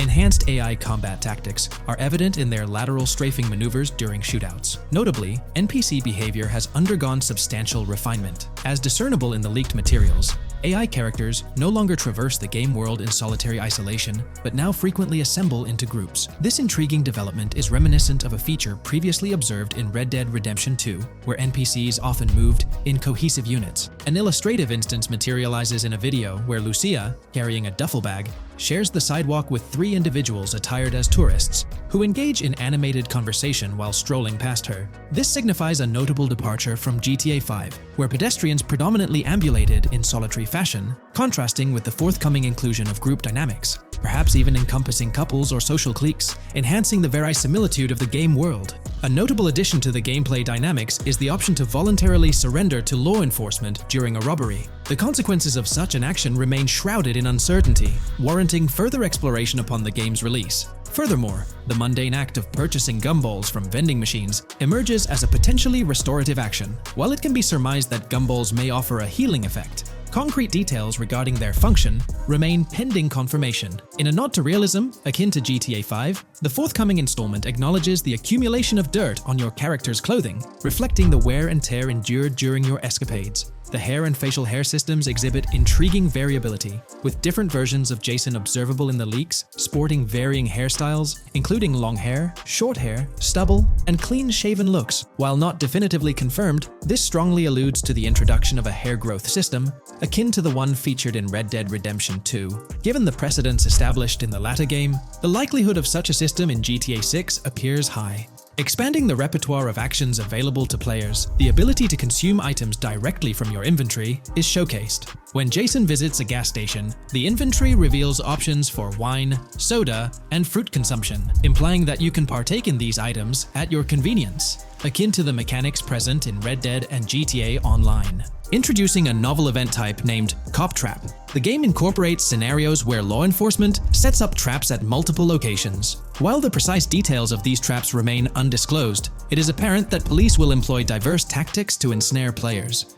An overhaul in the police system introduces the concept of time until cops dispatch. In this iteration, criminal activities do not instantly summon law enforcement. Instead, players are afforded a brief window to execute an escape before the police response commences. The inclusion of security cameras as a surveillance mechanism adds complexity to evading detection. Unlike the conventional implementation in GTA Online, these cameras employ a detection meter, reminiscent of mechanics seen in games like Payday 2 or Payday 3. Players must act swiftly to evade the camera's line of sight within a specified time frame, akin to a filling bar, to avoid detection. This novel approach to security cameras introduces a fresh layer of challenge and strategy to evading law enforcement. Players will have the newfound ability to restrain non-player characters, NPCs. The primary method, as gleaned from the leaks, involves the use of zip ties. This restraint option becomes particularly pertinent during robbery scenarios, where players can employ zip ties to immobilize NPCs. A novel feature that comes to light is the capacity to loot vehicles. A fleeting glimpse in the Hank's Waffles video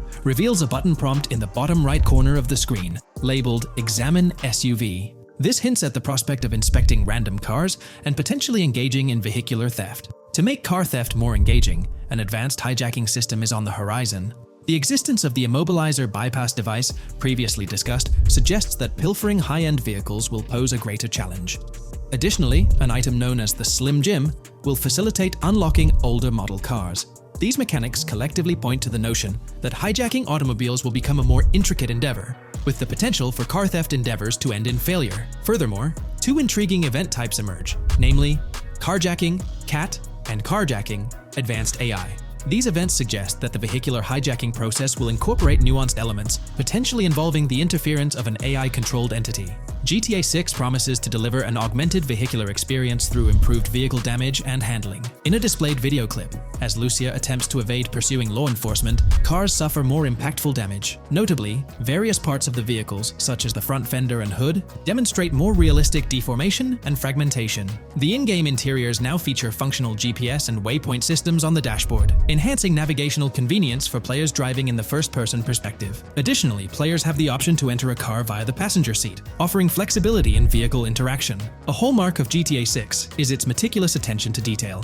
Players can encounter raccoons engaging in behavior, such as rummaging through trash cans and pilfering food bags. These instances are categorized as world events, denoted as raccoon climb out of garbage, raccoon rummage trash, and raccoon steal food bag. While numerous other subtle details enrich the game world, they are too numerous to enumerate here. Interested individuals can explore these intricacies further through the provided link.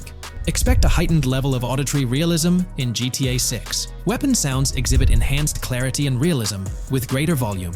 The sounds of bodies impacting the ground will resonate with a more substantial thud, evoking a heightened sense of impact. Police sirens will reverberate off buildings and environmental elements with heightened realism, while items will produce varying auditory responses contingent on the surrounding context.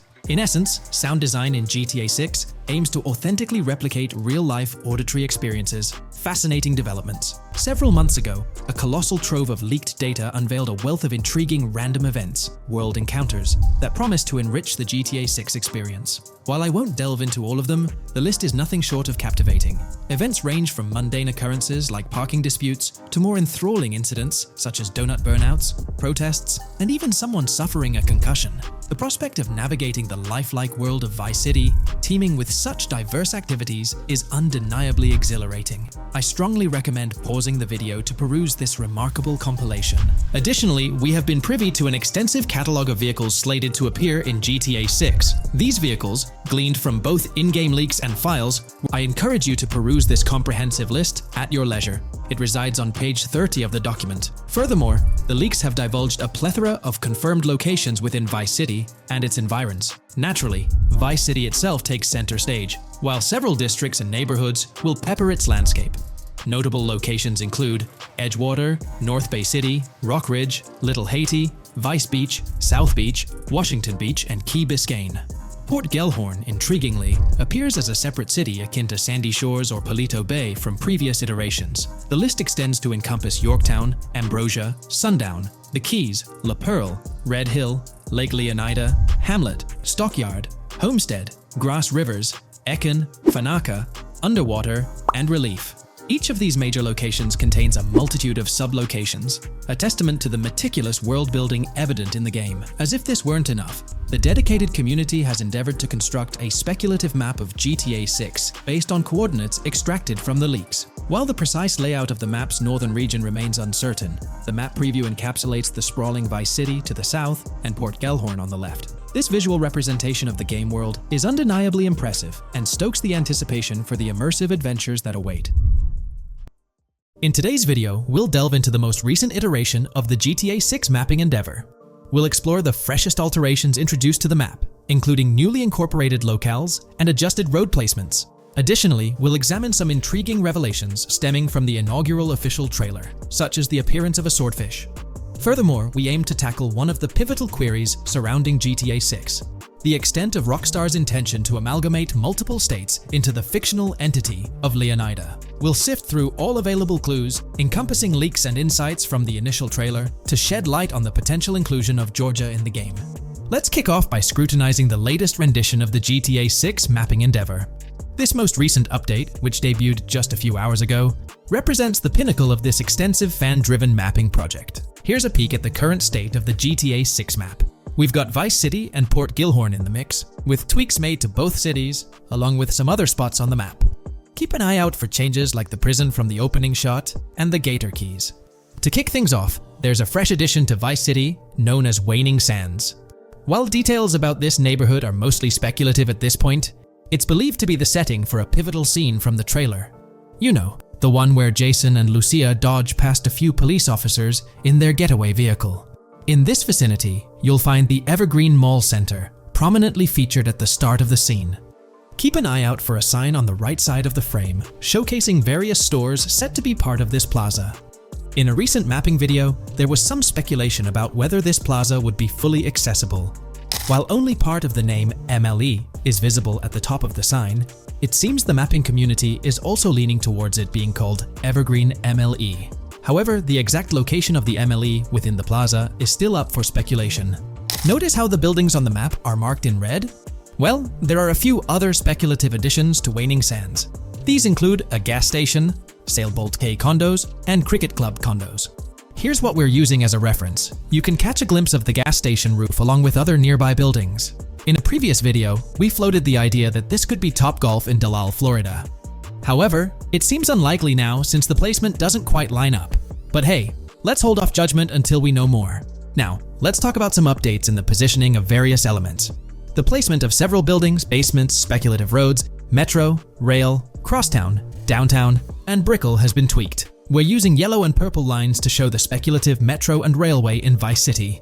The metro system has seen some significant enhancements, especially in its connectivity to Vice City International Airport and the area between Crosstown and Brickell. The buildings in this vicinity have also been reorganized to more closely resemble their real-life counterparts. Speculative roads and highways have been adjusted to better fit the new placements. We've also made slight adjustments to the rotation of the prison from the opening scene with Luke to align with new evidence. Additionally, we've fine-tuned the positions of some trailer markers in the stockyard area, such as those for the car meet in Windwood and the bikers in Little Haiti. In terms of location changes, Leaf Links from the previous map version has been moved to Virginia Key, meaning earlier speculations regarding Leaf Links are no longer applicable. Furthermore, based on new radar map evidence, the shape of Picnic Island has been altered. Heading down south, you'll notice that Hamlet is no longer labeled as such. Instead, it's reverted to its real-life name, Homestead. This change suggests that Hamlet might be situated elsewhere in the game. Now, shifting our focus to Port Gellhorn, the other major city on the map, it's also undergone some updates. We've added more speculative details for the area across the body of water on the other side of Bure Bridge, incorporating new evidence into the mix. So, to sum up, those are the latest updates to the GTA 6 mapping project. Before we wrap up, let's delve into an interesting discovery from the first official trailer. I'm not into fishing, but I noticed this in the trailer, and my first thought was a swordfish, but I could be wrong. Is anyone who knows more about fishing able to confirm? Let me know what you all think this is. Well, that's quite an intriguing find. Personally, it seems like a house decoration to me, but I'm eager to hear your thoughts in the comments below. In the next part of this video, we'll tackle the question about Georgia. On display in the leaks and backed up by inside journalists, the game will feature a plethora of locations that focus on Miami and the surrounding areas. The two main locations of the game are Vice City, based on Miami, and Port Gellhorn, which lifts direct locations from Panama City. As well as this, it seems Rockstar have brought down and featured locations from Georgia, including a prison and mountain ranges not present in real-world Florida. I'm curious, do you think Georgia will make an appearance in GTA 6? Let's examine the evidence we have so far. There have been some recent findings, so let's kick off by checking out this Reddit post. Georgia evidence. In the leaks, there's a mention of canyon etchings, along with the other ambient events, which I thought couldn't be in or based in Florida. The nearest canyon to Florida is Providence Canyon State Park in Georgia, and is only 2.5 hours away from Florida. This also may explain Red Hill Forest and the testing of Scree Hills in the leaks. There's also a couple mountains, or large hills, seen in the trailer. The first looks more like a large hill in North Florida, probably for hill climbing, but the second one at the end of the trailer looks like a Georgia mountain, like the one seen in the leaks. First off, this individual is discussing a clip from the leaks, where a developer is seen firing an assault rifle at a vehicle while Lucia is in the background. They've noted several ramps in the clip, suggesting developers use them to test vehicles on different slopes. The clip also shows various types of ramps listed, including MTB ramps, hill climb, mud drag, Scree Hill, mud drag string, and crash tests, as well as MX tracks. The speculation is that Rockstar might have been testing the Scree Hill due to its resemblance to locations in Georgia. Additionally, two shots from the trailer show hills. One at the 59-second mark where someone jumps on a table, causing it to break, revealing multiple cars ascending a steep hill in the background. And another in the final shot, where Lucia kicks down the door to a convenience store, showing another hill or mountain through the window. Let's delve into the comments and see what the community thinks about these hills. Are there similar hills in Florida? Or has Rockstar taken some creative liberties and introduced hills from Georgia? Ekanfinaka is a place in the game, shown by the leaks. And Ekanfinaka is literally the old name for a swamp in southern Georgia. Not to mention, we saw a big hill, small mountain. I've lived in Florida for a long time. There are no hills, anything like that in the state. Northern Florida has some hills, but nothing like that at all. The hill in the leaks resembles the Blue Ridge in northern Georgia. It's a fictional state. It could be a collection of features from 4 or 5 states for all we know. 2 hours outside of Florida is hardly breaking the concept.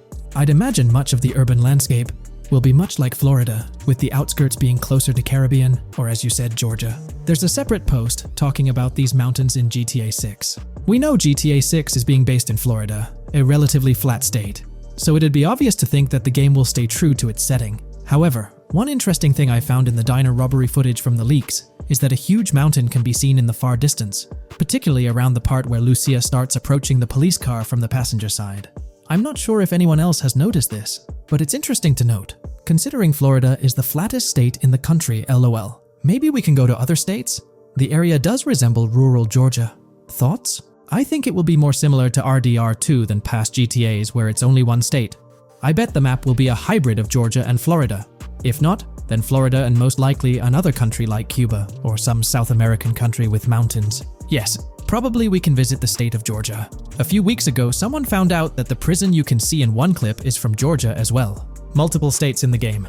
The Florida Scout lady mentioned Rockstar Scouting interiors in Florida and other states in the southeast. Hopefully this means we get towns, or maybe cities in these other states, instead of simply hilly terrain.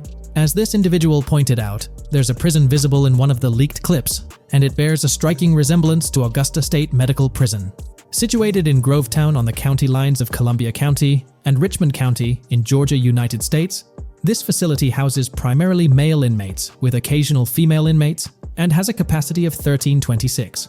Built in 1982 and operational since 1983, it operates as a close security prison. Augusta State Medical Prison was one of the 7 prisons involved in the 2010 Georgia prison strike. With such solid evidence pointing towards Georgia, or at least a portion of it being featured in the GTA 6 map, it's worth noting that Rockstar has done similar things before. In GTA San Andreas, for instance, they created the state of San Andreas, which is a blend of California and Nevada, with Las Venturas mirroring Las Vegas. Feel free to share your thoughts on everything discussed in today's video in the comments section below. From 2022 and onward, a group of passionate GTA fans have been diving deep into GTA 6 gameplay leaks, and what they discovered was wild. Their mission? They're trying to map out the entire landscape of GTA 6 before Rockstar Games even releases the official game. And guess what? They're actually making some serious headway. This is all about the ongoing GTA 6 mapping project. So, how did this whole endeavor start anyway? It's an interesting story that not many folks are aware of. You see, there was a similar craze back when GTA 5 was announced. Back in 2011, a group of dedicated fans took it upon themselves to predict and sketch out the layout of GTA 5's terrain. How did they do this? By meticulously analyzing every single trailer that Rockstar Games dropped in the year leading up to the game's eventual release in 2013. The surprising part? When the game finally hit the shelves, a substantial chunk of what these fans had mapped out turned out to be surprisingly accurate. Sure, there were a few locations that were a bit inaccurate, like the military base being off and the dam placed in the wrong spot. Also, there were some variations in the overall shape of San Andreas, but considering they solely relied on Rockstar's official footage and had put in 2 years of work, their accuracy was pretty commendable. Now imagine this, if they could pull off that level of detail with just the trailers, think about what these enthusiasts could achieve with the leaked, under-the-radar stuff that slipped out prematurely. Plus, add in an extra year of combing through details and data. This mapping project is being led by a user called Dupzor, who is the project manager of this whole thing. On September 18th, 2022, when a massive leak dropped over 90 minutes of GTA 6 footage, the map enthusiasts went into full gear. While I can't exactly showcase the leaked content here, what really sparked the interest of the community were the coordinates embedded within the developer's HUD. These sneaky numbers revealed the exact whereabouts of the player concerning the game map. And let me tell you, GTA 6 fans wasted no time diving into this goldmine of information. With these coordinates in hand, the community went Sherlock Holmes mode, meticulously mapping out the game's terrain and identifying key locations. For instance, in one intriguing clip from the leaks, Lucia and Jason were caught in the act, robbing what seemed to be a Waffle House. This incident was marked by a simple white dot on their evolving map project. But it wasn't just a random dot, it was a significant clue. By cross-referencing the coordinates provided in this clip with other glimpses from the leaked footage, they managed to calculate the spatial relationships between different spots showcased in the leaks. This detective work allowed them to gauge distances and plot out the relative positioning of these places within the game world. However, it didn't stop there. The community didn't solely rely on leaked footage. They combined their detective skills with the official trailer and, using a blend of educated guesses and hard data, endeavored to include every conceivable road, building, and landmark featured in the GTA 6 map. The goal? To create a comprehensive and accurate representation of the game's virtual world based on all available tidbits of information. It's a fascinating process that demonstrates the dedication and passion of gaming communities in piecing together the puzzle of what to expect in GTA 6. Since the leaks hit, the GTA community has been on a mission, working tirelessly to piece together the game's map. Their focus has mainly been on sketching out the main areas, the cities, towns, and key landmarks. It's been quite a collective effort, with everyone trying to contribute and fill in the blanks based on whatever clues they could find. Then, the trailer dropped, and it was a whole new ball game. Among all the fast cars and flashy scenes, Rockstar slipped in a subtle surprise for the observant fans. After a few days of dissecting the trailer frame by frame, someone spotted it, a tiny image hidden in the bottom right corner of the ending screen. And guess what? It looked like a map snippet. Naturally, the community went into full detective mode. They put on their magnifying glasses and compared this mysterious map with the one they'd been building from the leaks. There were some similarities, especially with the layout of the right side and the presence of separate islands at the bottom, surrounded by water. But here's the catch. That image was pixelated to the max. It was like trying to figure out a puzzle with half the pieces missing. The lack of detail made it nearly impossible to confirm if it matched their map. This whole revelation sparked a heated debate among fans. Some folks started wondering if Rockstar deliberately threw this low-res map nugget to mess with their heads. Could it be that Rockstar is messing with the community, leading the GTA 6 mapping project into the wrong path? It's pretty odd for Rockstar to include this map, as it was deliberately placed. When it comes to safeguarding the details of their upcoming games, Rockstar is notoriously tight-lipped. So, when those leaks dropped in 2022, it really threw a spanner in the works for the company. It's kind of a déjà vu situation, considering a similar thing happened back when GTA 5 was in the spotlight. I can't help but wonder if Rockstar did this deliberately, as a deliberate move to shake things up and keep everyone guessing. But then again, we, the GTA fans, are pretty good at concocting theories out of thin air. Now, about that mysterious, highly detailed artwork nestled in the official wallpaper, that's what's really piqued my interest. It's like this odd piece that stands out from the rest, making me think it wasn't just randomly thrown in there. There's gotta be some intention behind it, right? The big question swirling around is whether it's a sly misdirection or a subtle clue for the savvy gamers. But honestly, we won't get any answers until the game hits the shelves, or maybe, if we're lucky, after another sneak peek in a new trailer. The GTA 6 mapping community dove headfirst into dissecting this artwork, but truth be told, there wasn't much to work with. So, they've been sticking to the stuff they can actually confirm. Oh, and those maps floating around, especially the ones from IGN and PC Gamer, they're more like creative interpretations. Think of them as speculative mock-ups cooked up by the mapping community based on their hunches and educated guesses. There's a whole lot of imagination at play there, but none of it has received the official stamp of confirmation. The GTA 6 mapping project might not be dropping any bombshells about unknown locations in the game, especially considering how the gameplay leaks already spilled quite a bit on what's in store. Now, the heart of this community effort lies in the finer details. They're all about pinning down the exact spots where these landmarks and locations are going to be placed within the game's vast world. However, let's be real here. They've barely scratched the surface, covering roughly just 10% of the entire map. Still, kudos to them for the tremendous effort and progress they've managed to make with what they have.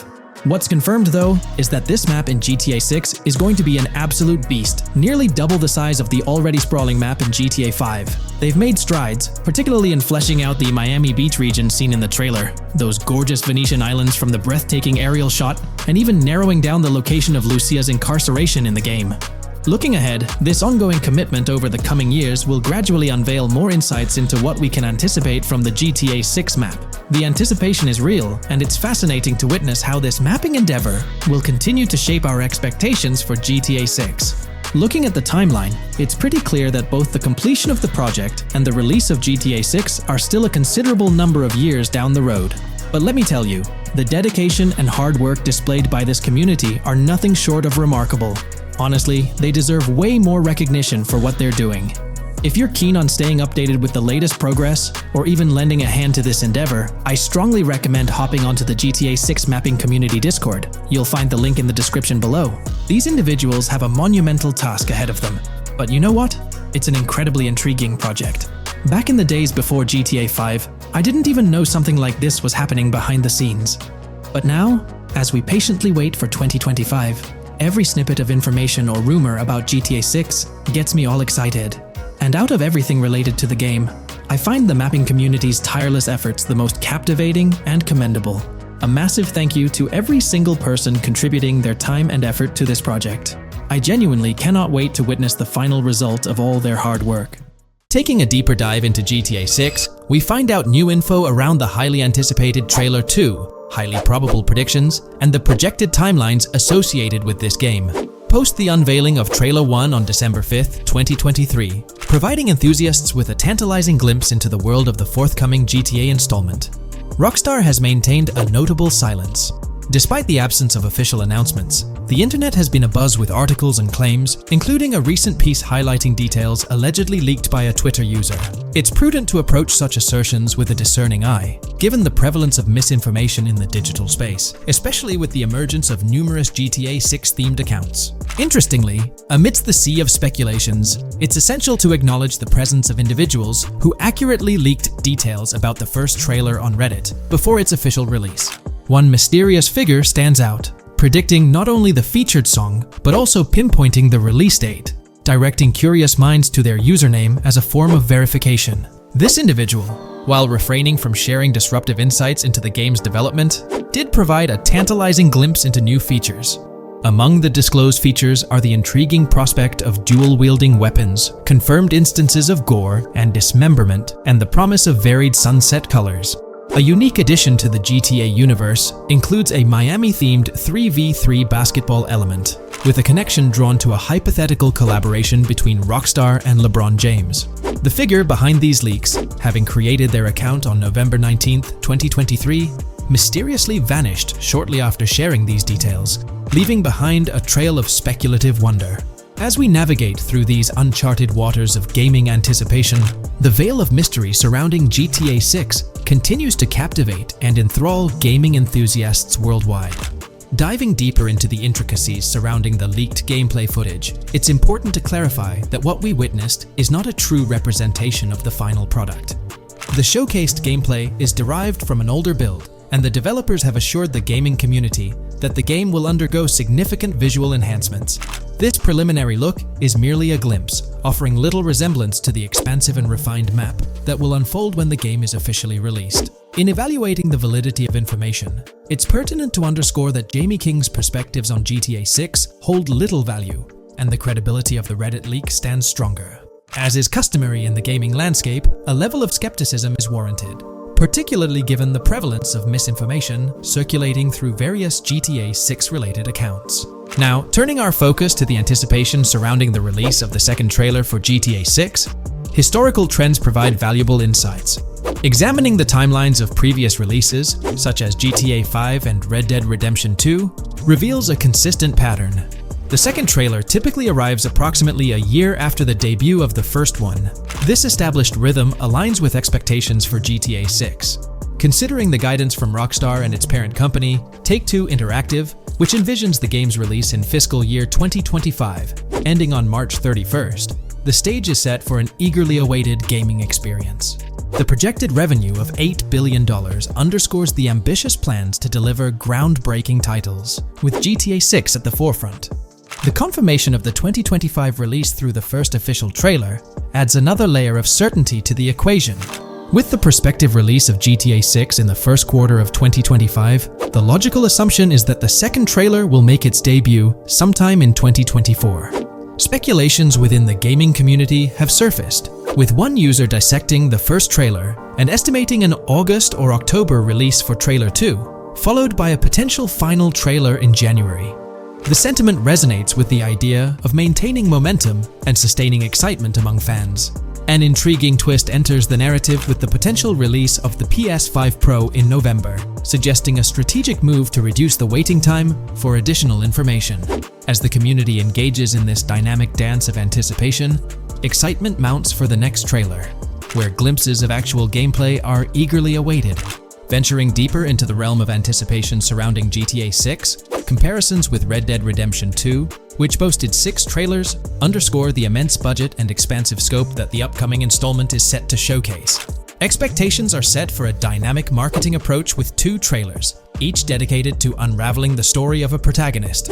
This anticipation is further fueled by the likelihood of a dedicated gameplay trailer, shedding light on the mechanics and features, as well as a comprehensive trailer providing insights into the vastness of the game's map.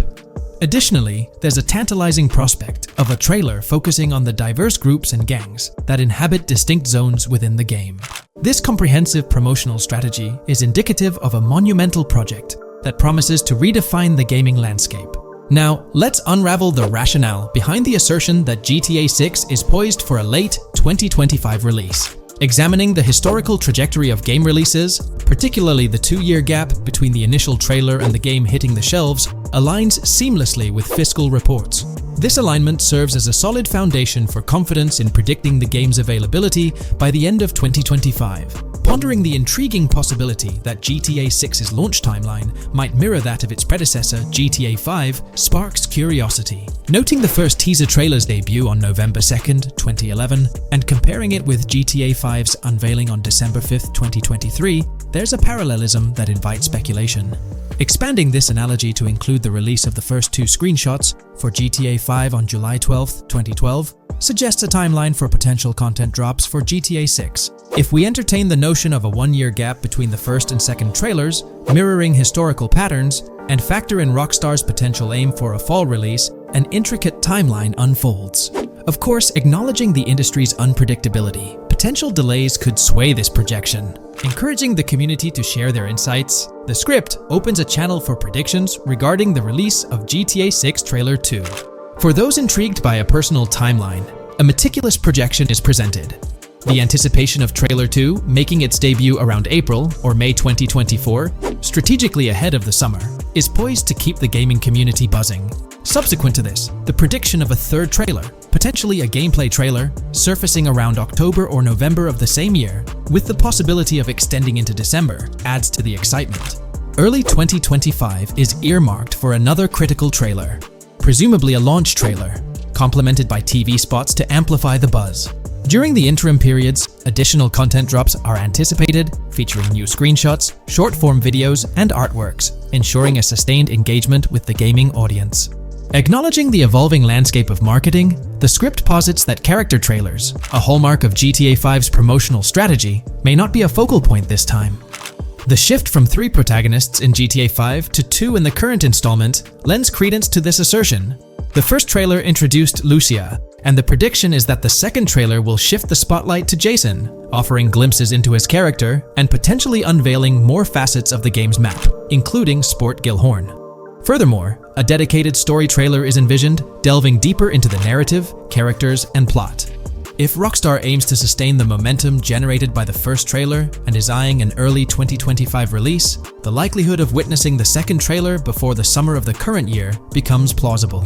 This expansive and speculative exploration of GTA 6's potential trajectory invites the gaming community to share their perspectives, fostering an engaging discourse in the comments section. New scoop just dropped. GTA 6 gears up for the last leg of development, with Rockstar calling back its staff to the office full-time. This intel's straight from Bloomberg journalist Jason Schreier, fresh in his latest Bloomberg piece. Today, we're diving deep into what Schreier shared. Known as a trusted voice in the gaming sphere, let's unpack his insights. Let's not waste time any longer and dive right into Jason Schreier's article. Grand Theft automaker Rockstar Games asks workers to return to office 5 days a week. Rockstar Games, a division of Take-Two Interactive Software, will ask employees to return to the office 5 days a week beginning in April, as the video game maker enters the final stages of development on its next game, the hotly anticipated Grand Theft Auto 6. In an email to staff on Wednesday, reviewed by Bloomberg, Rockstar head of publishing Jen Kolber said the decision was made for productivity and security reasons. The company has faced several security breaches, including a massive dump of early footage from the new Grand Theft Auto and an early trailer that leaked in December. Kolbe wrote that the company also found tangible benefits from in-person work. Making these changes now puts us in the best position to deliver the next Grand Theft Auto at the level of quality and polish we know it requires, along with a publishing roadmap that matches the scale and ambition of the game, she wrote. Return-to-office mandates have been a hot topic across various industries since the pandemic forced myriad employees to work from home. More recently, many employers have asked staff to return to the office for 2 or 3 days a week. A study last month found that remote work did not have an impact on productivity. The issue has been particularly controversial among video game workers, thanks to the volatility of the industry and its lack of a centralized workforce. Many of 2023's biggest video game hits, such as Marvel's Spider-Man 2 from Insomniac Games, were developed remotely. Rockstar's in the final stretch of developing Grand Theft Auto 6, hinting at a possible early 2025 launch. With this, we might anticipate the release of a second trailer, along with screenshots and more teasers in the coming months. While fans rejoice, this could mean extra pressure for Rockstar Games staff. Stay tuned here for updates as Rockstar unveils more details about GTA 6. Are you geared up for the official start of GTA 6 marketing? Drop your thoughts below. In today's video, I'll be discussing the recent developments in the GTA 6 mapping project. We'll delve into the latest additions, including new locations featured in Trailer 1, adjustments to existing locations, refinements in certain areas, and exciting discoveries from the latest trailer, such as the yacht interior, surfboards, Princess Robot Bubblegum, and more. Let's start by examining the mapping project itself. It's been some time since our last update on this front, and there have been notable changes to the map since then. This iteration represents the most recent version of the GTA 6 mapping project, spearheaded by Dupe's Zero R. Below, you'll find a roster of individuals who have contributed to this endeavor, and it's worth noting that this list has been recently updated. This project stands as the largest and most comprehensive effort within the fan community, with the goal of predicting the map of GTA 6 as accurately as possible prior to its official unveiling. DuPZ0R mentioned that there's still an extensive list of elements to incorporate and modify, but for now, this update suffices. Anticipate further alterations to the map in subsequent updates. This iteration represents the latest version of the GTA 6 mapping project. Notable adjustments have been made to the legend and the manner in which various elements are annotated on the map. All markers now include viewing cones to indicate their general viewing direction. However, it's important to note that the angle of these cones is merely symbolic. Additionally, speculative location markers have been updated with red outlines to differentiate them from non-location markers. Furthermore, coordinate markers now display their corresponding clip names for easier identification. Changes have also been made to the naming conventions in the key section. For instance, you'll notice that the markers now include the names of the clips they are derived from. Let's delve into the alterations specific to Vice City. The angles of Rock Ridge and Stockyard have been tweaked to align with calculations/evidence and to better match the coordinates. By observing the outlines, you can see that both the Rock Ridge and Stockyard areas have been subtly adjusted, ensuring a more cohesive layout. There's a noticeable improvement in alignment. A notable update to the map is this section here. Previously, absent features have been incorporated from the edges of one of Rock Ridge's mini-maps, and adjustments have been made to the water's edge in that vicinity, now depicted in dark green to indicate the genuine boundaries of this section of the Vice River. Additionally, several buildings in the Rock Ridge area have been identified, including the Rock Ridge Community Research Center, Miami Police Department, Venture Apartments, Orange and Pink, 7071 Warren Thacker Manor, inspired by Martin Fine Villa, Palace Cafe and Diary, all sourced from leaks. Furthermore, there are 2 speculative markers outlined in red, representing locations from the trailer. One in Rock Ridge is speculated to be the Hammer Hamlet Ladies location, while the other marks the high roller scene from the trailer. You can find the timestamps for both scenes on the map. Updates have been made to the route of the I-404, incorporating new evidence. This includes adjustments in Vice Beach and the positioning of the road near Rock Ridge. Notably, there have been alterations to the highway section near the airport.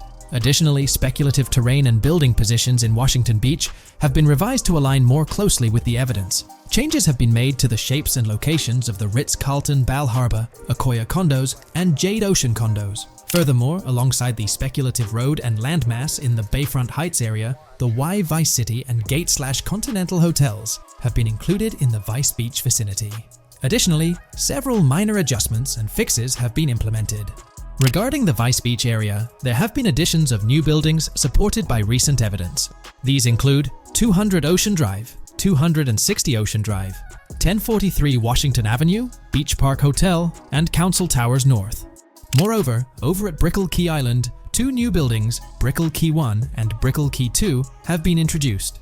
Additionally, corrections have been made to the names of the Tequesta Point locations, accurately reflecting their respective positions. Now, let's shift our focus away from Vice City. Firstly, an error regarding St. Joseph has been rectified. Previously labeled in purple, it should have been marked in red to signify that this name hasn't been confirmed in the leaks, but is either speculative or based on real-life data. Moving westward towards Port Gellhorn, there have been notable additions to the leaked industrial area opposite the state prison, along with improvements to the prison itself. Several speculative structures, highlighted in red, including a water tower and industrial buildings, have been incorporated, along with a cell tower across from the prison. Heading south to the Keys, significant improvements have been made.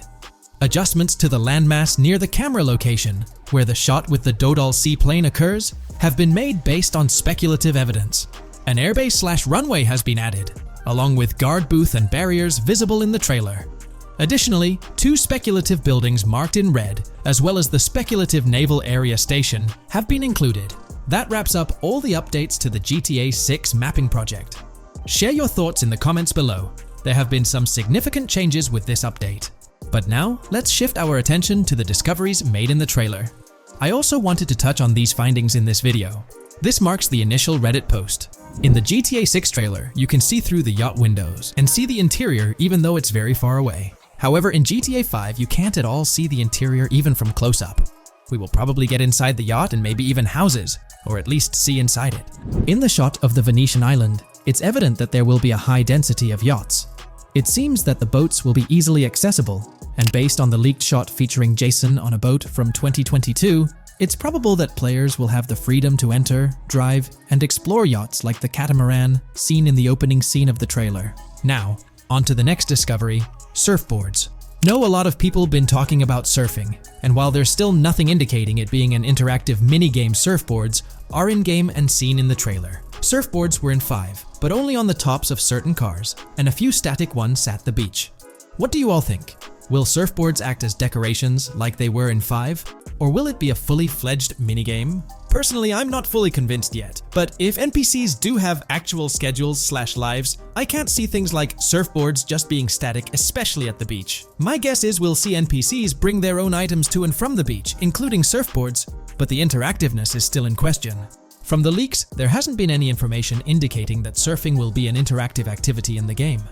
Nonetheless, there have been numerous articles discussing this possibility, like the one mentioned here. Major GTA 6 leak allegedly hints at surfing to debut in series. The upcoming GTA 6, officially untitled, leaks are becoming more frequent and interesting, with a recent one revealing that the upcoming title will include new water sports, such as surfing.